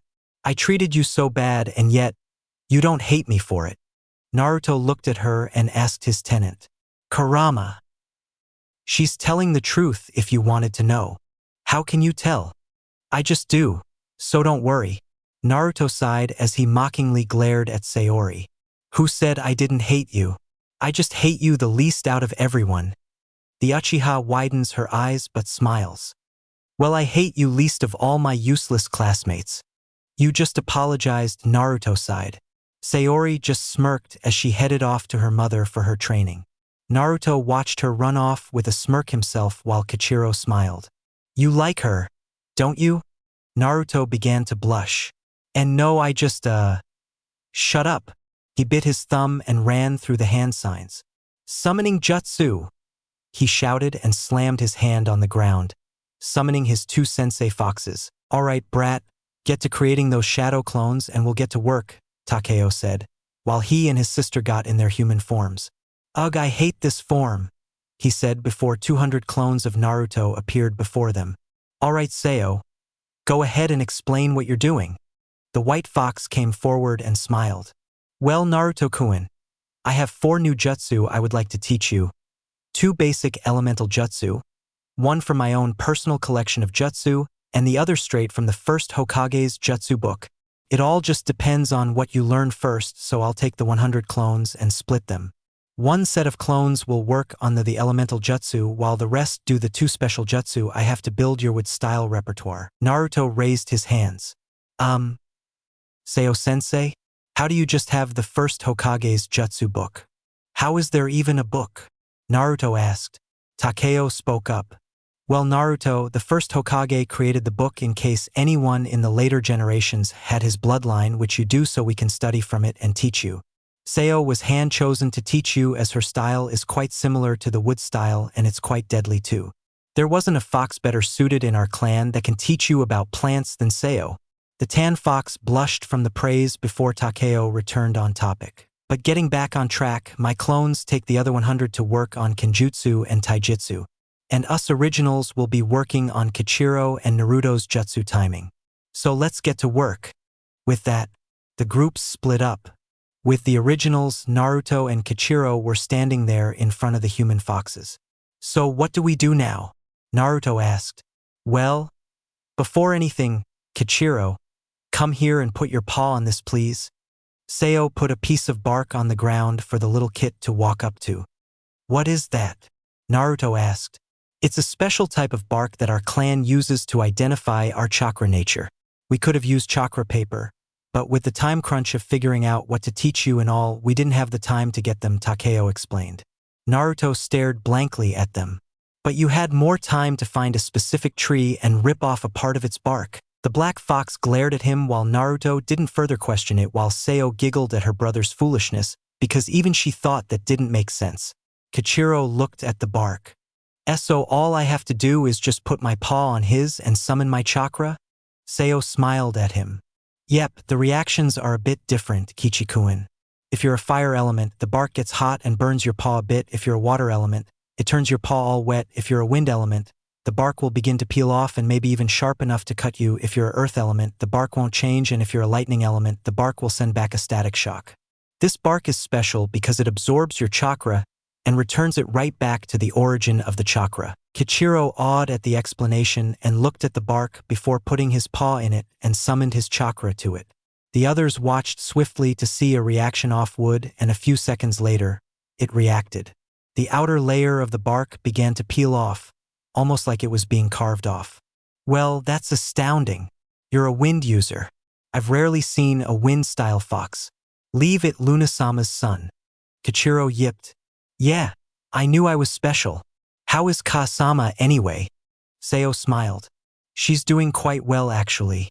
In fact, she's actually very worried about you too, even if she doesn't show it. Tough, like our former leader, Sayo said. Alright, so wind, huh? Takeo started the introduction. It's one the rarest of the 5 nature transformations, but those who can use it are able to cut through anything. Wind is naturally strong against lightning and weak against fire. It's a great element to use in combination jutsu, and luckily Naruto knows 2 elements. Wind works great with fire, the wind element's ultimate weakness, and water, the pack behind the punch of the combination jutsu between the two. Though wind in itself is extraordinarily power when wielded by a master, he explained. Kichiro smiled. He knew he was going to be awesome. So right now we're going to focus on getting your wind control better, Kichiro, and then we'll try and sync it with Naruto's fire style. Are you both ready? Naruto and Kichiro shouted. Hell yeah. Take and Seo grinned evilly. Good. This won't be easy now, so I'ma really drive you two into the ground. With that, the training began for the genin as all of them put in their hard work to master their techniques, even if some of them were doing easy ones like tree walking. At the end of the day, though, Naruto dispatched the clones one group at a time as to not overflow his head with too much information. Once he was done, however, he realized what his senseis were teaching him and grinned. This is going to be an interesting week, he smiled to himself as he picked up a tired Kichiro. The way he trained today put the little fox in a whole new light for Naruto. He trained to not only better himself but to be recognized by his own peers too. You two did well today, Seo said. Naruto nodded while the small fox passed out a bit. Thank you, Seo-sensei. Well, Seo and I will be sticking around for your training, but I also want to see if I can get you a proper sword, Naruto. How is the style coming along? Naruto pulled out his Bakken and did a few katas. Since I just learned it today, it's a bit weird, but I like it. I just have to get used to it, he smiled. Okay, good. Hey, give me some of your blood, please. Before the boy can respond, Takeo used his nail to scratch Naruto and take a few drops of his blood. Ah, what the hell? It'll come in handy later. I know how strong you are, but I don't trust that shifty Uchiha brat for 1 second. And your little brother too, for that matter. Naruto nodded that he can agree on. After that, Seo and Takeo disappeared, right at the moment Naruto appeared. Ni-san, it's time for dinner. Naruto glared at her. I don't understand why you're so fixated on calling me Ni-san when I told you to never call me that again. Naruto jumped back at his little explosion. BB, because you're my big brother. Oh, Naruto-san, I was never your brother. The moment you saw me suffer under our family and turned your back to me, oblivious to it or uncaring, was the moment our relationship was decided. I hate you. Naruto shed tears as he said that. It hurt her more than anything. But I love you. Then that's unhealthy, isn't it? To love a person who hates you? Not to mention we're related by blood, you sick fuck. Even if we weren't related, which I would pray for every single day only to be denied, I'd never date someone as cold-hearted and selfish as you. That was the last straw before Naruto ran at him in a blind rage. She was tired of it. Tired of him turning her down every chance he'd get. But what annoyed her the most was that her ultimate rival, Sayori Uchiha, got her brother's attention and she didn't. She sent a powerful punch that Naruto ducked under it before blocking a fast-coming kick to the head. Naruto jumped back while watching his sister, with annoyance while she glared at him with anger and betrayal. Naruto got so angry that her eyes began to change into red slits. Well, this seems like fun, Kurama said. Right? Looks like I can try out my wood style on her. She's in a rage-filled state, so I highly doubt she'd remember what happened. Just make sure that kid out there doesn't get hurt by this pathetic girl. Don't have to tell me. Naruto ended the link. He'd die before he let Kichiro get hurt. Her red chakra was beginning to surface as one tail was appearing. Naruto looked at his fox in his Haori and sighed. How can you be asleep for this? He sighed, but it couldn't be helped. He'll try and be swift as ever as to not awaken him. He earned his rest. Now how about you stop being stupid and let's get back already? Arfk, she growled before charging at him. Naruto sighed. Well, guess that's a no, he said before jumping away, avoiding a devastating punch that blasted a fee trees down. Naruto gulped. Okay, no time to play around already. I have to end this. By that alone, the others are on their way. I have to deal with her. Unfortunately, Naruto appeared right behind him with a claw attack from her chakra, but he ran through hand seals quickly. Earth style, mud wall, he shouted, creating a wall separating Naruto from himself in an instant before that claw connected with him. He jumped back to make distance for his wood style, but she closed the distance, growling in his face, sending a punch in his face that launched him back, but then, that Naruto it went up in smoke. Behind her, Naruto created a wood clone and went through dozens of hand seals. Let's restrain you, shall we? With style. With strangle jutsu? The clone said before its arm turned into a branch and tied up Naruto, who in a fit of rage, broke a few of the branches before being tied. But even then, she was becoming more angry than ever and her chakra just kept growing to the point a second tail was coming. The wood clone struggled against her might. Oh crap! The wood strangling jutsu isn't working. The absorbing power is too weak. The clone said before the original decided it was now or never. Shit! If I don't suppress this power, she'll go on an even bigger rampage. Guess it's time to try out Seo-chan's newest jutsu lesson, he said before going through hand seals. Wood style? Wood dragon jutsu? He cried out before a fairly large wood dragon appeared from the ground and wrapped itself around Naruto's body. Naruto then went through the release hand seals and the dragon began to work its magic, absorbing the chakra from her, calming her down significantly. Naruto's eyes began to close as she looked around. What the dash? That was when Naruto found the time to punch her square in the face, knocking her out. He turned to his clone, who watched in surprise. Hey, don't give me that. Gender equality, right? If she didn't want the heat, stay out of the kitchen. The clone sighed as he just turned into smoke. Naruto let down Naruto by using his Bakken and just used his fire jutsu to destroy the wood jutsu he had created before she woke up. Ow! What happened? Don't worry about it, but when this mission is over, leave me the hell alone and I mean it, he said before walking back, ignoring the hurt look on her face. It was then that Kushina, Menma Sayori, and Sasuke came to the area, worried about the amount of chakra that was being released. What happened? Is everything all right? Kushina asked. Naruto walked past her. You're late as ever. Geez, if we were killed, would you even care? Guess not by the time you got here. It was an enemy shinobi who nearly kidnapped Naruto for leverage, but I took care of it. I got beaten up a bit so Naruto snapped, but she calmed down after the shinobi died. I used my fox fire technique to destroy his remains, so that's what you see over there. Kushina frowned at her son's remark on her feelings towards them, her own children, but she nodded at the explanation. No need to check it if everything was all right. Sasuke growled. Dobe, I demand you teach me that jutsu. And me too, idiot, Menma shouted. Shut up. You two are a broken record, he said before walking to Tsunade's house. Sayori followed him close behind, leaving Kushina to grab Naruto and walk behind them while Sasuke and Menma seethed. What actually happened? Naruto tripped out on me because I told her I hated her and told her to stop calling me her brother, so I had to use my wood-style jutsu to calm her down. I'm pretty sure my senseis felt the energy, but let me take care of it because it's a test to see my actual power, but he said, shrugging his shoulders. Sayori sighed. Her teammate was a whole different story. Once they got to the house, a little boy was seated at the dinner table along with everyone he had already met. Who's the kid? Naruto asks, never seeing he before. Tsunami smiles. This is my son, Inari. Inari, say hi to the ninja helping your grandfather. Inari looked up to see Naruto smiling slightly at him. Inari frowned at him before taking his dinner plate up to the room.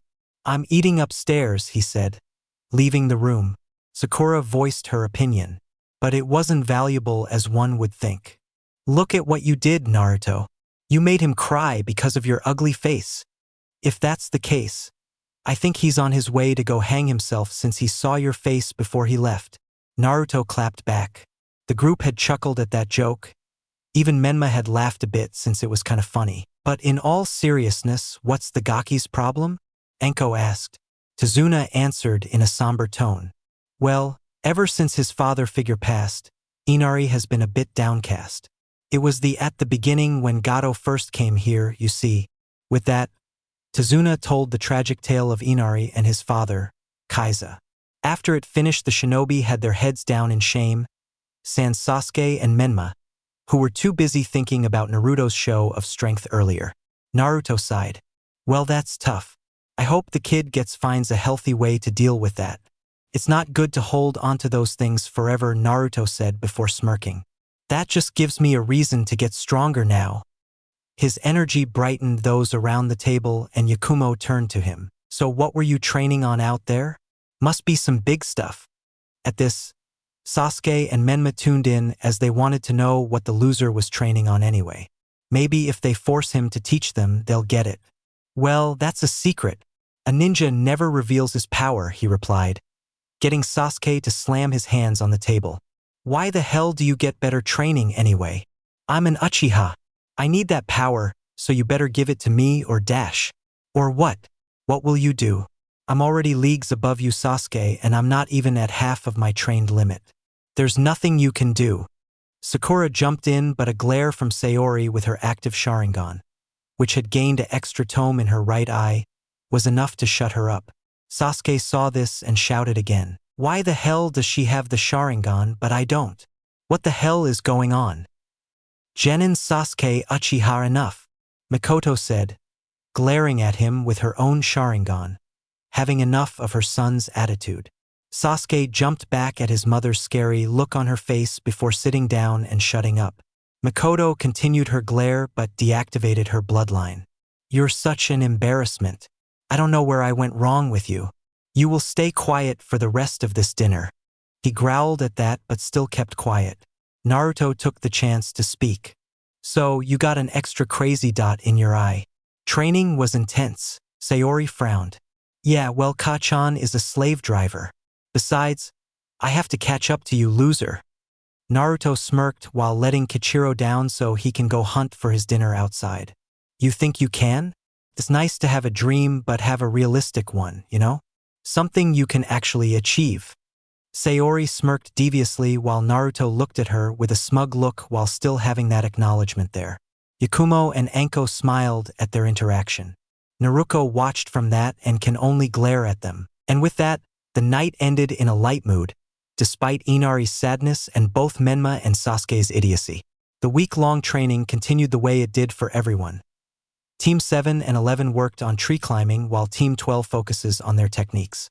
Sasuke and Menma had tried to sneak a peek at Naruto's training, which only got them chased around by Takeo in fox form. He hated those two with everything in him. Naruto's training was very fruitful as he learned very strong techniques, and it was all thanks to Takeo's great idea to use shadow clones. His elemental jutsu took a good boost. Once he told Seo of the incident with Naruto. She jumped for joy that he mastered the jutsu after a day. He was a true gifted prodigy of all time. His taijutsu was good too as he asked if there was a greater level than that, but Takeo said the better version of this style was only good when Sage Mode was required and his body wasn't ready enough to use Sage Mode yet, so in terms of taijutsu, this was the best he could get. Kenjutsu, on the other hand, was doing great as he finally had a style to use and he finally remembered the katas of the newer version, the first stage of his new style, sword pressure. The first stage of this style is that his sword as an extension of his chakra network. This is accomplished by flowing chakra in and out of the weapon in question at the same rate as the user's natural chakra flow. Since his chakra control is a bit lousy, it took a while to perfect, but at the end of this week, while not perfect, it was battle ready. Yep, his training with his senseis has truly helped him. Right now though, we find Naruto inside the house of Tsunade, sleeping soundly. The other shinobi took off with Tsunade for the day, having to guard him for today seeing as the week for Zabuza's return was up. Are you sure we should leave Naruto behind?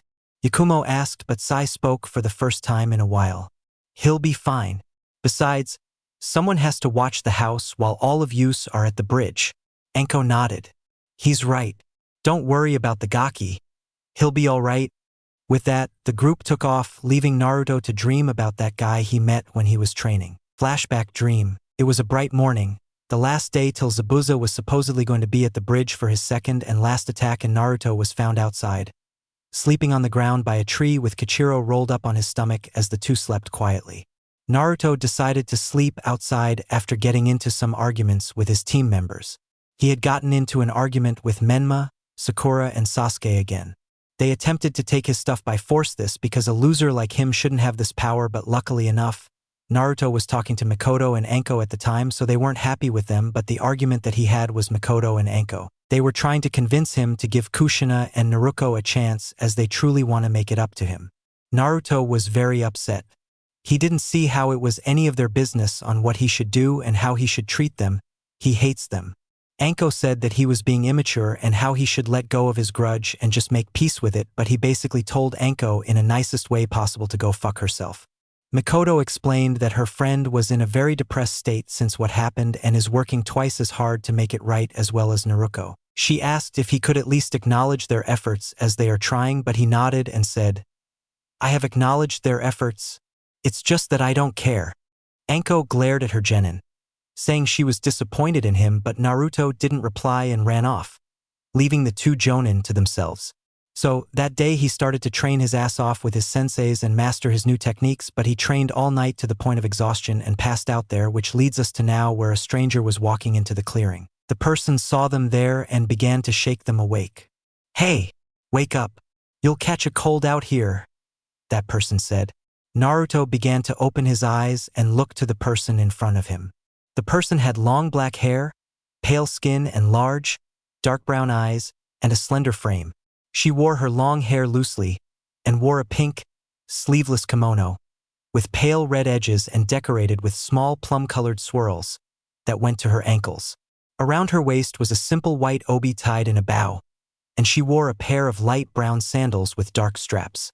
She also wore a dark-colored choker around her neck. "Whoa! Did I die and go to heaven?"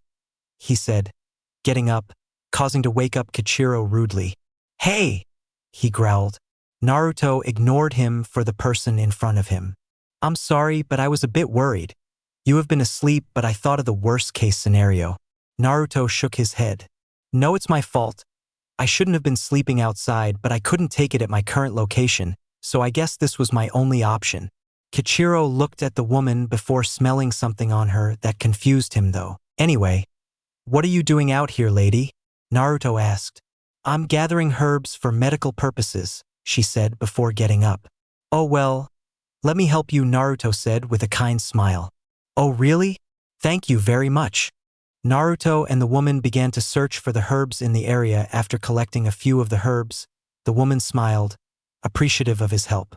"Thank you so much," she said. "You're welcome, lady." "Hey, what's your name?" The woman pointed to herself. "Me? My name is Haku. And yours?" Naruto smirked. "Naruto Kitsune at your service." The woman named Haku giggled his charming self.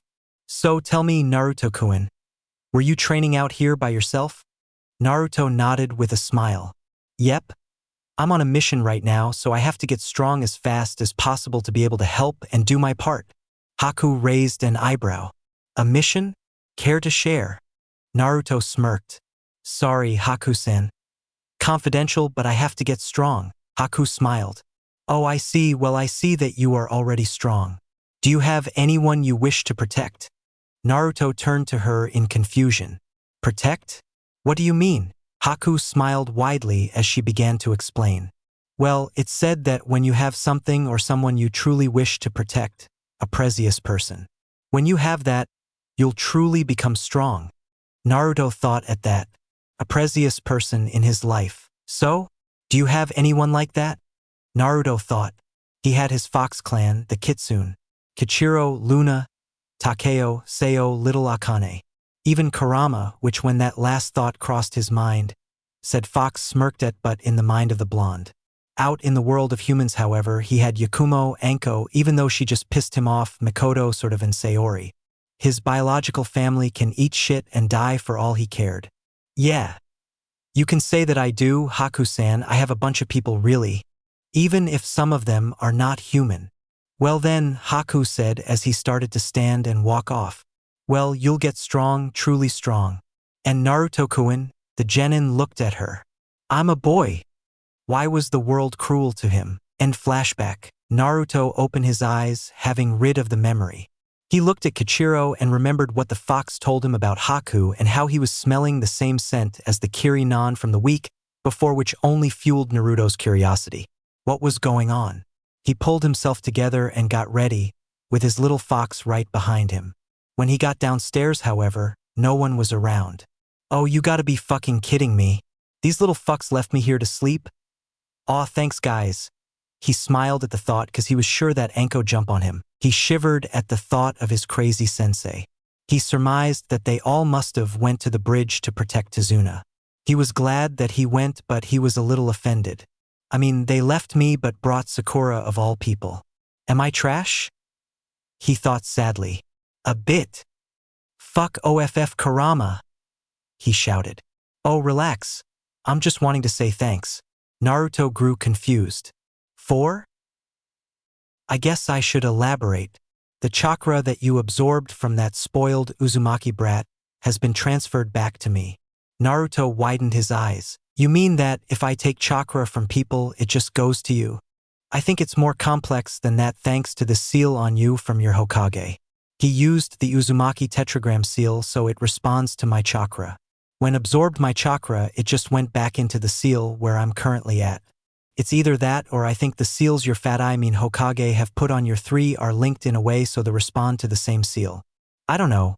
Fuinjutsu has always baffled me. You and me both, Kurama, he said before he began to hear a shout come from the front of the house. Naruto zoomed in the front to see Inari in front of these bandits who had Tsunade captured in ropes. Well, should we kill the kid? I'm kinda looking at his mother's beautiful body. You think boss would mind if we had a go at her a bit early? One of them asked the other. Well, of course not, as long as she came unharmed. I myself can't wait. So come on, kid. Show us what you got. Inari glared hard at the thugs who, even in his young mind, had an idea of what they were going to do to his mother. Inari, don't do it. Tsunade yelled before the thug knocked her out. Inari charged at them with tears in his eyes. Give her back, he yelled, just as one of the thugs was about to cut him down. He heard a loud shout before a blur shot in between the two. Earth-style mud wall. Naruto shouted before Inari and the thug was separated by the earth wall. Naruto quickly ran through a set of other hand signs. Earth-style. Falling earth spears. Soon the ground behind the thugs was falling and there were spikes behind them. Now Kichiro. The fox jumped out from his Haori and gathered chakra from his lungs. Wind-style. Windstream. The fox blew concentrated air out his mouth, pushing the thugs in the spike pit, killing them, and by the sound of their wails, their death wasn't painless. Tsunade almost fell into the pit too, but Naruto used his wood style to grab her. Once the thugs were taken care of, Naruto moved to Inari. Inari, what you did was crazy just now. You could have gotten yourself killed, Naruto said. I know, but I couldn't stand here and watch as my mother was taken. I had to do something. Naruto smirked. I know, which is why as a shinobi to civilian, I'm disappointed in your behavior. But as a brother to brother and a person of hardship to another person of hardship, I'm proud of you finally taking a stand. Inari smiled as he watched Naruto leap off into the forest, with Kichiro following, heading to the bridge. I may not know what you mean by that, and I don't know your past, but Naruto, you may not know this, but I look up to you. You're just like Kaiza. I will be strong too. I won't cry anymore because that's what heroes do. Don't cry anymore, Inari thought before helping his mother. Naruto, on the other hand, rushed to the bridge with fierce determination. I'm coming. Everyone, hold on. 7.5 The final showdown. At the bridge, the Genin team with their senseis stood there as before them was Zabuza and his apprentice, the Kiri-nin. Kushina spoke. So, looks like you're all better? Now last I checked, you were dead, she said in a sarcastic way. Heh, well you shouldn't underestimate the power of Haku. The boy is severely talented. He has a rare ability that I have not seen before, a bloodline. Sasuke scoffed. Well, it can't be greater than the Sharingan, I bet. Yeah, Sasuke-kun's bloodline rules. Sakura backed him up. Sayori glared at him. You talk big game yet you still haven't unlocked it yet, she said, embarrassing him in front of the enemy. Sasuke had enough and charged at Haku, ready to test his newfound power. Haku watched the Genin appear before him with little speeds before blocking a kunai with his senbon. The three Jonin growled at Sasuke's impulsive action because Zabuza approached Sasuke and Haku. Mikoto charged at Zabuza, attempting to stop him from killing her son. She blocked his kick with her back, launching her in the water. Mikoto! Kushina yelled as she charged in after her friend, while Anko joined a little after because she turned to the Genin. Alright Gakis, listen and listen good. Shit just hit the fan, so I'm gonna have to back up Ikair-sensei so we can't watch you. So here's the plan. Sayori, Yakumo and Menma, your job is to back up Sasuke's dumb ass. Sai, Naruto and Sakura protect Tazuna. Zabuza might send some clones that might zip past us, so watch yourselves. Go! Anko shouted before grabbing a kunai and charged at Zabuza. Arg! Striking shadow snakes. Anko's sleeves were releasing a lot of snakes that charged at Zabuza, who cut them with his executioner's blade. He then had to jump out the way from Kushina's vicious sword slash. Zabuza noticed that her blade was encased in a concentrated water whirlpool, a famous style that the Uzumakis invented for their kinjutsu. It increased their range and was more of a water saw, as it would cut into another anything. Once Zabuza saw that, he knew he had to be careful. These kunoichi meant business.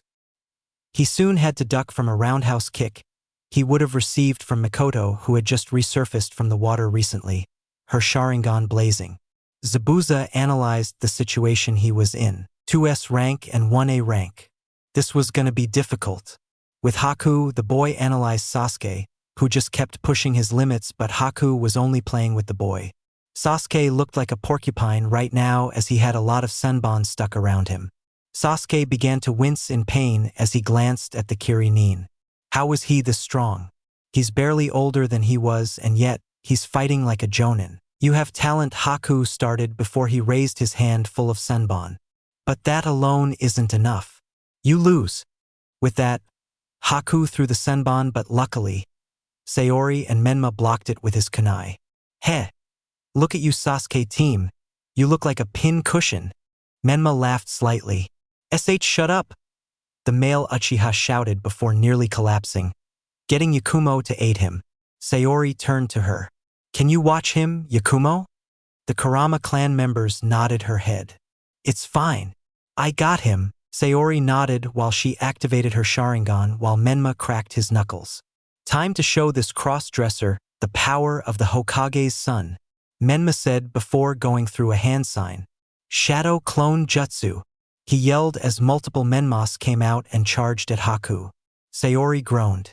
Where's Naruto-kun when you need him? We need a plan of action before just charging in. Oh well, can't be helped. Besides, I can analyze his fight pattern and determine an opening, she thought. Menma's clones came in contact with Haku, but the boy was swift, as he was suspicious underneath that mask. He quickly dealt with the clones with ease by throwing senbon needles at them. You'll have to do much better than that to beat me. Sayori frowned. Close range would be suicide for sure. He's too quick with his needles and I'm not that fast. Long range is our best B-dash, she thought before Menma charged in with more clones. Oh yeah? You think you're better than me? He shouted, he said, going straight for taijutsu. Sayori looked so annoyed. Now she had to improvise since Menma was a dumbass. She couldn't believe she thought this guy was better than her Naruto-kun. Wait, huh? My Naruto-kun? Oh, no! She thought before slapping her cheek. Now was not the time as she charged in to help Menma, who was getting utterly destroyed. Haku kicked Menma back, causing the boy to fly at her. She quickly jumped over her, doing an acrobatic front flip. She pulled two kunai and threw it at Haku, who dodged fairly easy. Sayori then charged at her with a spinning axe kick, which is evaded. Sayori frowned, not having any luck, but she wouldn't stop here. She pushed forward with her kunai. Her fierceness was showing, as she was determined to not lose against this shinobi. Everyone was counting on her. She clashed with Haku, pushing against her senbon with surprising strength. You're strong, stronger than the other two at least. You must have someone important to you that you fight for. Sayori looked at Haku in confusion before her thoughts played a certain blonde in her mind. Why is that loser popping up in my head? Especially now of all times. The two continued to battle with Haku having the slight advantage, but Sayori was not backing down. It's her eyes. Her bloodline, the Sharingan. It's the only reason she's able to keep up with me for this long, but it's time I step it up for now. For Zabuza-sama, Haku thought before he let his true power show. Soon he went a lot faster in his attacks. He pulled out a ton of senbon and shot them towards Sayori, but the Uchiha countered them with her kunai, but she didn't counter was Haku appear in front of her, and went through a single-handed Han sign. 1,000 needles of death. Once Haku called out her jutsu, the water from the surrounding area has risen up into the air and sped towards all of the leaf genin, striking them fiercely. Sayori was the first to get hit with the needles as she was directly in front of Haku. Ah! She cried as she fell back. Menma was hit as well, making him stay down for good. Sasuke and Yakumo were also hit, but Yakumo took most of the damage as she leaned her body in front of Sasuke, taking more of the needles than him. Ah! She screamed before calming down a bit. Sasuke saw her take the needles and smirked. Well, if you wish to be a shield, Tai be my guest. He grabbed her, pulled her in front of him and charged. Sasuke, what the hell are you doing? Shut up. Shields don't talk. Menma saw this and got behind Sasuke as he used Yakumo to charge at Haku. Said Shinobi saw something charge in his peripheral vision and shot Senbon needles at them, only to later come to shock that it was the girl who was entrusted to look after the Uchiha. Sayori, who was still a bit stunned from the earlier attack of needles, could only watch as her psychotic brother and Menma used her teammate as a shield. SS Sasuke, what the hell are you doing? Sasuke ignored her, still charging in with Menma behind him, getting a jutsu ready. Sasuke then used Yakumo as a distraction by throwing her at Haku and preparing his jutsu while Menma did the same. Haku spoke sadly at the Kurama clan heiress. I'm sorry. He then proceeded to kick her over the bridge and into the water. Yakumo, no! Sayori yelled as she watched her friend just get killed in front of her eyes. Fire style. Fireball jutsu. Shadow clone jutsu. Haku stood there as she went through numerous hand seals before he stopped, the jutsus nearing him before he shouted. Crystal ice mirrors. Soon after that, mirrors began to appear around the trio like a dome. The justice that were shot at him were easily deflected by the mirrors as Haku stood in the center one, right in front of the genin. Sayori began to get up slowly, her Sharingan blazing red with tears streaming down. Why, you bastard? You killed her, she said in anger. Her kunai shook in one hand while her other hand grabbed a couple of needles out of her body. She glared at the Haku, her eyes beaming with 2 tomo each. I'm gonna kill you, she shouted as she charged blindly with kunai in her hands. Haku then did a hand seal, creating more Hakus in the mirrors around the genin, getting shocked looks from Menma and Sasuke, but Sayori didn't care. She wanted Haku dead. She didn't care that the thrown kunai that came from her were deflected by the mirrors. She didn't care that Haku himself had multiplied in the mirrors, all them ready to attack. She didn't care at all. She wanted revenge. Once she got close enough, Haku began to fire off Senbon at the genin, but Sayori, with the aid of her improving Sharingan, was able to dodge all of them, unlike Sasuke and Menma, who were being turned into pin cushions again. Sayori deflected the incoming Senbon from all angles as she kept on her toes. She was not dropping her guard. Some did pierce her, but not enough to keep her down. Menma got up and began to use Kyuubi's chakra to create more shadow clones. Ah! Take this! Shadow clone jutsu. 10 clones appears and charge at all the mirrors. Haku frowned behind his mask. Impressive, but that won't be enough, he stated as he, along with his ice clones, jumped out their respective mirrors and shit at all the clones and the original, stopping them in their tracks. Sasuke moved to use his jutsu, but Haku stuck a needle in his neck, immediately shutting him down. With those 2 out of the fight, Sayori was all that he had to deal with. Did she mean a lot to you?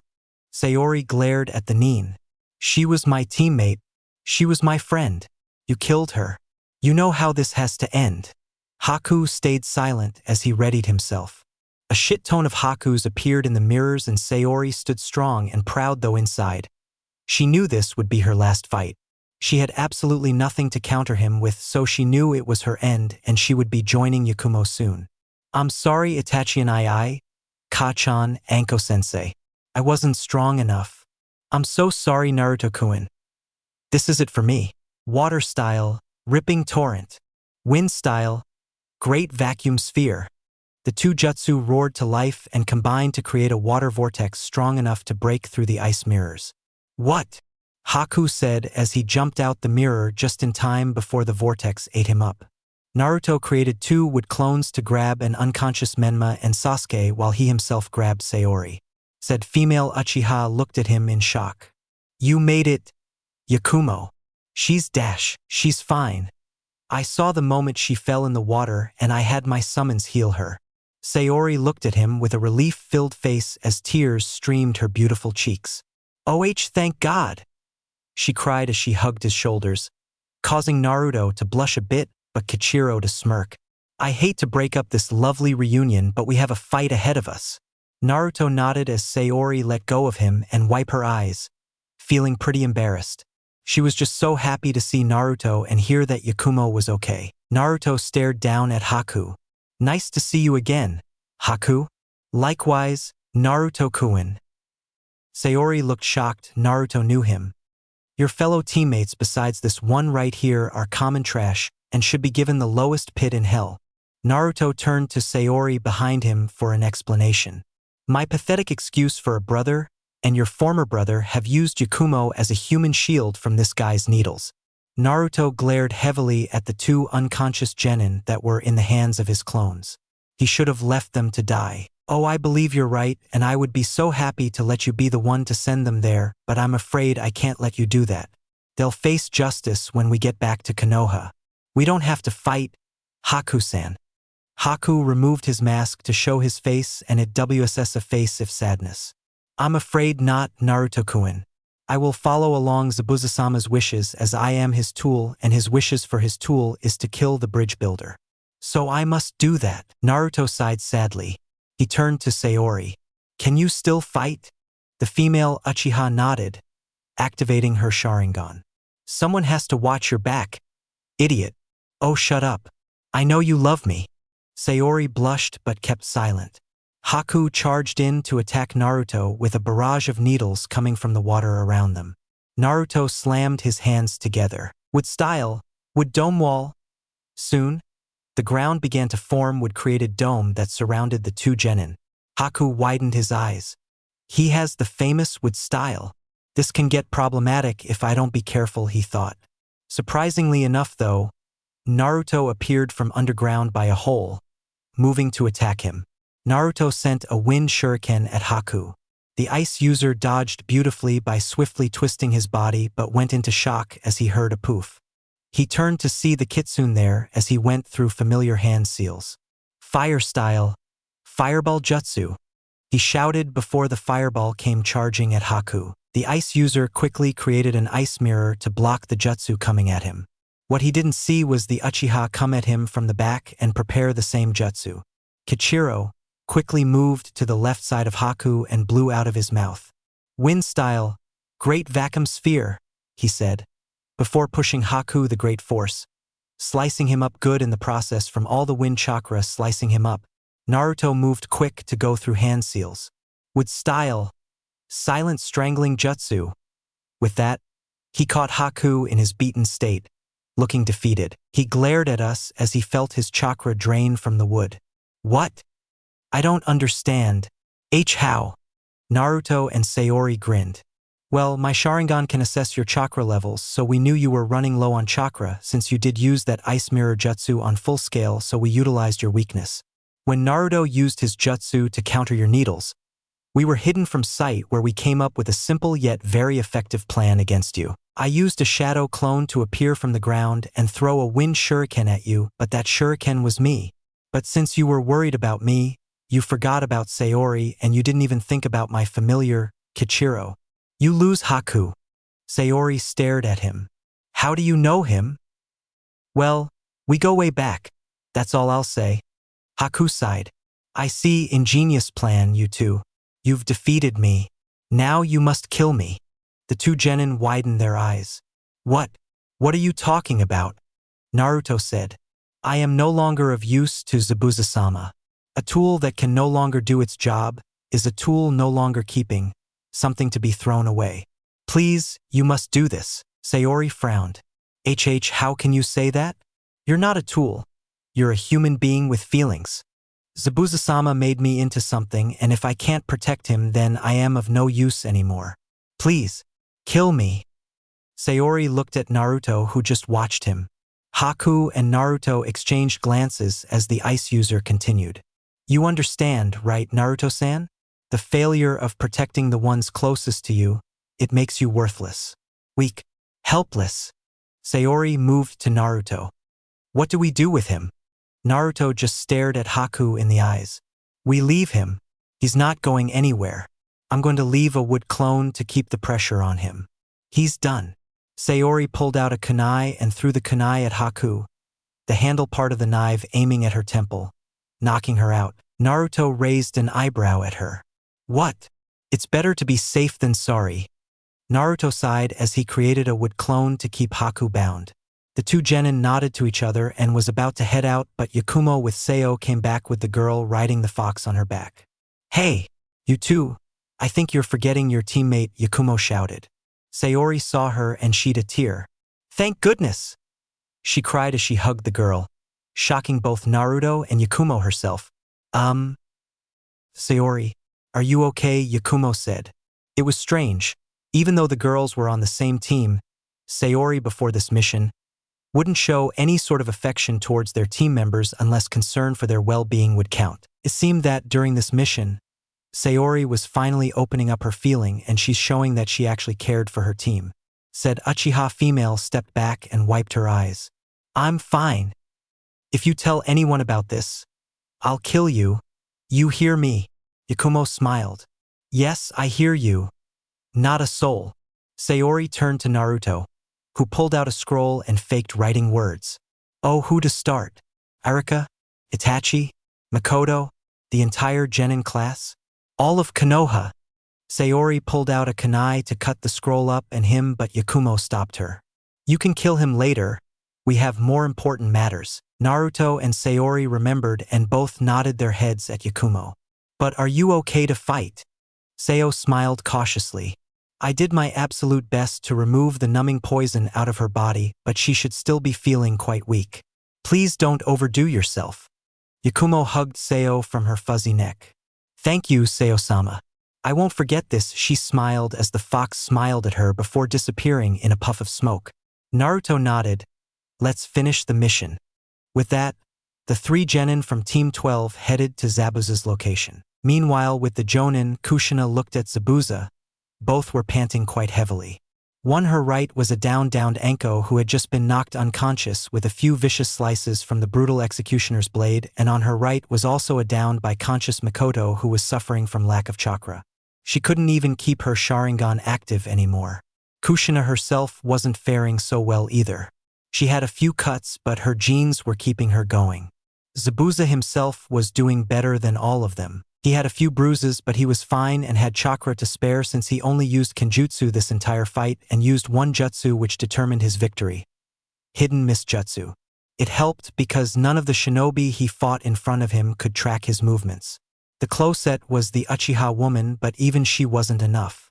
He used his silent killing technique to help his stealth and struck each and every one of them. He got that Anko lady, but the other two were another problem to deal with entirely. Well, it seems that your legends precede you. Though I expected better, you did survive my silent killing technique. I'm impressed, Zabuza said. Makoto ate a chakra pill and got up. She activated her Sharingan and glared at Zabuza. Kushina, we need to stop him here. If he gets past us, our kids are finished.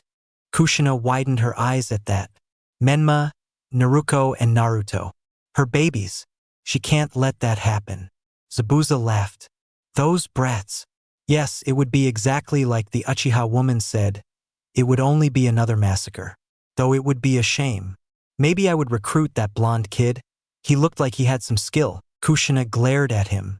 My Sochi would never join the likes of you. He belongs in Konoha. With me. Zabuza laughed out loud, nearly dropping his sword. Oh, Uzumaki, it's actually kind of pathetic. Even I can see that the boy holds resentment and hatred towards you. He'd never care for you. You're delusional. Kushina saw red. She was angry at this man telling her. No, everyone telling her that her Sochi hated her. No, it's not true. H. She screamed as she charged at him. Chakra chains running wild around her. Zabuza moved quickly. He dodged the wild chains that swing at him in an unpredictable way until it finally caught him. This was the scene Team 12 came to see. Kushina going berserk on Zabuza while Mikoto tended to a wounded Anko. Anko-sensei, Yakumo spoke up as the trio ran to their sensei. Anko opened an eye and smiled. Heya. Jigakis? Anko said before she passed out again. She's fine. Just a few cuts and bruises, but she'll live, Mikoto spoke. The genin looked at their sensei in a bit of sadness but were relieved to hear she would be fine. Zabuza, on the other hand, Kushink had been slamming him down on the ground left to right over and over again. Zabuza was all bloodied and had a few broken bones to boot. Kushina decided to end things as she had pulled the chains towards her, bringing Zabuza down to her. She then decided to pull her sword out, and when Zabuza was close enough, she stabbed him, clean through the lower abdomen, getting coughs of blood. Kushina, you're finished, she said, with her anger fleeing her as she dropped Zabuza, removing her sword from his body as he fell to the ground with his wound pouring blood. Haku! Haku, get your asses over here! He shouted in pain and anger. It was then that Naruto ran to him with immense speed, in blind rage. When he was close enough, Naruto delivered a nasty punch to his face that made the man spit blood. The others were so shocked that he was that fast, even his own teammates were shocked. Despite knowing him all these years, not once had they seen Naruto lose his cool like that unless he had been dealing with his family. He's not coming to your aid. He's unconscious. You're all by yourself now. Zabuza looked up at Naruto's calm yet menacing face. A little cold shiver ran down his body, but he faced it with a smirk underneath his white, now bloodied mouth wraps. Haku fell to you shrimps, huh? Well, maybe I gave him too much credit. He failed me. I should kill that worthless piece of dash. Naruto soon uppercut Zabuza, knocking his wraps off his face. He fought for you. Naruto kicked him in the gut. He put himself through the most intense things. Naruto kept pounding his face with his fists. He put his everything into you and you just spit it back in his face. Naruto just kept beating the weakened Zabuza, never stopping his attacks. When he fell to us, he begged us to kill him. He said, "The failure of protecting someone most precious to you makes you worthless." He gave his all for you and yet you tossed him aside. You sicken me, Naruto said, still beating the crap out of him until Sayori came up to him and pulled him away. This was the scene that Naruto, Sai, Sakura, and Tsunade came to see as everyone watched the interaction besides Anko, who was unconscious. Enough, Naruto. Enough. When she looked at Naruto's face, she was shocked. Tears were streaming down his cheeks as he glared at Zabuza's form. Meanwhile, Sakura spoke to Yakumo after glancing around. Hey, Yakumo. Where's Sasuke-kun and Menma-kun? At the sound of those names, the Kurama clan member trembled with rage. Hopefully at the end of the bridge to fall off and die. Those two worthless sacks of garbage. Sakura glared at her. You bitch. You're just jealous that Sasuke won't like a slut like you, and the only boy you'll ever be around is Naruto Baka. Mikoto and Kushina glared at the girl, getting her to shut up, though Mikoto and Kushina were wondering what happened to the two boys. Yakumo? Can you tell us what happened? The Kurama clan member proceeded to tell the two what transpired, and when she learned of it, the two Kumoichi were ashamed, outraged, and disappointed. Naruko heard it and couldn't even believe her brother would sacrifice a comrade like that. He's a demon. Sakura, however, refused to believe it. Lies, I tell you. It's lies. Sasuke and Menma wouldn't do that. You're just looking for attention. Mikoto glared hard at the pinkette. We'll see when we get back to Konoha. If what Yakumo said is true, I'm gonna kill that brat. As will I, Kushina said, also angry. Back to the three who were at the center of the bridge. Naruto stood up with Sayori supporting him.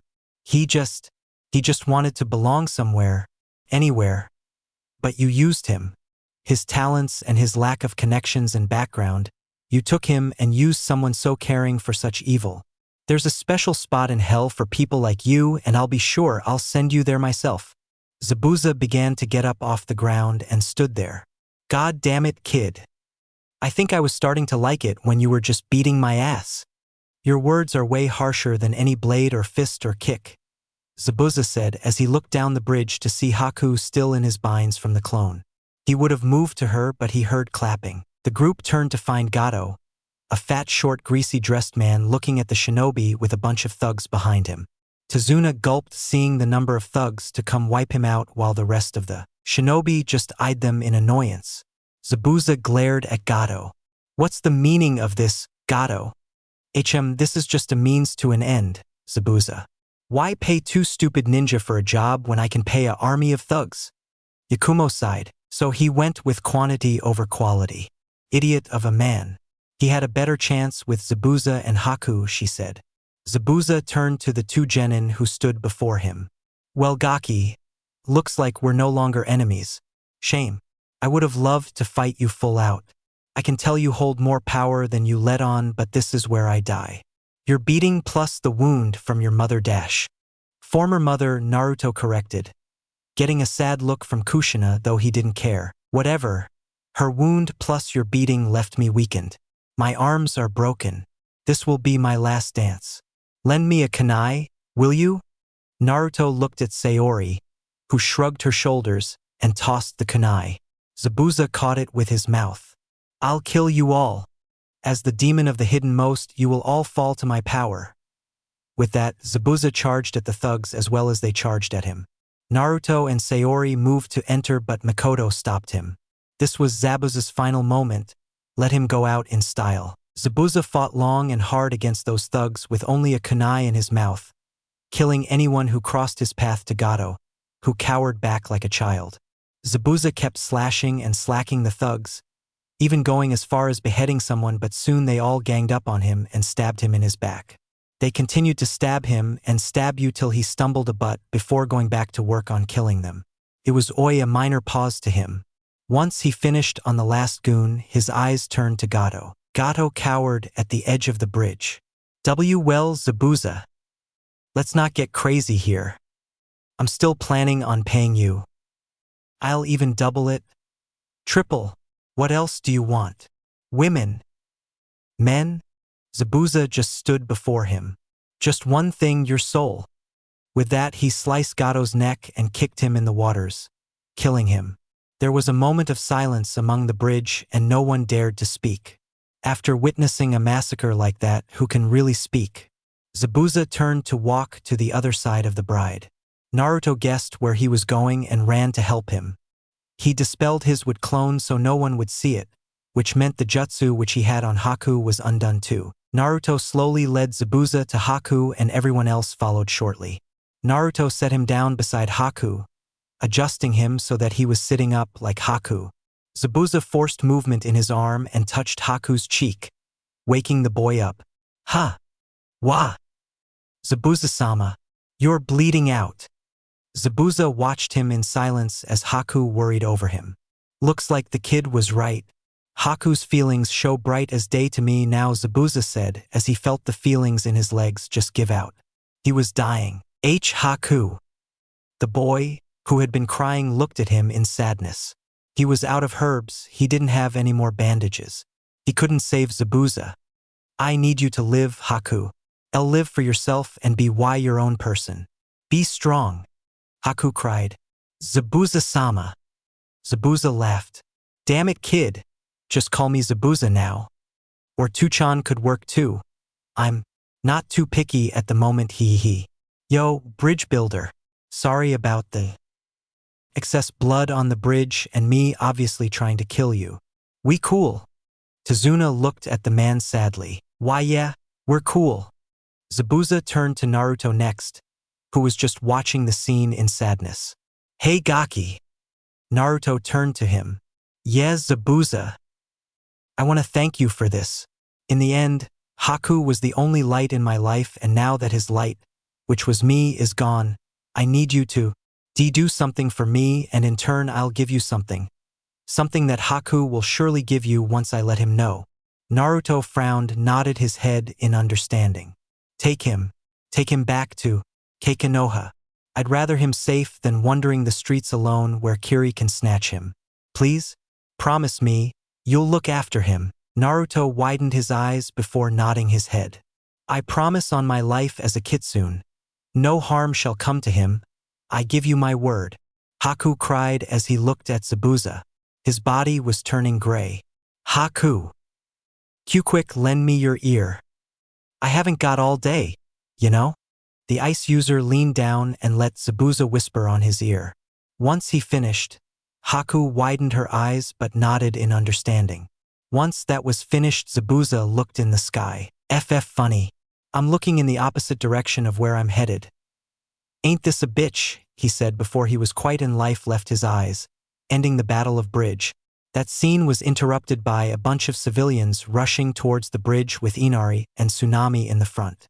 All right everyone, did we miss something? The shinobi just watched in silence as Tsunade laughed at his grandson. Time skip, 2 weeks. After the whole bridge battle ordeal, Tsunade's plan to rebuild the bridge went underway once again. This time with no worries of threats or blackmail this time. The Konoha ninja did help out as well. Mostly Menma and Team 7-Sai. That was the Genin's punishment, as with report from Sayori, who was there witnessing it, and Naruto, who had to summon Seo to tend to the down Genin. The Jonin senseis had enough proof to say that Sasuke and Menma really did use Yakumo as a human shield to protect themselves. Mikoto beat Sasuke's little ass for attempting to do that, but Kushina didn't touch Menma. She was afraid if she punished him like Mikoto was doing, she'd kill him. She needed Minato's view on this as for what to do with their youngest son. The oldest son, however, was taking it easy and in helping out wherever he can. He had help from his teammates and also Haku, who, while still very sad about Zabuza, was still a joy to be around once he had opened himself up. During the week too, Haku made good on his promise to Zabuza and brought him to a cave. Flashback. After dinner at Tsunade's home, everyone matched off to bed in silence.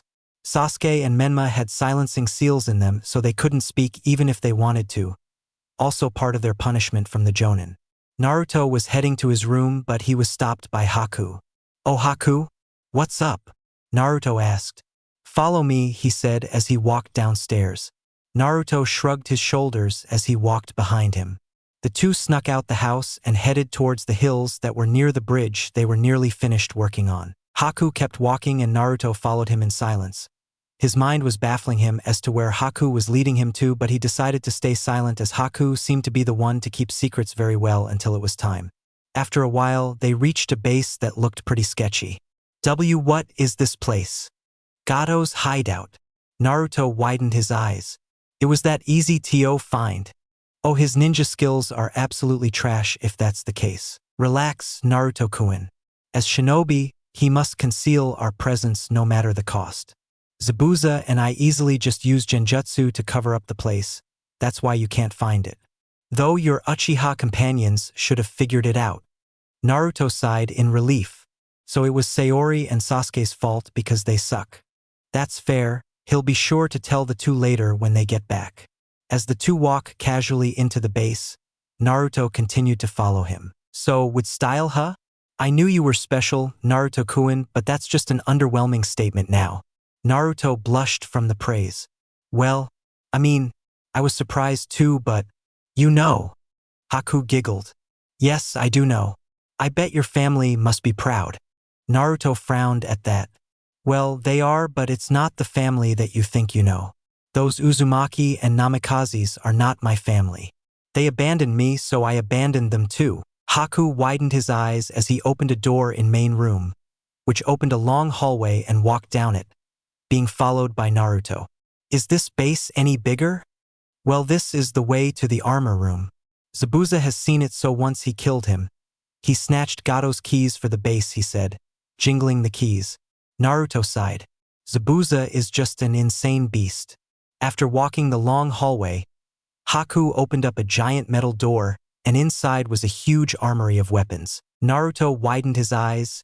Even Kurama, who usually stayed silent, shouted. Hot damn, look at those weapons! The fox shouted. There were weapons from swords, flails, kunai, wind shuriken. They had it all and to the teeth. Haku turned to Naruto's odd face. Since Zabuza knew that the executioner's blade was too heavy for your body type, he decided to let you choose your own. From Zabuza to you? Please, take whatever you like and as much as you like. Naruto ran around the room quickly scanning through everything like a kid. He glanced at everyone but then he saw the one sword that called out to him. This one. What's this one? Haku turned to where he stood and smiled. Oh good eye. Zabuza found this off of a nuke min a while back. The ninja came from the land of iron and was a samurai but still couldn't beat Zabuza, so when he was killed, Zabuza took the blade and his bounty. This blade is very strong. It's made of titanium like chakra metal that is durable as Zabuza's. Naruto smiled. I'll take this one, burn or give away the rest. Haku widened her eyes. When one is given an entire armory, they don't think to burn it or give it away. He smiled. That's how he knew Naruto was one of a kind. Flashback end. Naruto stood at the gate, cutting the red ribbon on the opening of the bridge with his new sword. It designed like a tsuguri blade with a black handle. That same blade had the eye of the Uchiha since the moment Naruto had came downstairs to breakfast that one morning. Sasuke from then on had thought of only that sword and how the dobe didn't deserve it. Once he got back to Konoha, he'll get it by force if he had to. Meanwhile, the civilians were rejoicing at the opening of their bridge. Enko walked out with an arm brace on her left arm. She had hurt it pretty bad during the fight with Zabuza. All right, Gakis, let's head out. Inari grabbed Naruto's leg. You're coming back soon, right? He cried seeing his new role model leave. Naruto rubbed the boy's head. Of course. I'll be back before you know it, he said as he walked off, waving bye to everyone as the Konoha Nins plus Haku had left wave. One of the civilians asked, well, what should we name it? How about the Great Sexy Tsunade Sanctuary? Ow! Tsunade shouted, nursing a bruise from his daughter. How about? Inari started as he stared at Naruto's back leaving. The Great Naruto Bridge. 8. Chunin exams begin. So you want me to take this missing Nin as a shinobi of my village? Minato asked in surprise as he stared at the team of 3 plus their senseis and Haku, who stood by Team 12 a bit uneasy. The boy was in the middle of the former enemy's village. If the Hokage decided to execute him, he didn't know if he was able to get out of there alive. The group had finally made it into Konoha with Haku and made it to the office to report to the Hokage. In the office was Minato, Tsunade, Jiraiya, and Team 7's original sensei, Kakashi. The team were debriefing their mission while the Jonin were going on about what happened. They were shocked about the change in situation of the mission, being turned from a simple C-rank mission to a complex A rank in such a short time, but they grew furious at the lack of respect Sasuke and Menma had for their comrades as they heard the news of their betrayal. But back to the topic at hand, they were focusing on what to do with Haku. Minato thought over his story. Haku did come from a prestigious clan with a remarkable bloodline. They would have use for him here in the village. Well, Haku, I'm willing to allow you to work as a shinobi of our village as a chunin. Maybe perhaps a real hunter ninja would be great. Haku shook his head. If I'm not pushing my luck, Hokage-sama, I'd much rather be a medical ninja. I'm good with herbs and senbon. Minato turned to Tsunade. Well, Tsunade, what do you think? You are the head of the hospital. The slug Sannin looked over the boy and thought about it.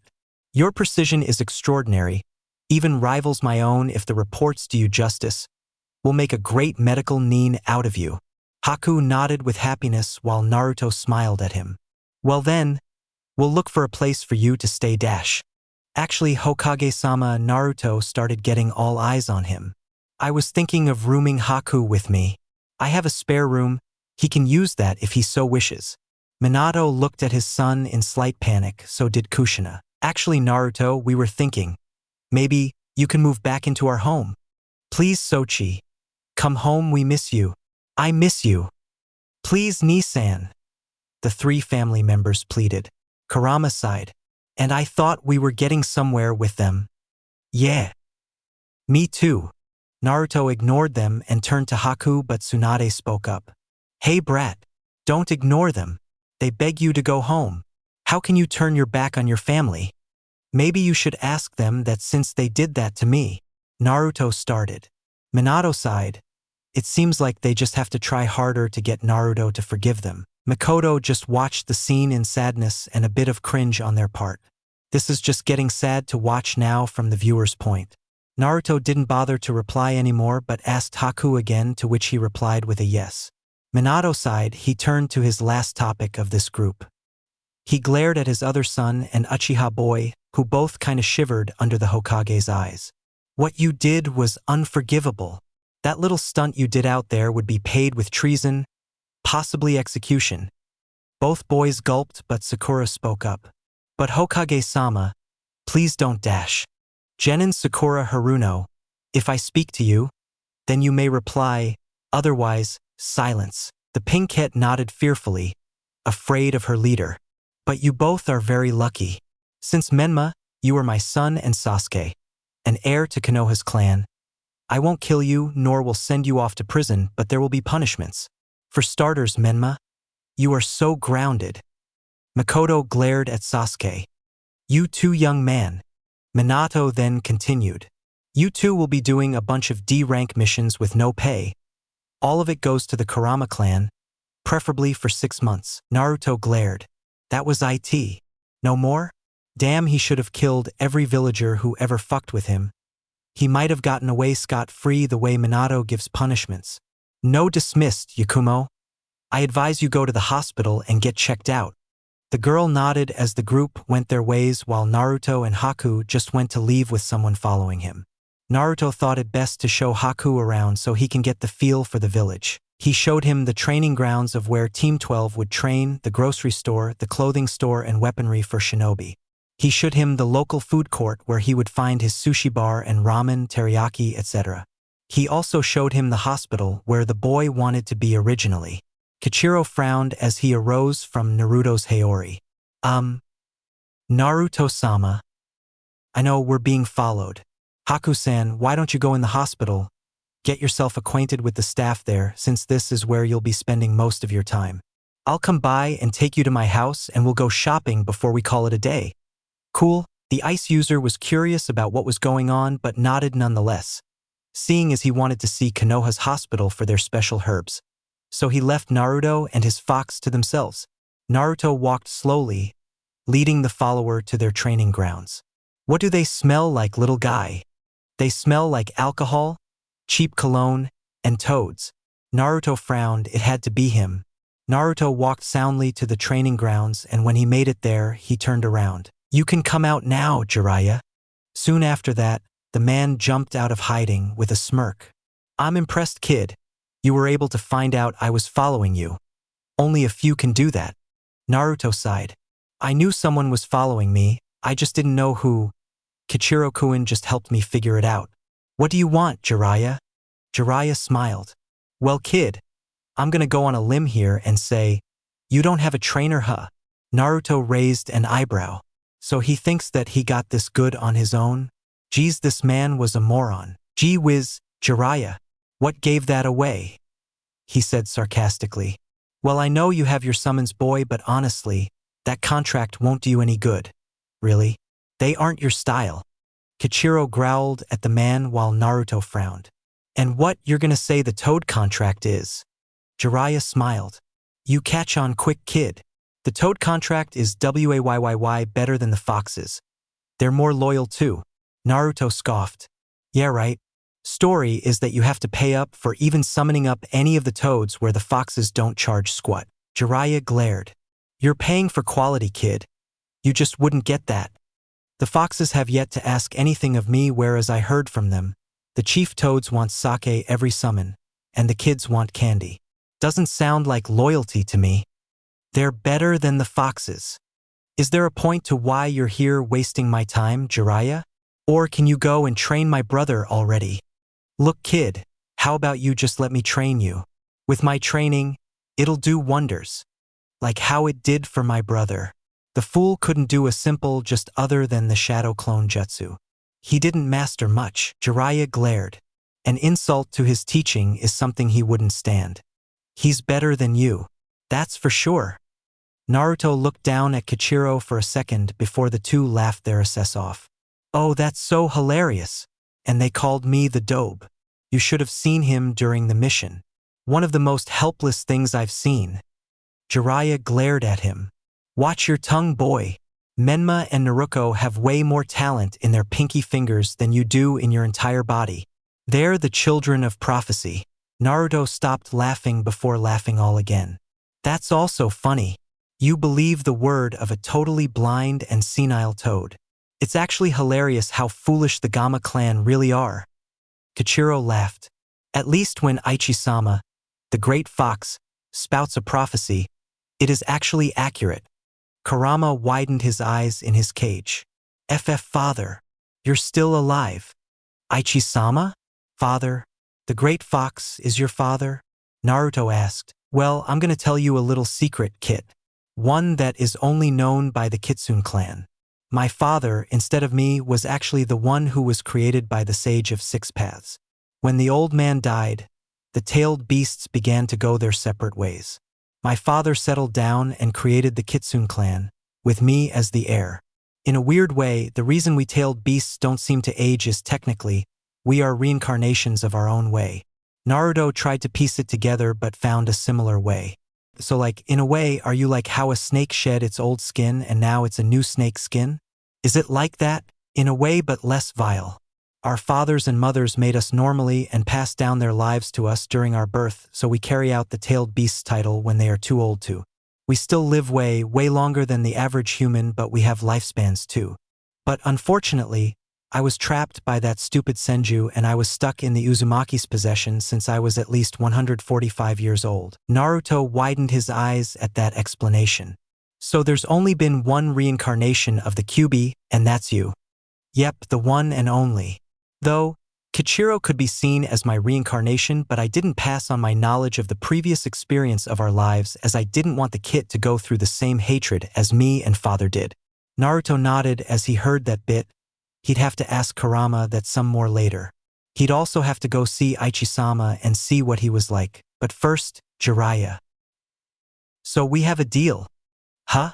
Sorry? Did you say something? Jiraiya glared at him, reminding him of a certain silver-haired jonin. Don't you Kakashi me, kid. I said I have a bet. We'll wager it on the Chunin exam since I know Anko will sign your team up and I know for a fact that I can convince Minato he'll let Menma participate.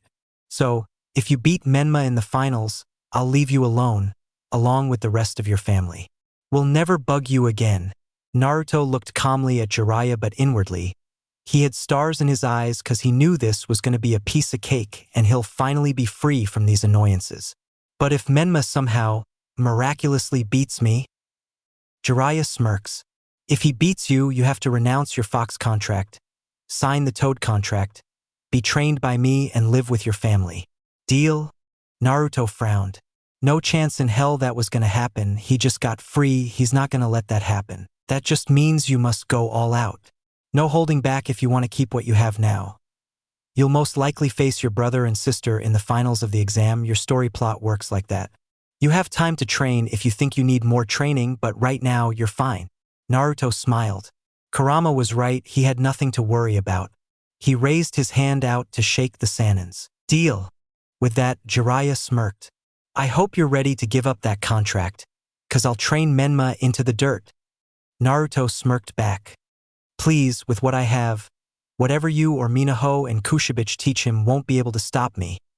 He smirked, getting Jiraiya mad. Don't disrespect your parents, brat. Show respect. Naruto glared at him. The day I show them love and respect is the day where you stop being a fucking pervert. Which is never. With that, Naruto stormed off, but Kichiro jumped out of his Haori and glared at Jiraiya. Summon those tiny frongs again to spy on Naruto. I'll eat them, you understand. He didn't wait for Jiraiya's reply, so he headed off for the blonde, who most likely went to train, leaving Jiraiya to go to the Hokage office, asking for permission to train Menma. Jiraiya made it to the office to see Minato talking to Kushina and Tsunade still.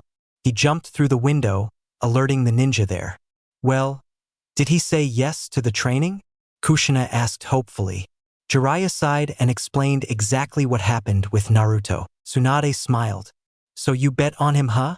You took a page out of my books, you pervert. Well, my luck is not as bad as yours, so I think I just did us a favor. Kushina looked at her husband. Minato, I don't like the idea of betting against our son. I was listening to what Makoto-chan had to say, and she said that maybe giving him distance was the best way to rebuild our relationship.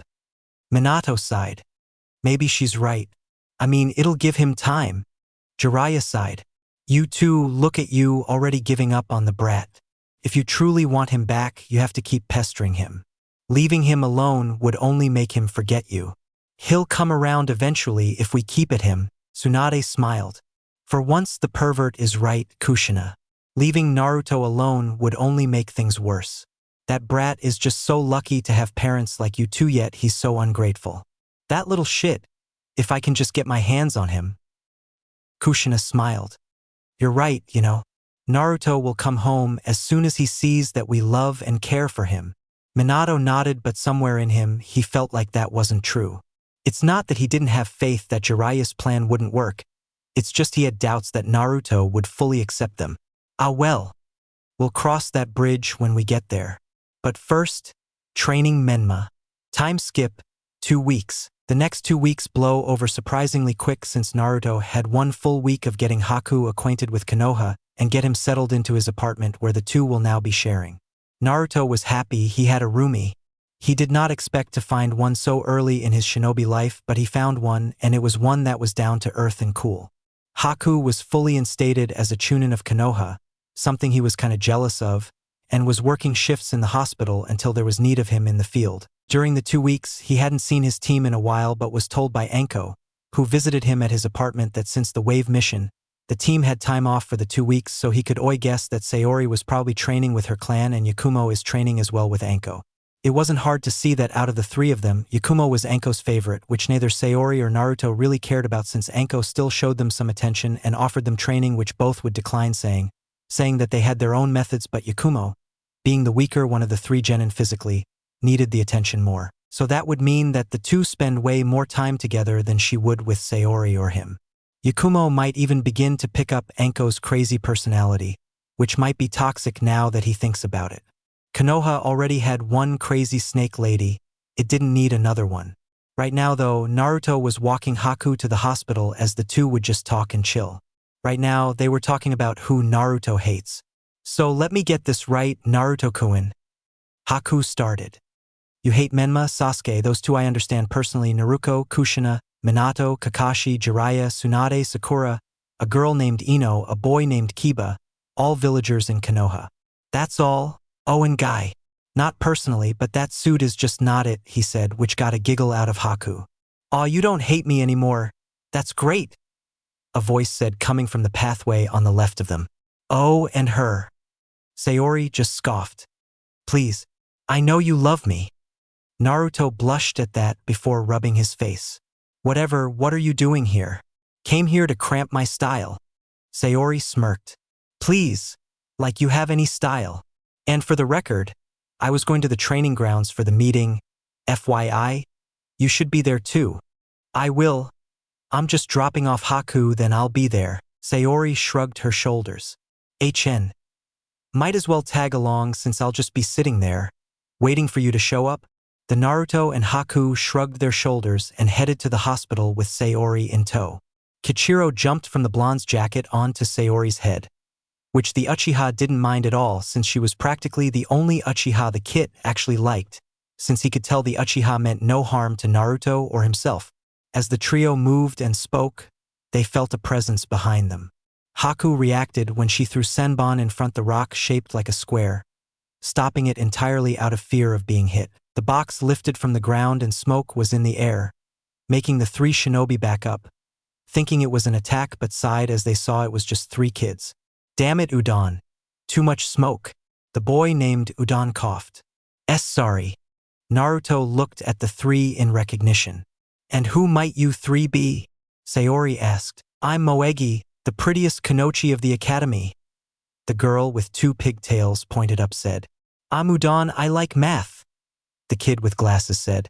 And I'm Konohamaru, the leader, and we are the Konohamaru troop. The Naruto and Sayori looked at these kids like they were weird while Haku laughed, enjoying how high-spirited they were. So what do you want? Naruto asked. Well, we just wanted to know since you guys look like strong and fast guys. Could you maybe play ninja with us? Ninja playing ninja? Wow! Can you be more pathetic, Naruto? A voice said as it walked to the group. Naruto sighed as Sayori glared. Well, it's not like I was gonna say yes to them. I barely know the squirts, but I maybe would have taught them a thing or two. You know, for real shinobi. Konohamaru nodded his head at the thought of learning something, but something else caught his attention at the moment. Say, boss. He tugged at Naruto's Haori, getting his attention. Konohamaru pointed at Sakura, while his other hand raised his pinky. Is that girl your... You know? Naruto frowned, trying to figure what the pinky meant while Sayori grew red from anger, though she didn't know why, and Sakura grew red from just blushing. Even if she didn't like him and thought that compared to Sasuke and Menma, Naruto was a loser, she couldn't deny that Naruto was hot in his new look, so having him sought after her wasn't so... Oh, you mean to ask if she's my girlfriend? Fat chance. She's not worth my time or affections. Sakura deflated at that but grew angry. Her anger ignited when she heard the kid yell. Haha. Yeah, you're right, boss. She's not worth it, unlike that black-haired one right next to you. She's pretty while she has pink hair and a big forehead. Sakura began to walk closer to the group while Naruto sighed. Hey, Konohamaru, right? Yeah, that's me, boss. Run. Konohamaru was confused until he ducked the punch that came his way and ran away with his 3 friends while Sakura chased them with a kunai in her hand. Naruto sighed. Such an exciting day. Wouldn't you agree, Sayori? Too exciting, she replied. Do you think you can get to the hospital all right, Haku? Haku shone a bright smile. It's all right, Naruto-kun. Please go save those kids. He smiled as both Sayori and him rush off towards where the group ran off to. You think she'd kill them? She asked. Well, despite what I say of her, she's not a total dumbass to go and kill the grandson of the 3rd Hokage, but at the same time, it's Sakura, so be prepared for the worst. Sayori chuckled a bit as the two reached a path that had the people they were looking for, but a few more added into the equation. One was a sand-blonde girl with 4 pigtails and a dude in a black cat suit. The kid with the cat suit was holding Konohamaru by his blue scarf, while Sakura, Naruto, and Menma were there too, obviously trying and failing to get the kid back, while Sasuke was there too, trying to get noticed but failed since he was in a fucking tree. Naruto sighed as he went through hand seals. What are you doing? Sayori asked, but was replied by shooting out a rock from his mouth as a fast pace. Not too hard to do some serious damage, but enough to hurt the hand that held the boy Konohamaru. Earth style, rock bullet jutsu. He shot the bullet out his mouth, which hit the hand of the catsuit kid, getting him to drop Konohamaru from the pain. Ouch! Who the hell did that? I'm sorry, but it's kinda treason to threaten such an important piece in our village. I mean, that kid is the 3rd Hokage's grandson. You know, Naruto said as he walked into the field. Naruto. Everyone Konoha Genin, besides Sayori, thought with either happiness or annoyance. The blonde girl looked at the kid who just entered and blushes. Oh, he's cute. Maybe I should flirt a little, so I guess you're the brains of this group, huh? Sayori saw what she was trying to do and grew upset and walked right behind Naruto and stood rather close to him. You could say that, but then there's me too. The sand girl smiled. A challenge. Mind explaining to me why there's a dog on your head? Sayori widened her eyes. She looked up to see Kichiro yawning from his nap. Sup, Naruto sighed at his lazy fox. This really was Kurama's son. Sayori sighed as well before just glaring at the blonde girl. Before anything else happened, sand was seen forming behind them and the 2 unknown people turned around in fear. Kankuro Tamari, you bring shame upon our village. The guy in the black suit spoke up. But Gaara, they dash. Shut up or I'll kill you. Sasuke widening his eyes. Who was that kid? He was right beside me and I didn't see him or sense him, Sasuke thought before jumping down. Being admired by Sakura for his coolness, Gaara turned to the genin and spoke. I'm sorry for the disturbance. We will not be causing you any more trouble. Hey, wait a second. Sakura always had to get the last word. What? The one called Temari asked in irritation. I noticed your Suna headbands. You're not supposed to be here unless given authorization, so what are you doing here? Talk or else we'll have to arrest you. Naruto sighed. You talk as if you'll be doing the arresting, you idiot. They're obviously here for the Chunin exams. Sasuke, Sakura, Menma and Naruto rose their eyebrows. Chunin exams. Naruto slapped his forehead. Yeah, you know the ultimate test to see if you're worthy of advancing in rank from Genin to Chunin? You know, that exam. Sasuke and Menma grew excited at this. Hopefully they'd be able to attend. Well, Blondie, you sure have smart and cute head on your shoulders. Temari winked while Naruto and Sayori fumed. Menma widened his eyes before growling. Well, if you think my idiot brother is a dreamboat, well, then I must be your fantasy yacht then sexy. Why don't you leave the loser to his sock and hand while we go do something? Naruto groaned. Not because of the masturbation diss, but the fact that he made it known that he was his brother. Temari looked at Menma and couldn't lie. The boy was cute too, but his jealous attitude was what threw her off. He saw her as a competition prize against his brother, so it was already a turn-off. Will we be seeing you in the exams? Gaara asked. I don't know. You might, Naruto said as he began to turn around. Sayori, come on, we're already late for the team meeting. Don't need one of Anko-sensei's snakes up my ass. The Uchiha girl shuddered at the thought. Their sensei was insane. Just as the two head off, Gaara called them back. What are your names? Naruto turned around. Naruto Kitsune. Sayori Uchiha. Gaara nodded, but somehow, more names kept popping up. Sasuke Uchiha. Menma Namikaze. I didn't ask for your names, Gaara said as the Sand Trio and the members of Team 12 dispersed, leaving a heated Sasuke and Menma and an starstruck Sakura and a curious Naruto. The Konohamaru troop picked up their stuff and ran, getting away from the mean big kids. Back with Naruto, the two genin walked to their training grounds in silence. Just what the hell was that guy? Sayori said. Who that Gaara guy? Best not to get yourself worked up about him yet. Sayori grabbed Kichiro off her head and petted him. And what? You're not. I am too, but we shouldn't let ourselves get worked up of a person we might not see in battle. Wait till the time comes for him to prove himself. Then we'll go from there. Sayori sighed. Yeah, I guess you're right. But that sand bitch is going down if and when I see her. Naruto smirked. Oh, and why? What do you have to prove by beating her? Oh, well. The Uchiha began to blush heavily. Naruto began to push the subject harder. Well, what is it? Before he pushed any further, they reached the training ground where Anko and Yakumo were waiting. Well, you two like to take your dear sweet time. Sayori stopped blushing and began to tell the tale of what happened. Yakumo was surprised that the Chunin exams were happening already. She must have forgotten about them due to all the training she was doing. Well, there you go, ruining the surprise, brats.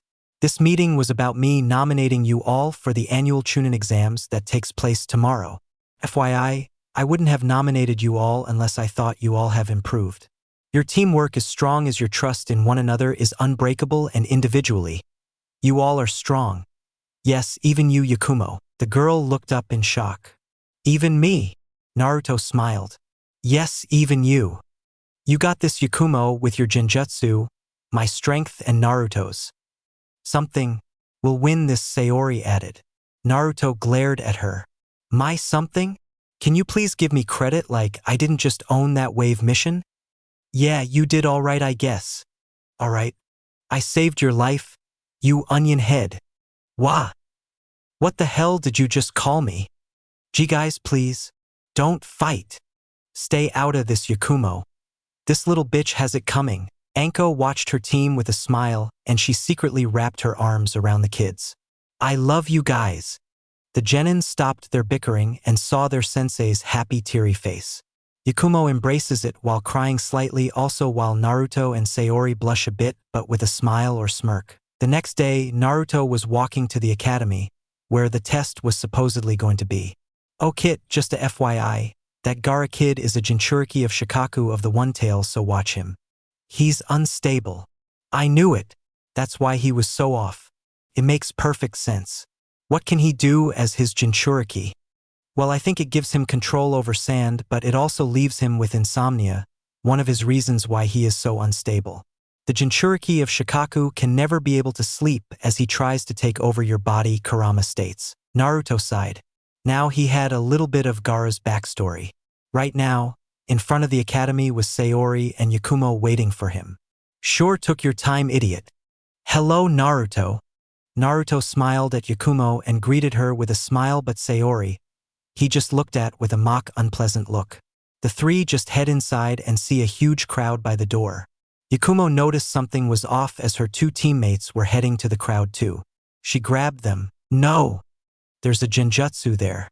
We'll go up the first few floors since this room is a fake. The two nodded. They trusted their teammate when it came to genjutsu, so they followed her instructions. They secretly moved to the stairs of the room, but Sayori heard her idiot brother announce the floor they were on is a lie. Don't bother with them, let's just get up there, she advised, and the team agreed. No reason to stick around. They headed up to the third floor where they saw Enko standing by the waiting room. Excellent job in figuring it out, you three. I'm glad you all came, because even if one of you didn't show up, we couldn't allow you to enter since this takes team effort. The three understood. She didn't tell them that before because she wanted them to make the decision on their own and not be judged by it. Enko smirked. Well, go on and you three. Good luck. With that, the Jonin was gone and only thing in front of the three was the door. Team 7 was right behind them with Sai supporting an injured Sasuke, while Sakura treated the wound on his cheek. Sayori laughed when she saw him. Ha! Who beat your ass? Sakura glared at her. Shut up, Sayori team. This isn't funny. Sasuke growled as he pushed back Sakura and Sai and moved into the room with the others following him. The room was full of killing intent since they were fresh meat. Naruto was faring a little better than everyone around him since he felt Kurama's chakra twice, so this was kid anger compared to Kurama.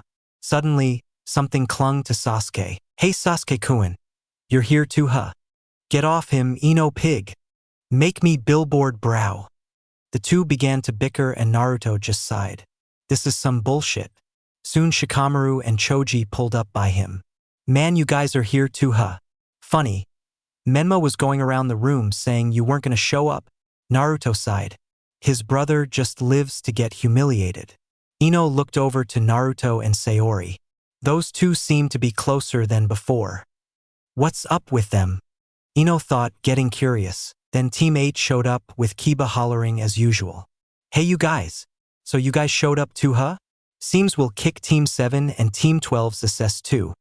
Hinata looked over to Naruto and blushed.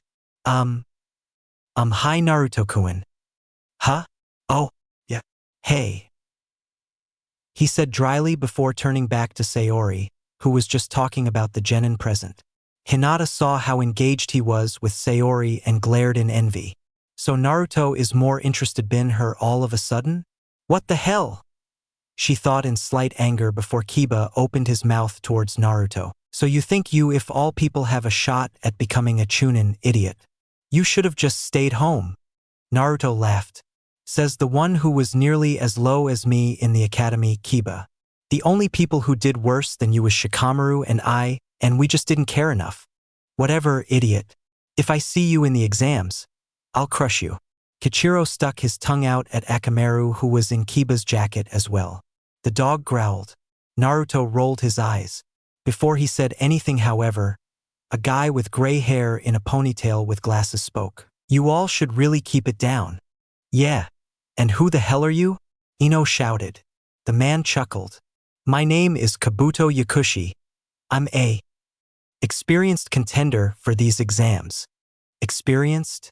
What the hell is up with this guy? Naruto thought.